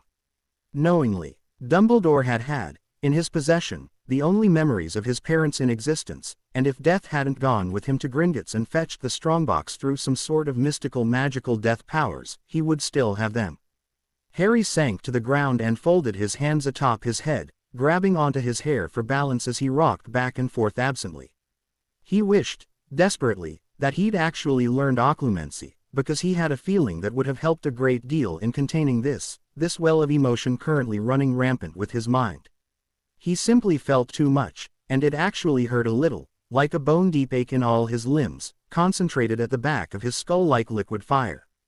He felt the questing thread of Death's magic, familiar as it was to him now that Harry had learned to feel it out and watch for it. Death's magic felt like winter in the dark and forever, and it scared and enthralled him every time he sensed it prodding at him, and as soon as it touched him he felt the incredible overwhelming emotions simply shift away from him and into that thread, which, alarmingly, jerked away immediately as if burned. With the emotions dulled enough now that he could concentrate past them, he made a note to thank Death for that. He might have had problems gathering his composure otherwise. Harry could raise his head and look up at the towering figure of Death standing unnaturally still beside him. There was no telling emotion on Death's face, no gleam in his eyes or wild grin tugging at pale lips. But Death's magic, it felt like a storm. Calm here, at the eye, but whipping out at the edges into barbed spikes and jagged blades ready to tear up the earth and upheave oceans. Harry had never felt anything like it, not even when Death had first stepped through that portal, and his unrestrained aura had sent them all crashing to their knees in horror. Then, it had been just magic. Incredibly powerful magic, yes, but just magic in the end. This magic was not just magic.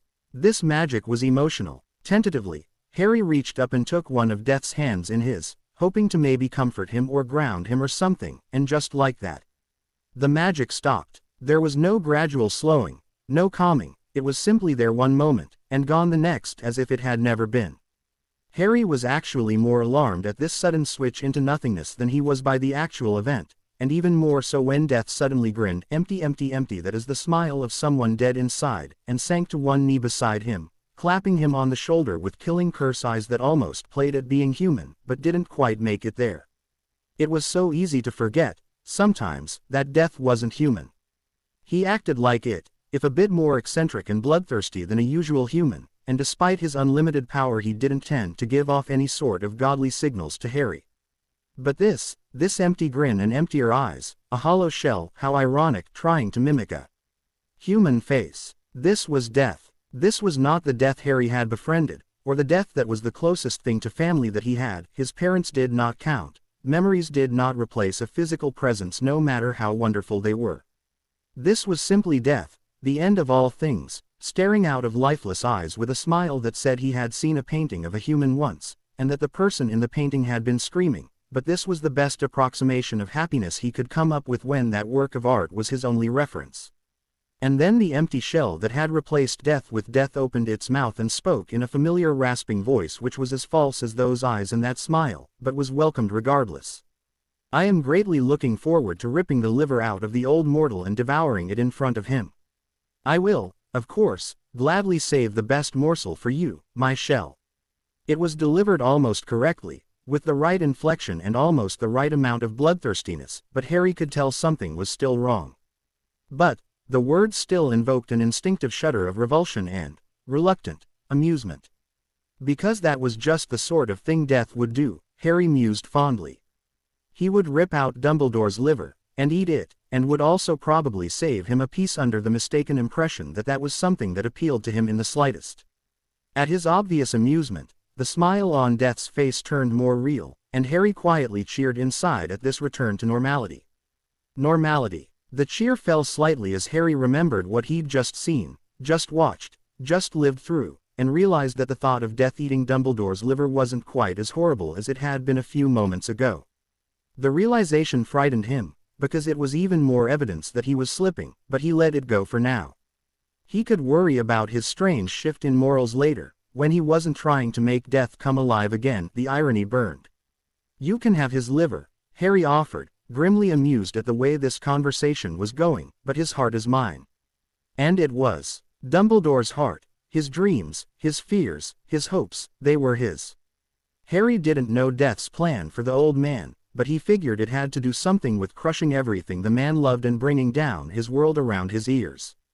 That's what Harry would do, and he thought Death would probably do likewise, only better. The expression that crossed Death's face just then would have made anyone else soil their trousers, Harry was certain. His grin was slow, dark, ravenous in the way only truly feral things are, and there was something innately unsettling about the way those abyssal eyes fixed on him as if he had personally hung the sun and moon.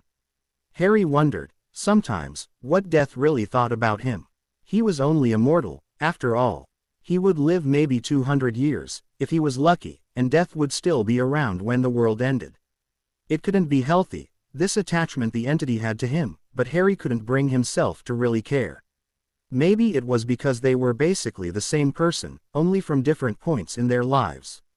Maybe it was because he was the only person Death had touched in Merlin knows how long, or because Harry had been so desperate for a family, any family, that he latched onto the first godlike being that came around claiming to be him from another reality.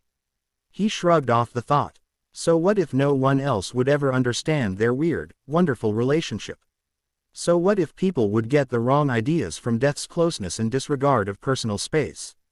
It worked, and it was wonderful, and Harry wouldn't change a single thing. He jolted slightly, the realization rushing through him. He wouldn't change a thing. If he could go back in time, which he could, he realized, just by asking Death, and was given the chance to save his parents, to kill Voldemort early, to stake Wormtail's head on a pike and put it in Diagon Alley for all to see, he wouldn't. Because if he did any of those things, Dumbledore would not have felt it necessary to summon a hero, and Death would not have come through to this reality. He wouldn't change a thing, because then he wouldn't have met Death. Impulsively, Harry reached out and grabbed the startled entity around the neck and hugged him tightly, unnerved by his own resolution and the chilling knowledge that he would rather his parents stay dead than lose out on his camaraderie with Death. It felt like a betrayal, almost, but he hoped they would understand. They had loved him, he knew this now, and they would want him to be happy. This odd friendship with Death made him happy. And really, Harry figured he deserved a little happiness after all he'd been through over the years. Would they be proud of him, he wondered.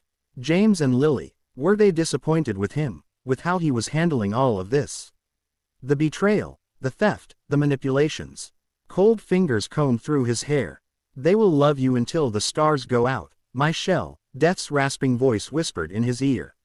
And after that, they shall love you still. Harry smiled. You'd know, wouldn't you?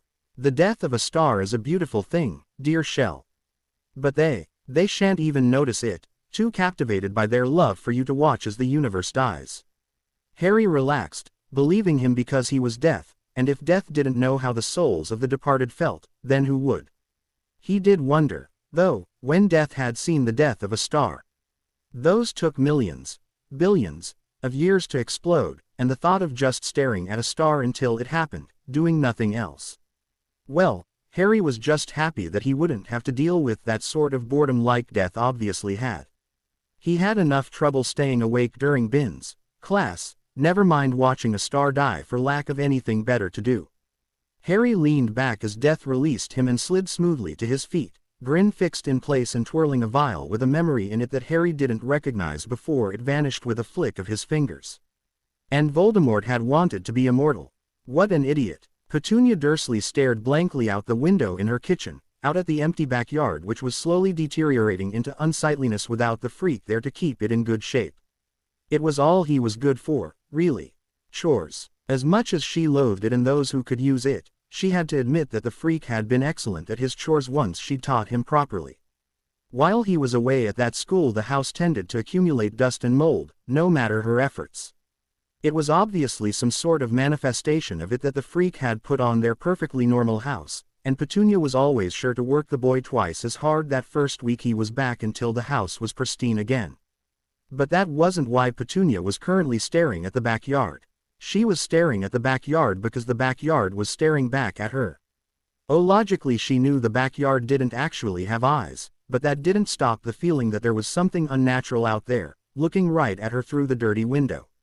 She had the feeling that the something in her backyard was grinning, and she could see teeth in the shadows of the shed that did not belong to a human face, and she just knew it had something to do with the freak and with it.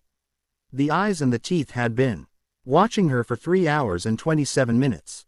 Petunia had counted. They hadn't moved, or blinked, or stopped grinning in 3 hours and 27 minutes. Petunia hadn't dared look away or leave the kitchen, absolutely certain that the moment her attention left the something in her backyard for even an instant, it would no longer be content to simply grin in the shadows behind the shed. It would do something, a part of Petunia's mind shrieked. It would come into her house, her perfectly normal house, and do something freakish. So Petunia kept staring out the window, ignoring the long burnt remains of the chicken she had been making for supper and thanking the gods she didn't believe in that Vernon and Dudley wouldn't be back until 6. She was the only one in the house, and thus the only one who would have to see the freakishness going on in their perfectly normal backyard. Behind her, 2 rooms away, the phone rang. Petunia ignored it, watching how the something in her backyard's grin widened, as if it had heard. She just knew this was the freak's fault somehow. Obviously he'd done something in that world and brought the attention of them onto her perfectly normal family. The something in the backyard could only belong to that world, after all. And Petunia was a normal housewife with a normal son and a normal husband. Why would it have come to them otherwise? The phone continued to ring, and Petunia continued to ignore it. Petunia blinked. The teeth in the shadows of the shed disappeared. And 2 rooms behind her, someone picked up the phone. Petunia whirled, face pale as her entire body went cold with horror. It was in her house. The thing from the backyard was in her house. Without a second thought, Petunia's hand groped for the closest kitchen knife and endished it like a sword, terrifyingly aware that if the something from her backyard was of that world, her kitchen knife would be absolutely worthless. They had it, after all, and it could do unnatural, horrible things to normal people like her. She could not hear anything from the other room. The quietness was not normal, not natural. There were always little noises in her house. The floors creaked, the air conditioner thrummed, and she always kept the telly on the news so she could listen for anything important while she cooked. The house was silent, utterly. The telly had cut out the moment the teeth had disappeared and the phone had been picked out of its cradle. She could practically feel it oozing all over her perfectly natural home, brought here by the something from her backyard that grinned with too many unnatural teeth. Petunia inched towards the kitchen door, still endishing her knife, and made good use of a neck so accustomed to peering over fences to peer around the doorframe instead. There was no one by the phone. She could see it through the door on its end table by the sofa, laying outside its cradle where she definitely had not left it when she used it last. Heart beating a staccato rhythm, Petunia turned back to the kitchen. Sharp teeth leered at her from mere inches away, set in a skeletal, gaunt face framed by impossible black eyes and hair that moved like it was aflame. Something in Petunia cracked and broke at the mere sight of it, this something from her backyard. Something in Petunia refused to believe it existed, and something in Petunia died a gibbering, shrieking death as it failed to comprehend the rationality behind its presence in her kitchen. The rest of Petunia, frozen in shock and terror, barely noticed. Screaming, Petunia leapt back, thrusting the knife forward. "Stay back," she screeched, waving the knife threateningly. "Stay back, you freak." The something from her backyard did not stop grinning as pale fingers reached out and closed delicately around the blade of her knife. Petunia watched numbly as her fine steel knife rusted away into dust in single heartbeat, before white eyes looked up at shark-like teeth and black eyes without pupil or iris. Petunia Dursley, the thing breathed. It did not speak, it breathed. Its voice was low and hoarse, rasping like scales over sand. The sound of it alone made her head ache and her eyes water. This went beyond mere freakishness, beyond it and that world. Petunia looked into black eyes and saw the abyss staring back at her. "I see you." Her blood froze in her veins at the crooned, silky words. Her hand, still grasping the empty handle of what had once been her kitchen knife, trembled from where it was still outstretched towards the thing in her house. "I see you, Petunia Dursley. I see all that you are, all that you have been, and all that you shall ever be. I see you in your entirety, and what an insignificant pustule of an entirety it is." The thing's grin changed, deepening at the edges as already sharp teeth sharpened further. What had once been an expression of blatant mockery and amusement now reminded Petunia of a hungry beast. She couldn't even scrounge up the courage to be offended that it had basically called her existence an insignificant pustule. "I look upon you and see a soul warped by envy, festering with sores of bitterness and racked with infected scars of misplaced hatred. It is an ugly, misshapen thing, weeping at its own repugnance." Those abyssal eyes slowly roved over her trembling form, lingering on her frilly white apron and the delicate gloves still holding the handle of a worthless weapon. "The flesh containing it is not much better." Despite herself, Petunia managed to drag forth enough pride in herself to ignore the hurtful, cutting words. She was a perfectly normal woman, with normal features and an average amount of beauty. She could not have attracted her Vernon otherwise, and her Dudders was promising to be a very handsome man when he grew up. This thing was obviously a freak, just like the boy, and it would be just like them to try and unnerve her like this. "A freak, am I?" The thing grinned again, sharp and quick and poisonous. Petunia's mind blanked. She had been sure the freaks couldn't actually read minds. Oh, Toonie, it could, and Petunia's heart stuttered in her at the nickname only her freak sister had ever called her. "I am not a freak, mortal worm. I am an abomination, an anathema, the final oblivion. I am the most unnatural thing you will ever see, and yet I am more natural than any human currently crawling through life like the pitiful insects you are." The thing leaned back slightly, lips closing over sharp teeth in an expression that was simultaneously condescending and amused. "I was here first, after all." What are you?" Petunia whispered. She knew this was no man. No, this wasn't even one of them. They were freaks, yes, but compared to this creature even the freaks were normal. "What do you want?" she demanded, voice cracking as it went up several octaves. She spared a fleeting thought of gratitude that her Dudders wasn't home, even if this thing were to kill her, which her heavy heart was starting to insist was highly likely. Maybe it would be satisfied with her life and leave her son alone. For a single, ephemeral moment, Petunia felt a close kinship with her deceased sister who had given her life for that of her son. Then the moment was gone, and the creature had lashed out, strike quick, and cold, skeletal fingers wrapped around her throat like a band of solid steel. Pain. Petunia didn't exist anymore. She was no longer the wife of Vernon Dursley, the daughter of Rose Evans, the mother of Dudley. She was no longer a human woman. She no longer was. She could think, but only because the thing holding what used to be her body by the throat allowed her to. She existed, but not as she once had, and only because it was allowed her. She could barely even refer to herself as feminine in her own thoughts anymore, the designation no longer seeming quite so important. She also now knew exactly what was holding on to her, and felt a fear that went beneath skin and bone to the quivering soul beneath. She felt a pull towards this creature, this demon, as if someone had wrapped her in chains and was dragging her inexorably towards the thing that had just ripped her from her body. But the fingers locked around what had once been her throat kept her in place, and the resistance of that pull was more painful than anything she could remember feeling in her entire life. "Miserable wretch," Death spoke, and it was utterly unlike the amused, cold rasp that it had used before when it had been wearing its human skin. Death spoke in a voice like liquid silver, smooth and cool and patient. It was a voice content to wait out the end of the universe before it so much as moved. The thing looking back at her was not human, not even remotely. It wore the skin of a man, but she could see beneath the thin veneer of flesh now, and the only thing that existed there was the void. Had she not been stuck between life and death, merely glimpsing the empty, eternal truth beneath that skin would have driven her mad. "I have come to avenge the little mortal you so maligned." The flesh hiding the reality of death smiled kindly at her, lips still closed over sharp inhuman teeth. The crippling soul fear she felt from staring at death kept her from reacting to the knowledge that this was all happening because of the freak. "Oh, be not afraid of me," Death reassured, still smiling genially, which was somehow far more terrifying than when it had been blatantly staring at her like a piece of raw meat. "My shell is not yet at the point where he would wish true harm done to you." A spark of bright green flickered across black, unsmiling eyes set above a smiling face. "So fear not, little mortal. Death has come for you, but he is not here to stay." The cold fingers she could still distantly feel holding her by the neck abruptly released her, and her body fell, but she did not fall with it. Death blinked, and her entire perspective shifted sideways.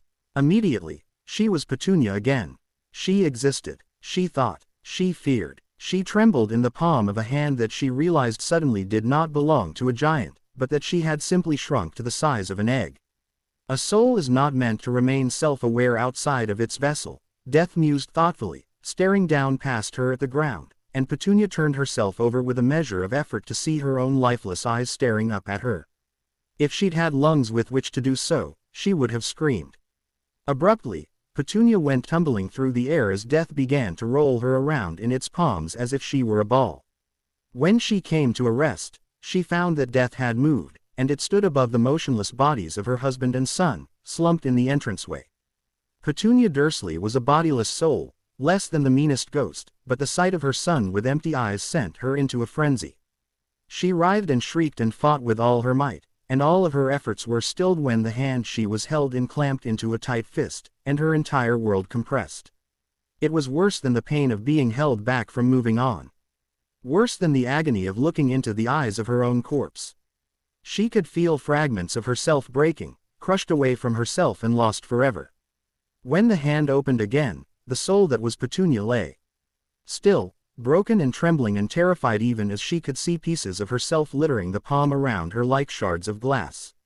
They were gray and mottled and slightly smoke-like, and looking at them made her realize that they were pieces of her soul. Fingers from the creature's other hand appeared and delicately plucked one of her soul shards from the palm of its hand, and Petunia watched as Death observed the gray, smoky shard for a moment. A tongue appeared, long and black and serpentine, and Death idly licked the pad of its finger as the piece of her soul was pulled between sharp teeth and disappeared. Petunia went perfectly still as she numbly felt a piece of her very being abruptly cease to exist. Death was silent a moment in contemplation before a wide, leering grin spread across fanged lips. The terror Petunia had felt beforehand suddenly felt like the distant unease of seeing a spider from across the room compared to what she felt now. "Ah," Death breathed, idly reaching for another of the shards even as Petunia frantically tried to get her suddenly not responding form to latch onto the others to keep them safe. She was not a very religious person, but even she knew that the concept of parts of her soul being eaten was horrible to even consider.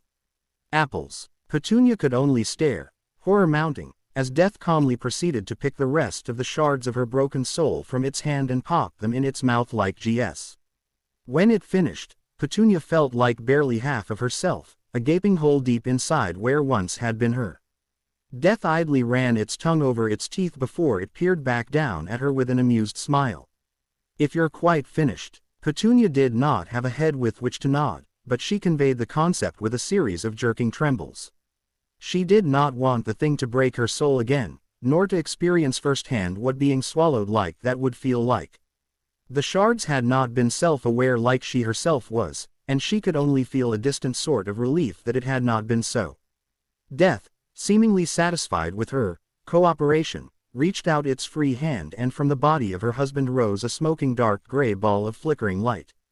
With a jolt, she recognized that smoky texture from the pieces of herself she'd just lost and realized, dismayed, that it was her Vernon's soul. Death held the soul of her husband close to its face and stared it down with a terrifying blankness of expression. A muscle in its jaw ticked, and the smile that spread across its face was all teeth. The sight of those teeth so close to her Vernon made Petunia jerk in panic, the hand around her tensing meaningfully but not closing into a fist again. Not Vernon, she screamed in her own mind, unable to verbalize her pleas. Leave him alone. One pitch-black eye flicked negligently towards her. But Petunia, Death reasoned, sounding as if she were being hysterical for absolutely no reason whatsoever, it would not be fair if your husband retained his entire soul when you have so tragically lost half of yours. Tragically, she shrieked, now aware that it could somehow still hear and understand her. The loss of one's soul is always terribly tragic, mortal. Death's face was suddenly incredibly solemn, and its eyes were heavy with the weight of eternity reflected in them. Then the weight was gone, and Death was grinning again.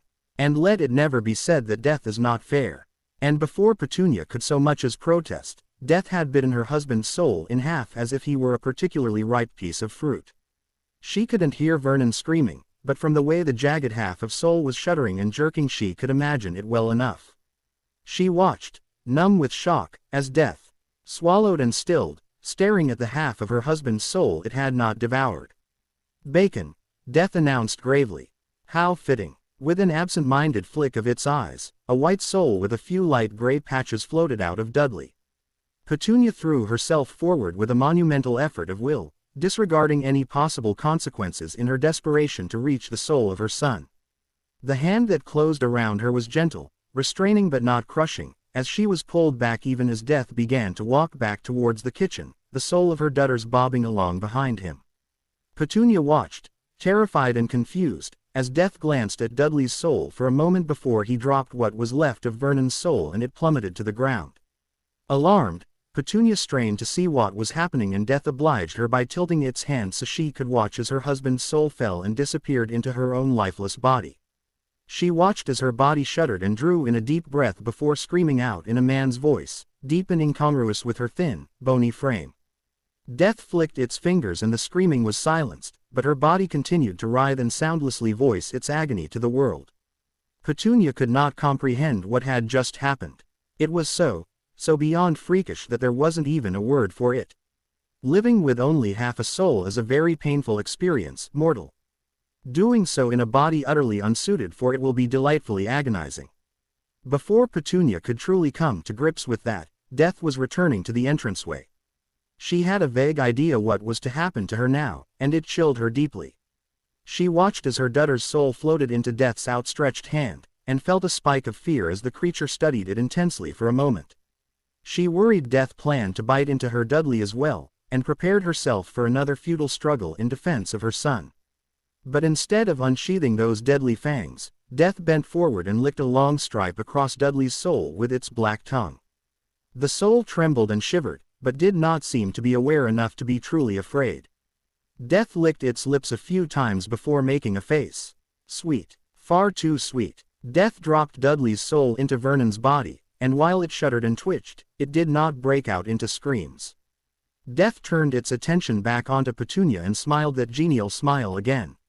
Let us see how your veneer of normality holds against your current predicament, And before Petunia had a chance to protest, she found herself in freefall for mere moments before she connected with the unmoving body of her only son and her world dissolved into agony.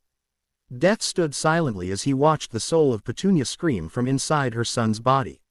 He could hear the faint sound of Vernon and Petunia still screaming beneath his spell from the kitchen, and he smiled.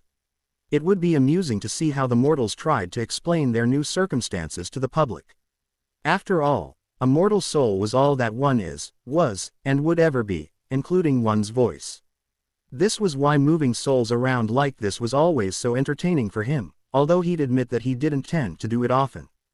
The temptation of holding a soul in his hand and not immediately devouring it often got the best of him, and he hadn't really completed this process in quite a while. But he'd had added incentive to do it right this time, and the pieces he'd taken from both of the elder Dursleys were adequate recompense for his restraint. He eyed the quivering figure of Petunia in Dudley speculatively. For a hideous abscess of a mortal, Petunia had a rather stubborn soul. Twice she'd tried to defy him, twice she'd fought the grip of death. Of course she had no chance of succeeding, being only a soul, but the fact that she'd actually proceeded to struggle again after he'd cracked her soul into pieces in his fist was grudgingly admirable. Death stepped back as he observed the 3 Dursleys, each of them in the wrong body and 2 of them with horrible fractures in their souls. He wondered if his shell would approve. Death hadn't killed them, after all, and that was really the only thing his shell ever worried about when he thought about introducing his relatives to death. And now that he had the flavor of their souls in the back of his throat, he found himself eagerly anticipating the day his shell would no longer oppose the idea of them truly dying. Except for the boy. Death eyed Dudley and Vernon in distaste. His soul was granulated sugar, pure and overly sweet, and Death rather thought he'd avoid swallowing that one when the time came. Death turned on his heel and stepped through time and space to appear at his shell's bedside several hours into the mortal future, absently running long fingers through his shell's hair as he slept. He'd had a rather emotionally exhausting day, and Death did not begrudge his shell for turning in so early. He'd gone so far as to remove his shell's bedroom from the mortal plane of existence and slip it sideways through reality so he would not be disturbed until he woke. He planned to surprise his shell with the fate of his relatives in the morning, along with a delightful piece of writing that would culminate from the memory he'd anonymously sent to that insect, Skeeter. The mere thought of the mortal woman made Death's lip curl, thinking of all the lies she'd printed about his shell and the distress she'd caused him. He would crush her betwixt his fingers when the time came, but for now she had her uses. Shaking off the thought, Death returned his attention to his unconscious shell. Death hoped the news would make his shell feel better, or at least distract him somewhat from the revelations of the previous night. After all, Death had demonstrated an enviable amount of restraint in his dealing with the Dursleys, and he was confident his shell would see and understand this. And surely his shell would see the humor in what he'd done to his loathsome relatives. Death himself thought it was positively hilarious to imagine them trying to live their lives in each other's bodies, unable to hide it and becoming the freaks they so abhorred. Not that he was done with them yet, but it was a good enough start, he supposed. His shell deserved the chance to come up with some revenge of his own, so Death would hold off on tormenting them further. For now, Death was patient, after all. He could wait. Harry thought he was being perfectly reasonable in his shocked disbelief. By the look of confusion on Death's face, the entity did not entirely agree. Harry took a steadying breath as he reminded himself, again, that Death was not human, did not adhere to human morals, and that attempting to hold him to human standards was pointless. It didn't help much. Let me get this straight. Harry was remarkably proud of his even, non-confrontational tone. Last night, while I was sleeping off my emotional and mental exhaustion, you went several hours back in time. Here Harry glanced at Death for clarification, and was answered with a grinning nod. Spent 3 hours and 27 minutes. Another glance at Death, this time wondering why the being had bothered specifying that exact amount of time, creeping out Aunt Petunia by stalking her from the kitchen window. Then you, Harry trailed off, wondering how to word this next part properly. Then you removed Aunt Petunia's soul, proceeded to break it in half and eat part of it, repeated the process with Uncle Vernon, and then shuffled my relatives' souls around like a deck of cards. That is an accurate summary of events, yes, Death admitted, unashamed. Not that Harry had really expected him to feel ashamed, but maybe some sort of guilt or vague disquiet would have been nice. This was quite a bit different than terrorizing the goblins, or ambushing Voldemort in his office for the express purpose of effectively obliterating him from existence. This had been done with deliberate intent to harm, and he didn't have the ready-made excuse of the target being evil to counterbalance it. Don't get him wrong, Harry was all for Dursley vengeance, but whenever he entertained fantasies about such a thing it had usually included behavioral modification potions, semi-permanent human-to-animal transfigurations, and possibly convincing Aunt Marge's dogs that they were actually rabid squirrels. Nothing Harry could have ever come up with quite measured up to mutilating their souls and putting them back in the wrong bodies. Harry's mouth opened and closed a few times as he tried to think of something appropriate to say. What was there to say, really? Good job. Don't do it again. Can I have a memory of it so I can watch? I see you are speechless with gratitude, Death announced into the silence, grinning like he'd just won a prize. There is no need to thank me, my shell, Death proclaimed magnanimously. It was my greatest pleasure to punish the slovenly mortals for their past transgressions against you. Harry huffed a disbelieving laugh. He couldn't really bring himself to be too upset about the fate of the Dursleys, all things considered. They'd treated him like a personal since he was tall enough to reach the stove with the help of a footstool, forced him to live in a tiny spider-infested cupboard for 10 years of his life, and pretty much did everything short of punching him in the face to force him to obey their whims. Maybe if Death had done this to some other family who Harry didn't loathe with a fiery passion, he would be more worked up about it. Like, say, if Death had done this to the Weasleys, or to the Grangers, there would have been a lot more shouting involved in this conversation. Plus, Harry considered, perking up, there was absolutely no way for Dumbledore to try and force him to go back to them now. Petunia, Dudley, Vernon, wow, that was a bizarre thought. Harry carefully did not consider it further, would never let him back in the house after this had happened. Yeah, thanks, Harry finally managed, voice cracking slightly. Just, maybe next time talk to me first. You know, in case I have any suggestions or anything. Death was quiet a moment as he contemplated this compromise. Harry held his breath, hoping the entity would acquiesce. He had absolutely zero commanding power over Death, but so far the being had been agreeable enough to his opinions and Harry hoped this trend would continue for the foreseeable future. I understand, Death said gravely after a few moments of thought, his expression somber. I should have consulted you beforehand, on the assumption that you would like to be present and enact your own revenge. That wasn't quite what Harry had meant, exactly, but it was definitely close enough. He'd take it. Death's face took on a very strange expression then. Harry wasn't entirely sure how to describe it. It was an odd mixture of glee, resignation, disgruntlement, and anticipation. That expression boded nothing well for anyone, Harry was sure. It didn't last long though, before the familiar grin was cracking his face in half as a folded newspaper appeared in his hands as if it had always been there. In the interest of fairness, Death began slyly, I should inform you that I have begun our vengeance on the elderly mortal. If you have suggestions or improvements, make them now.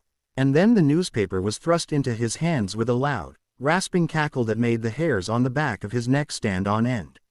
With great trepidation, Harry glanced down at the paper in his hands. Dumbledore. Dark Past Revealed shouted the headline in excessively huge font. In comparison, the tiny by Rita Skeeter underneath it was positively minuscule. The article was surprisingly long, or, maybe, not so surprisingly, and seemed like it encompassed over half the entire edition. Harry grew increasingly fascinated as he read, much in the fashion one is unable to look away from an oncoming train wreck. It went into very explicit detail about just about every single questionable decision Dumbledore had ever made in his entire life, even the seemingly harmless ones that he'd done during childhood like stealing sweets drops, naturally, from stores.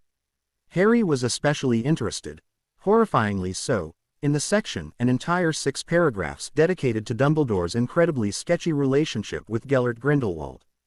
It read like a gossip column, but there were snippets of actual memories inserted right into the page to make it legitimate. Now, Harry personally had nothing against the idea of two men being together, but Dumbledore was so old that the idea of him being intimate with anyone was nauseating. Logically, Harry knew the man had been young once, and hadn't always had a Merlin-esque beard and hairstyle, but the only image of Dumbledore Harry had ever had and would ever have is of him as he is now, ancient and frail. The memories accompanying this particular part of the article were explicit, to say the least. A tiny sentence in almost unreadable font under the memory itself assured the readers that it was charmed to not play for anyone under 16. How fortunate for Harry that he just met that age restriction, then. Eyes burning with a combination of revulsion and disgusted fascination, Harry forced himself to move on. Directly after that particular section came the part that immediately erased any thoughts of the previous display. There, embedded next to a still shot of Dumbledore and a young blonde man, Grindelwald, he presumed was a word-by-word account of the two's plans to dominate the Muggles for the greater good. Harry stared at that sentence for what seemed like forever, and this has been published. It's public. He couldn't see it, but he could practically feel Death's fanged grin. It should be delivered to every subscribing household in Europe within 3 hours. Harry looked up and met void black eyes. There is absolutely no way for him to talk his way out of this one, is there? There was something suspiciously smug about Death's grin now. No, my shell, I have encouraged the mortal to speak only the truth in all things. It will be impossible to salvage his reputation from this when he is unable to refute it. He looked back at the paper and its most condemning sentence. For the greater good. Everyone who'd ever spoken with Dumbledore for more than 5 seconds knew that was his signature phrase. To have it so blatantly connected to Grindelwald and an actual, legitimate plan for Muggle domination, well, it would do more than simply cast aspersions on the headmaster as all previous attempts at defamation had done. Underneath the shock and still lingering exhaustion, Harry felt a spark of grim triumph. This wasn't quite the ruining he wanted for the headmaster, but it was a bloody good start. It's perfect, Harry finally said, handing the paper back to Death, where it obligingly dissolved into ashes when he touched it. I wouldn't change a thing. Death grinned. This is merely the beginning, my shell, the beginning of something great. His grin widened several notches. Terrible, yes, but great. Death stood behind his excited mortal shell as he sat as nonchalantly as he could manage in the dining room. Initially all of the pathetic mortals had attempted to bombard his shell with questions, but a quick pulse of irritated, impatient, angry magic and they'd all quickly remembered other, more pressing things to be doing. He, himself, was almost quivering with anticipation.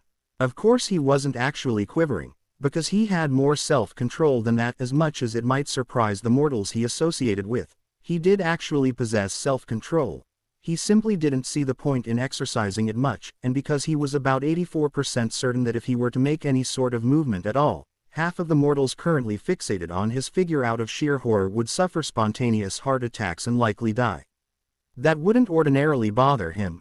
In fact, normally he'd find it quite funny, but he wanted them to be both breathing and relatively conscious for when the elderly mortal finally showed his worthless hide and had today's daily profit shoved into his twinkling face. His shell was holding up under the second-hand scrutiny admirably, only twitching uncomfortably every 15 seconds or so when someone glanced a little too much in his direction. Death made sure to smile at everyone who so much as thought about looking at his precious shell, remembering how very much the mortals seemed to be unnerved by his attempts at politeness. So far, it was working remarkably well, and there had been no repeat offenders. At least the mortals were quick learners. The fireplace flared green as a figure emerged in an unflattering whoosh of flames and soot, and a room full of eager bodies which had leaned forward in anticipation leaned backwards again in disappointment as the surly figure of the dark mortal his shell held a particular distaste for was revealed. Death studied the mortal curiously, remembering him faintly, very faintly, from his own human life, and knowing that this was the only mortal besides his shell who had not desired to pull him into this reality seemingly against his will. The mortal couldn't have known that Death had followed the pull because he'd felt like it at the time, but the idea of his protesting the mistreatment was vaguely pleasing. From what he recalled of this mortal, and from what his shell's thoughts and memories showed, Death had expected him to be openly antagonistic and rude to his shell. This would, of course, have been the very last thing the mortal ever did with its insignificant life, but the fact that, as far as Death could tell, the mortal hadn't actually said or done much of anything towards either of them was fascinating. Death drifted away from his shell to approach the dark mortal, vaguely registering the stiffening of the mortal's posture and the idle worry, concern, curiosity coming from his shell, and flicked his long fingers reassuringly in his shell's direction. He wasn't going to do anything to the mortal. Maybe, possibly, unless he felt like it. Death grinned. It was probably a good thing that his shell lacked the ability to see into his mind like Death did into his. He got the impression his shell might not entirely approve of a great deal of his thoughts nowadays. Impressively, the mortal did not recoil away from him shrieking or gibbering in fear like the rest of them were doing as he approached. Mentally, Death elevated his estimation of the mortal from useless pustule of flesh and bone to insignificant insect struggling in a pool of its own filth. It was more of a jump in status than most mortals ever achieved in their entire lives. You fascinate me, Death told the dark mortal up front, having heard somewhere that humans appreciated honesty and wanting to make a relatively good impression on the mortal who didn't seem to be mindlessly terrified of him yet. Oddly, this did not seem to reassure the mortal of his intentions in quite the way he'd wanted. The dark mortal paled starkly, his expression not betraying much except for a faint narrowing of pupils which Death idly diagnosed as a symptom of shock. "How fortuitous for you, then," the dark mortal drawled in a steady voice, "that I am so innately fascinating." Death got the impression that the dark mortal was mocking him, but more out of a sense of habit than any real malicious intent.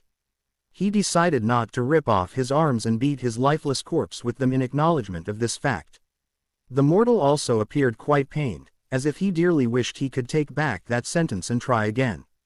"Yes," he replied instead, not letting up on his grin, not quite as dedicated to appearing sociable or harmless anymore in the face of the dark mortal's less than polite response. "I find myself fascinated with what flavor would lurk within your soul should I rip it from you and sever it with my teeth." Death wasn't actually giving that any more or less thought than he gave the flavor of everyone else's soul, but he'd just about run out of social niceties for the millennium and figured he'd just say it for the sake of freaking the mortal out. The only reason he could tell it worked was the slight, almost infinitesimal step away the mortal took, his face still remarkably blank of all expression. This was a mortal with excellent control of his own face, but his feet had betrayed him that time. He heard his shell clearing his throat meaningfully back at the table, and Death acknowledged the unvoiced request with a tilt of the head as he grinned wider at the blank-faced mortal before abruptly blinking out of existence and reappearing behind his shell's chair as if he'd never left.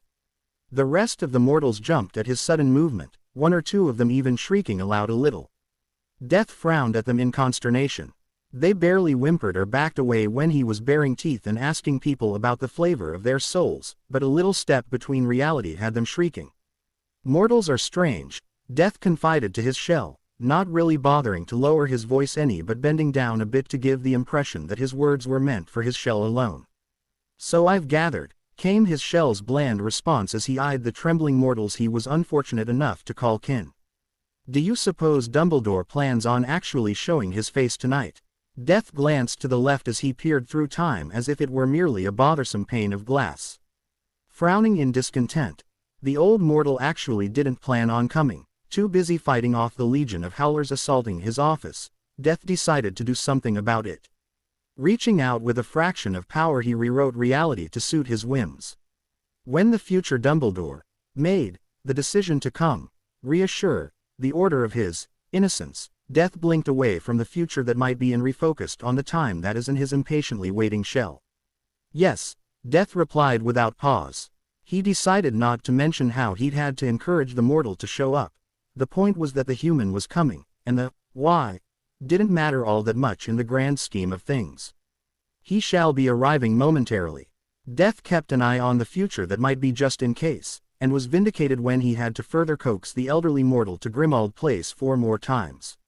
Either the mortal's desire to not confront the order about this was greater than approximately 1/1,000,000th of Death's power, unlikely, or Death was getting soft in his old age, possible, yet doubtful. Just to be sure, Death forewent subtlety altogether and implanted a compulsion directly in the man's mind, ignoring the pitiful barriers the mortal had created, to get his ass over here 10 minutes ago. The elderly mortal arrived in the center of the room with a deafening crack, as his death-driven urgency hijacked his usual sense of propriety and common sense and had him barging directly through the wards around the property in a way that was both incredibly painful and immensely stupid. The Black family wards were almost 700 years old, and mildly sentient to boot. To Death, this meant the wards were about as threatening as a mote of dust lightly landing on his outstretched finger. To an aging human to whom the concepts of restraint and humility were foreign in the extreme, the wards likely seemed equally as harmless. It was not surprising, therefore, that in the man's haste to answer his magic's sudden demand that he get to the order meeting immediately, he chose to believe in his own omnipotence and pretend that the wards would yield to him like any of his sycophantic followers would have. This was not what actually happened. Death watched, gleefully surprised, as his love tap on the man's mind resulted in the 115-year-old mortal crashing through the wards with impressive speed and landing ingloriously on top of the dining room table, face down in a bowl of pudding. There was approximately 4 seconds of total silence before the Black family wards reacted to this intrusion with extreme prejudice. Having been shattered irrevocably upon the old man's physical and magical collision with, and through, all 13 layers of wards, the tattered remnants lacked the power or wherewithal to do anything truly harmful to the intruder. They did, however, have enough magic left to strip the invading mortal of all magical artifacts. This included a short cherry wood wand, one pair of heavily enchanted half-moon spectacles, a bottomless pouch of calming drought-laced drops, one set of robes charmed to brighten in response to present ambient magic, and 2.5 feet of beard which had been turned into an emergency portkey at some point in the past and then forgotten about, and to activate the Marauder failsafe that Sirius Black had snuck into the wards during his Hogwarts years and never told anyone about.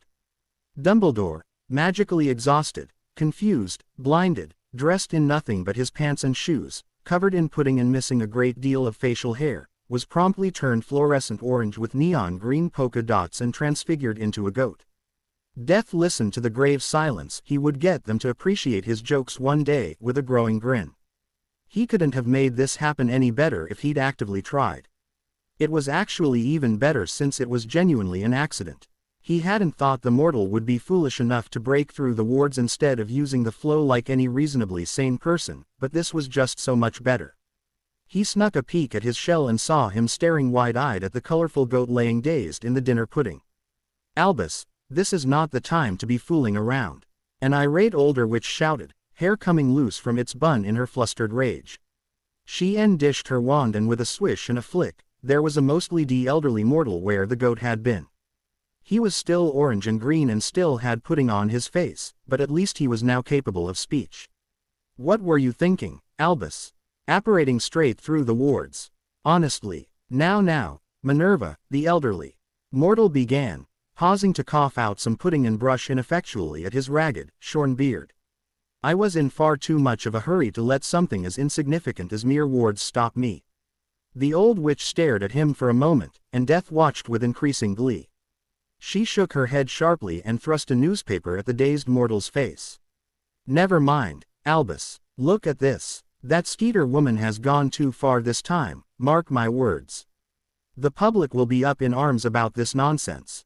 His shell stood then, stepping forward and meeting the elderly human's unfocused, twinkling eyes. "Is it all true, Headmaster? Did you really conspire with Grindelwald for the domination of all Muggles?" Death was so proud of his shell for remembering that the foolish mortal could only speak the truth and for cutting so quickly to the heart of the matter.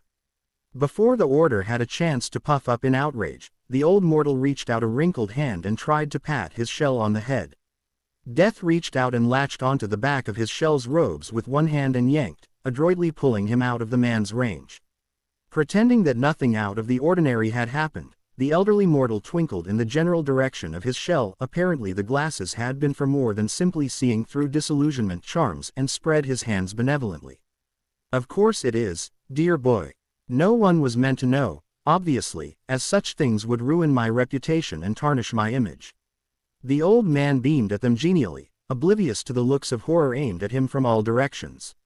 "I shall have to work quickly to uncover whomever leaked such confidential information about my past and silence them in some manner. Perhaps I should confound the minister again, or have another meeting with Miss Skeeter." The mortal trailed off, lost in thought, as the Order fell into another lingering, dead silence. "My work here is done," Death announced into the quiet, immensely pleased with himself. This was an excellent start on the road to the mortal's utter annihilation, Death thought.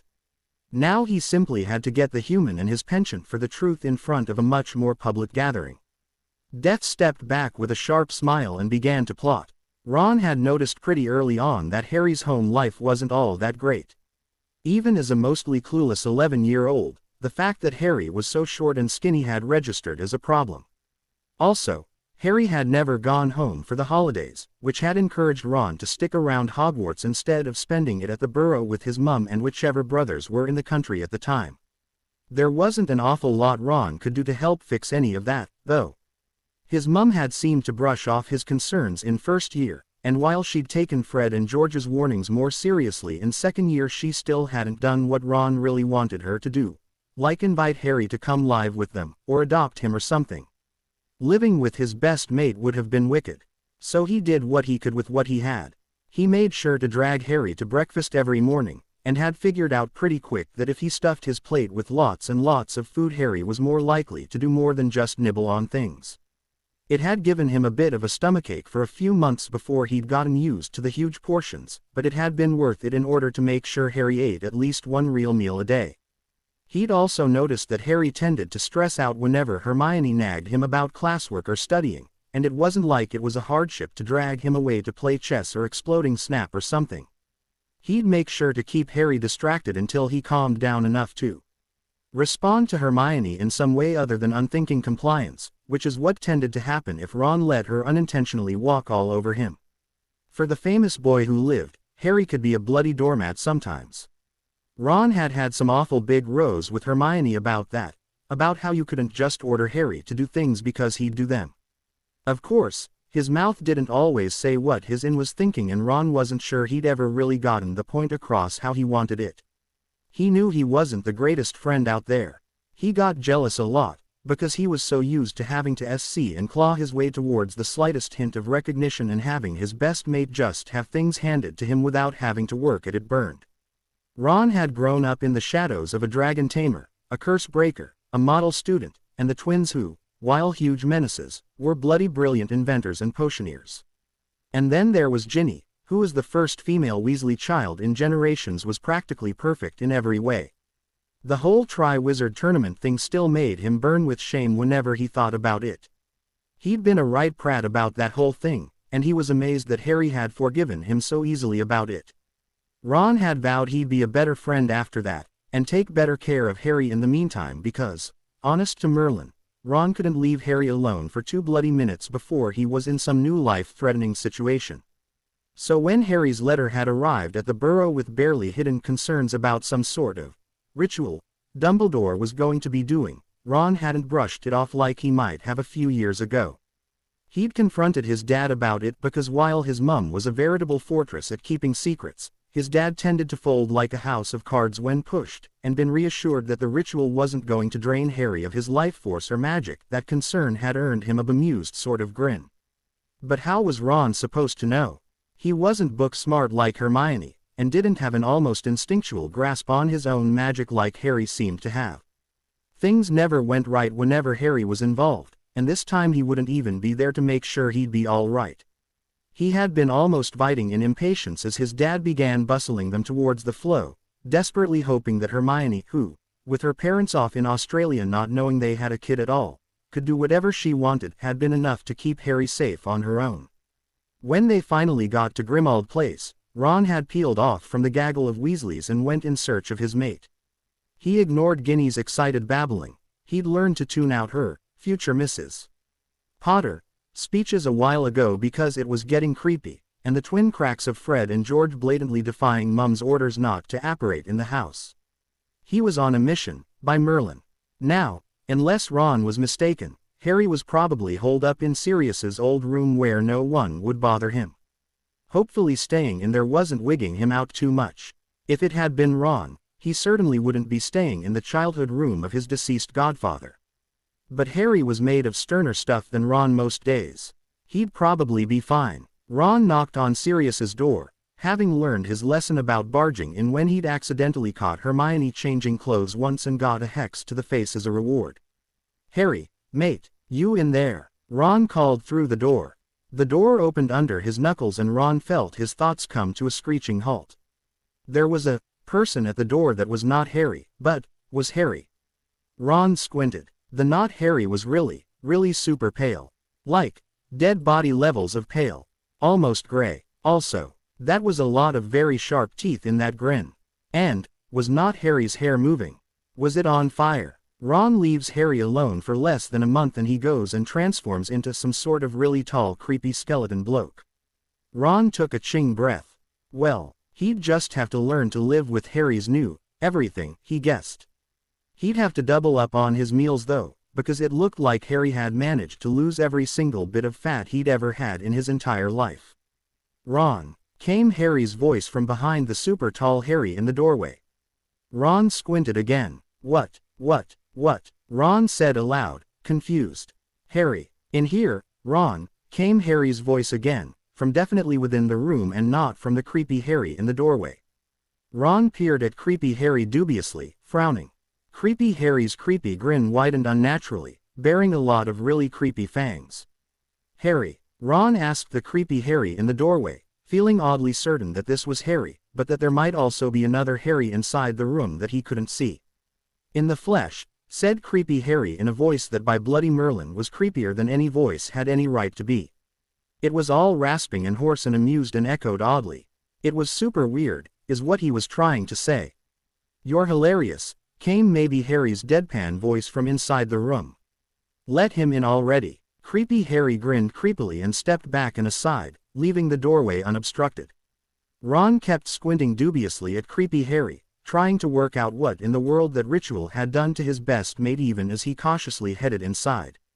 Ron turned to look and spotted Harry sitting at a desk with a weird silver bowl on it, looking ordinary and not creepified. With another glance at creepy Harry, Ron trotted over to the Harry he recognized.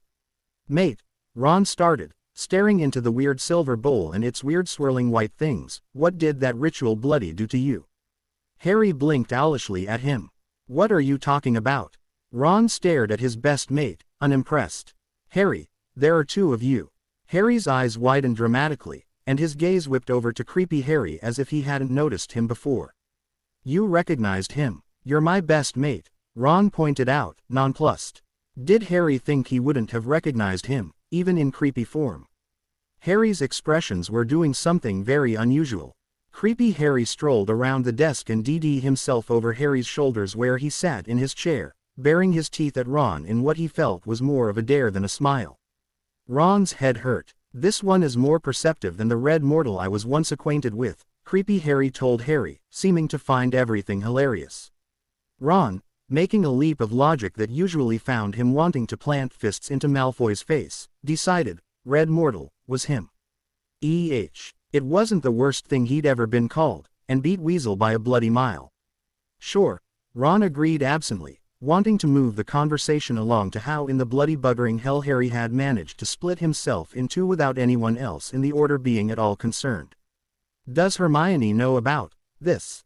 He waved a hand at where creepy Harry was apparently turning into liquid and melting all over poor Harry. Ron squinted again. No. Creepy Harry really was turning into liquid, dripping a bit at the edges. Neither of them seemed to be bothered about that, though, so Ron didn't mention it. Maybe it was one of those things you knew but weren't supposed to talk about, like how girls got barmy a few days a month. Ron had tried to bring it up once with Ginny and gotten kicked in the bludgers for his trouble. Lesson learned, Gin. She's aware, came Harry's awkward response. Ron squinted harder. It wasn't a Harry lie, but it was bloody close to one which meant Harry was hiding things again. When Harry hid things, they were generally big deals, like Dementors or Basilisks or Dark Lords reborn. Mate, you've got yourself melting all over you. If Myo knew about it she'd be here. Hopefully, as a bloke, Harry wouldn't go right for the bollocks like some people he knew. He might be just a bit sore about that, still. Harry frowned irritably and rolled his shoulder a bit, and creepy Harry seemed to sigh resignedly. It sounded like the sort of noise a Krupp might make if stepped on and deflated before he was abruptly not liquid again and standing upright several feet away without having to actually move there. Ron considered this and then decided to ignore it. Creepy Harry was not his business. Harry was Ron's business, and Ron was going to make sure he was fine and then he was going to walk away like he should have done every time his mate stumbled headfirst into a dangerous situation. Ron would stick around if things were really dangerous, but Harry had killed basilisks and faced off against 100 Dementors and stared Voldemort in the bloody face. He was, at this point, way more equipped to deal with creepy Harry than Ron was. You aren't gonna kick it, are ya mate? Ron asked with typical Weasley bluntness. He could be subtle if he really tried, but he just didn't see the point of walking circles around things when you could just say it instead. It took so much less effort and was a lot less prone to creating unfortunate misunderstandings. Creepy Harry's head swung on some sort of axis to face Ron. He was pretty sure heads and necks weren't supposed to be able to do that, and grinned that bloody creepy grin again, this time with 1,000% more teeth. Fear not, red mortal. The only death that shall touch upon my shell is me. And then creepy Harry laughed as if he'd just told a really great joke. Except his laugh sounded kinda like a screaming woman being strangled, crossed with the crunching of rat bones underfoot. It was pretty weird, is what he's saying. Harry seemed to be ignoring the laugh altogether, so Ron tried to follow suit. If Harry wasn't concerned that his double was absolutely barmy, Ron would try not to worry about it either. Worrying about things tended to lead to fights, and the last thing Ron wanted to do was fight with Harry about Creepy Harry while Creepy Harry was literally standing 2 feet away. He had tact. Gred, Forge, thank you very much. So what's with the bowl? Ron threw out there, feeling uncomfortable in the silence after Creepy Harry had laughed and Harry hadn't reacted visibly. Harry scowled, looking genuinely angry, which gave Ron quite a shock. He could count on one hand the times Harry had been legitimately angry at something, and have fingers left over. Sure, Harry got upset a lot, and moody sometimes, but he didn't really get angry at things. But when he did, bloody hell. Ron ced for the worst. Maybe the bowl was cursed. Maybe the bowl was the reason Harry had a creepy double. Maybe the bowl had split Harry in half. Ron was about ready to fire a reducto at the bowl, consequences be damned, when Harry spoke up in a voice Ron had never heard his mate use before. Do you trust me, Ron? Harry, his best mate, asked. He was staring straight at Ron, with an expression that was graver than anything Ron had seen outside his dad talking about the last war. And then the question registered. Did he trust Harry? What kind of bloody stupid question was that? Of course he trusted Harry. Bollocks, he'd learned the hard way what not trusting Harry led to and had no desire to make that particular mistake again. Ron opened his mouth to tell Harry how ridiculous he was being when he caught sight of Creepy Harry's face. There was something wrong about the expression Creepy Harry was wearing. It actually took Ron a second to realize it was because Creepy Harry wasn't grinning. He wasn't even smiling. Oh, and his eyes were black now. And not like how Snape's eyes were black, but how the night sky above the burrow was black when the stars were hidden by clouds. Creepy Harry tilted his head, bird-like, and one of his eyelids ticked. He looked really pissed off, actually. Like the sort of pissed off that led to someone kicking him in the bollocks, only multiplied by about 1,000,000. So Ron thought about Harry's question seriously. Did he trust Harry? He tried to think of something Harry could have to say that Ron wouldn't trust him about. Maybe Harry had decided to join Voldemort. He paled starkly, freckles standing out in sharp relief, but swallowed past the lump in his throat. Well, Harry had been through an awful lot, yeah. And he'd surely have a good reason.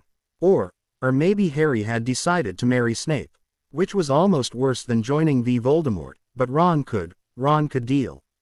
It'd be bloody difficult, and he'd probably never be friends with the Git, but he could deal. He could. So he took a steadying breath and nodded once, firmly.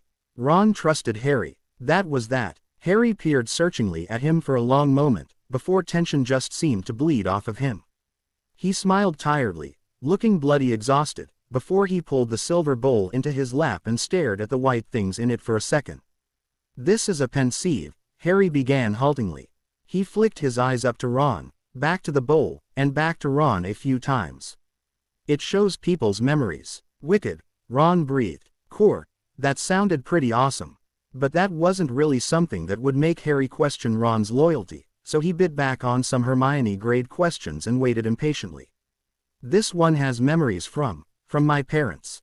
Oh, Ron grimaced. That was not quite as awesome. Still amazing, but also awful. In one of them, Dumbledore admits to knowing Sirius was innocent. Ron furrowed his brows. That was not good. He was getting a sinking feeling that he knew where this was going, and suddenly Harry's earlier question made a hell of a lot more sense. And, earlier, Dumbledore told me he knew how the Dursleys treated me, but that I was just exaggerating how bad things were. Ron scowled outright at that. Harry did not bloody exaggerate things. It was a bit of a thing to try and swallow that Professor Dumbledore was implicit in the way Harry had been so bloody small in first year. Do you trust me, Ron? Ron took a deep breath and nodded jerkily for Harry to go on. He had the feeling it was only going to get worse. There was a piece of Voldemort's soul in my scar, and Dumbledore knew about it. He blanched. Voldemort's soul. Ron didn't know an awful lot about magic theory, that was Hermione's thing, but he knew about black magic. Soul magic. It was a horrible perversion of all that was natural. In retrospect, It wasn't that much of a stretch to imagine Voldemort messing around with it. But, in Harry's scar, Ron glanced up at his mate's forehead, and saw the scar was a thin silver line instead of the angry red gash it usually was. Ron prayed to Bloody Merlin that meant the soul was gone. As long as the soul in my scar existed, Voldemort was immortal. And the only way to destroy a Horcrux, that's what the soul bits are called, is to destroy the container it's in. And then Harry sat back and waited. Ron blinked, trying to parse out why Harry had stopped so suddenly. Horcrux in scar, Dumbledore. Knows, destroy the container. Wait, he could literally feel his thought process grind to a screeching halt. If Harry had a Horcrux in his scar that the headmaster knew about, then presumably the headmaster also knew that the only way to destroy one was to get rid of the container. But, if Harry had been the container, and the only way to kill Voldemort was to destroy the container, did that mean Dumbledore was going to kill Harry? Ron didn't know how Dumbledore had planned to accomplish that, exactly, but it didn't bloody matter. If Harry was telling the truth, that meant Dumbledore had either actively planned to murder Harry at some point, or he was going to try and get him killed some other way. The Philosopher's Stone in first year, Ron realized with dawning horror. The Basilisk in second. The Bloody Dementors. The Tri-Wizard Tournament. Bloody buggering hell, Dumbledore had been trying to do Harry in since he was 11. Ron lurched forward and shoved the bowl back onto the desk, ignoring the way it splashed about, and hauled Harry up out of his chair. He ignored Harry's yelp of shock, and began patting him down immediately, fretful. What if Harry was hurt? What if Harry was being all cagey because Dumbledore had tried again and Harry didn't know if he could trust Ron to take his side? Bugger it all. What if Harry was trying to be all noble and self-sacrificing again and trying to protect Ron from the truth? That Dumbledore was a bloody murderer who was just waiting for Harry to let his bloody guard down. Are you all right? Ron bellowed at Harry from a distance of approximately 2 inches. He hasn't hurt you, has he? I'll kill him. Well, I'll hex him into next week at least. Ron knew he wasn't actually going to be able to kill Dumbledore. He wasn't an idiot, but he could probably get 1 or 2 good licks in before the shock wore off and he got creamed. Ron began shaking Harry at the shoulders. Do I need to? I'll get the twins. They can. They'll help. Surely. And Hermione. She'll know what to do. We need to. Ron. Harry shouted over his increasingly frantic yelling, grabbing onto his wrists and forcibly pulling his white-knuckled hands off his shoulders to stop the shaking. Ron, I'm fine, he continued more calmly when Ron quieted down a bit to listen. The Horcrux is gone. Death took care of it. We have a plan. Calm down. Ron took several deep breaths to try and steady his racing heart. Bloody hell, that had been intense. He hadn't been this wound up since the twins had put a fake acromantula in his bed that one time. Harry was smiling oddly at him, and Ron had just enough inpower left to recognize that smile. It was the one Harry wore when something surprised him, pleasantly so. Like when a housemate congratulated him for something not boy who lived related, or when Ron or Hermione got him a birthday present or something for Christmas. Then Ron frowned. Wait, death took care of it. Harry, did you? He lowered his voice to a shrill whisper, die? Harry grinned sheepishly, even as creepy Harry, who had been watching with that creepy grin as Ron freaked out, cackled loudly at his back. You might want to sit down, Ron, Harry said pleasantly, seeming far less serious or anxious now that he knew Ron believed him. It's a bit of a story. It's to die for, mortal. Truly, creepy Harry added with a laugh that sounded like rocks grinding together in a large echoing room. Ron looked between them, the weird copy of his best mate and Harry, the boy he'd fought a troll with when he was 11. Do you trust me, Ron?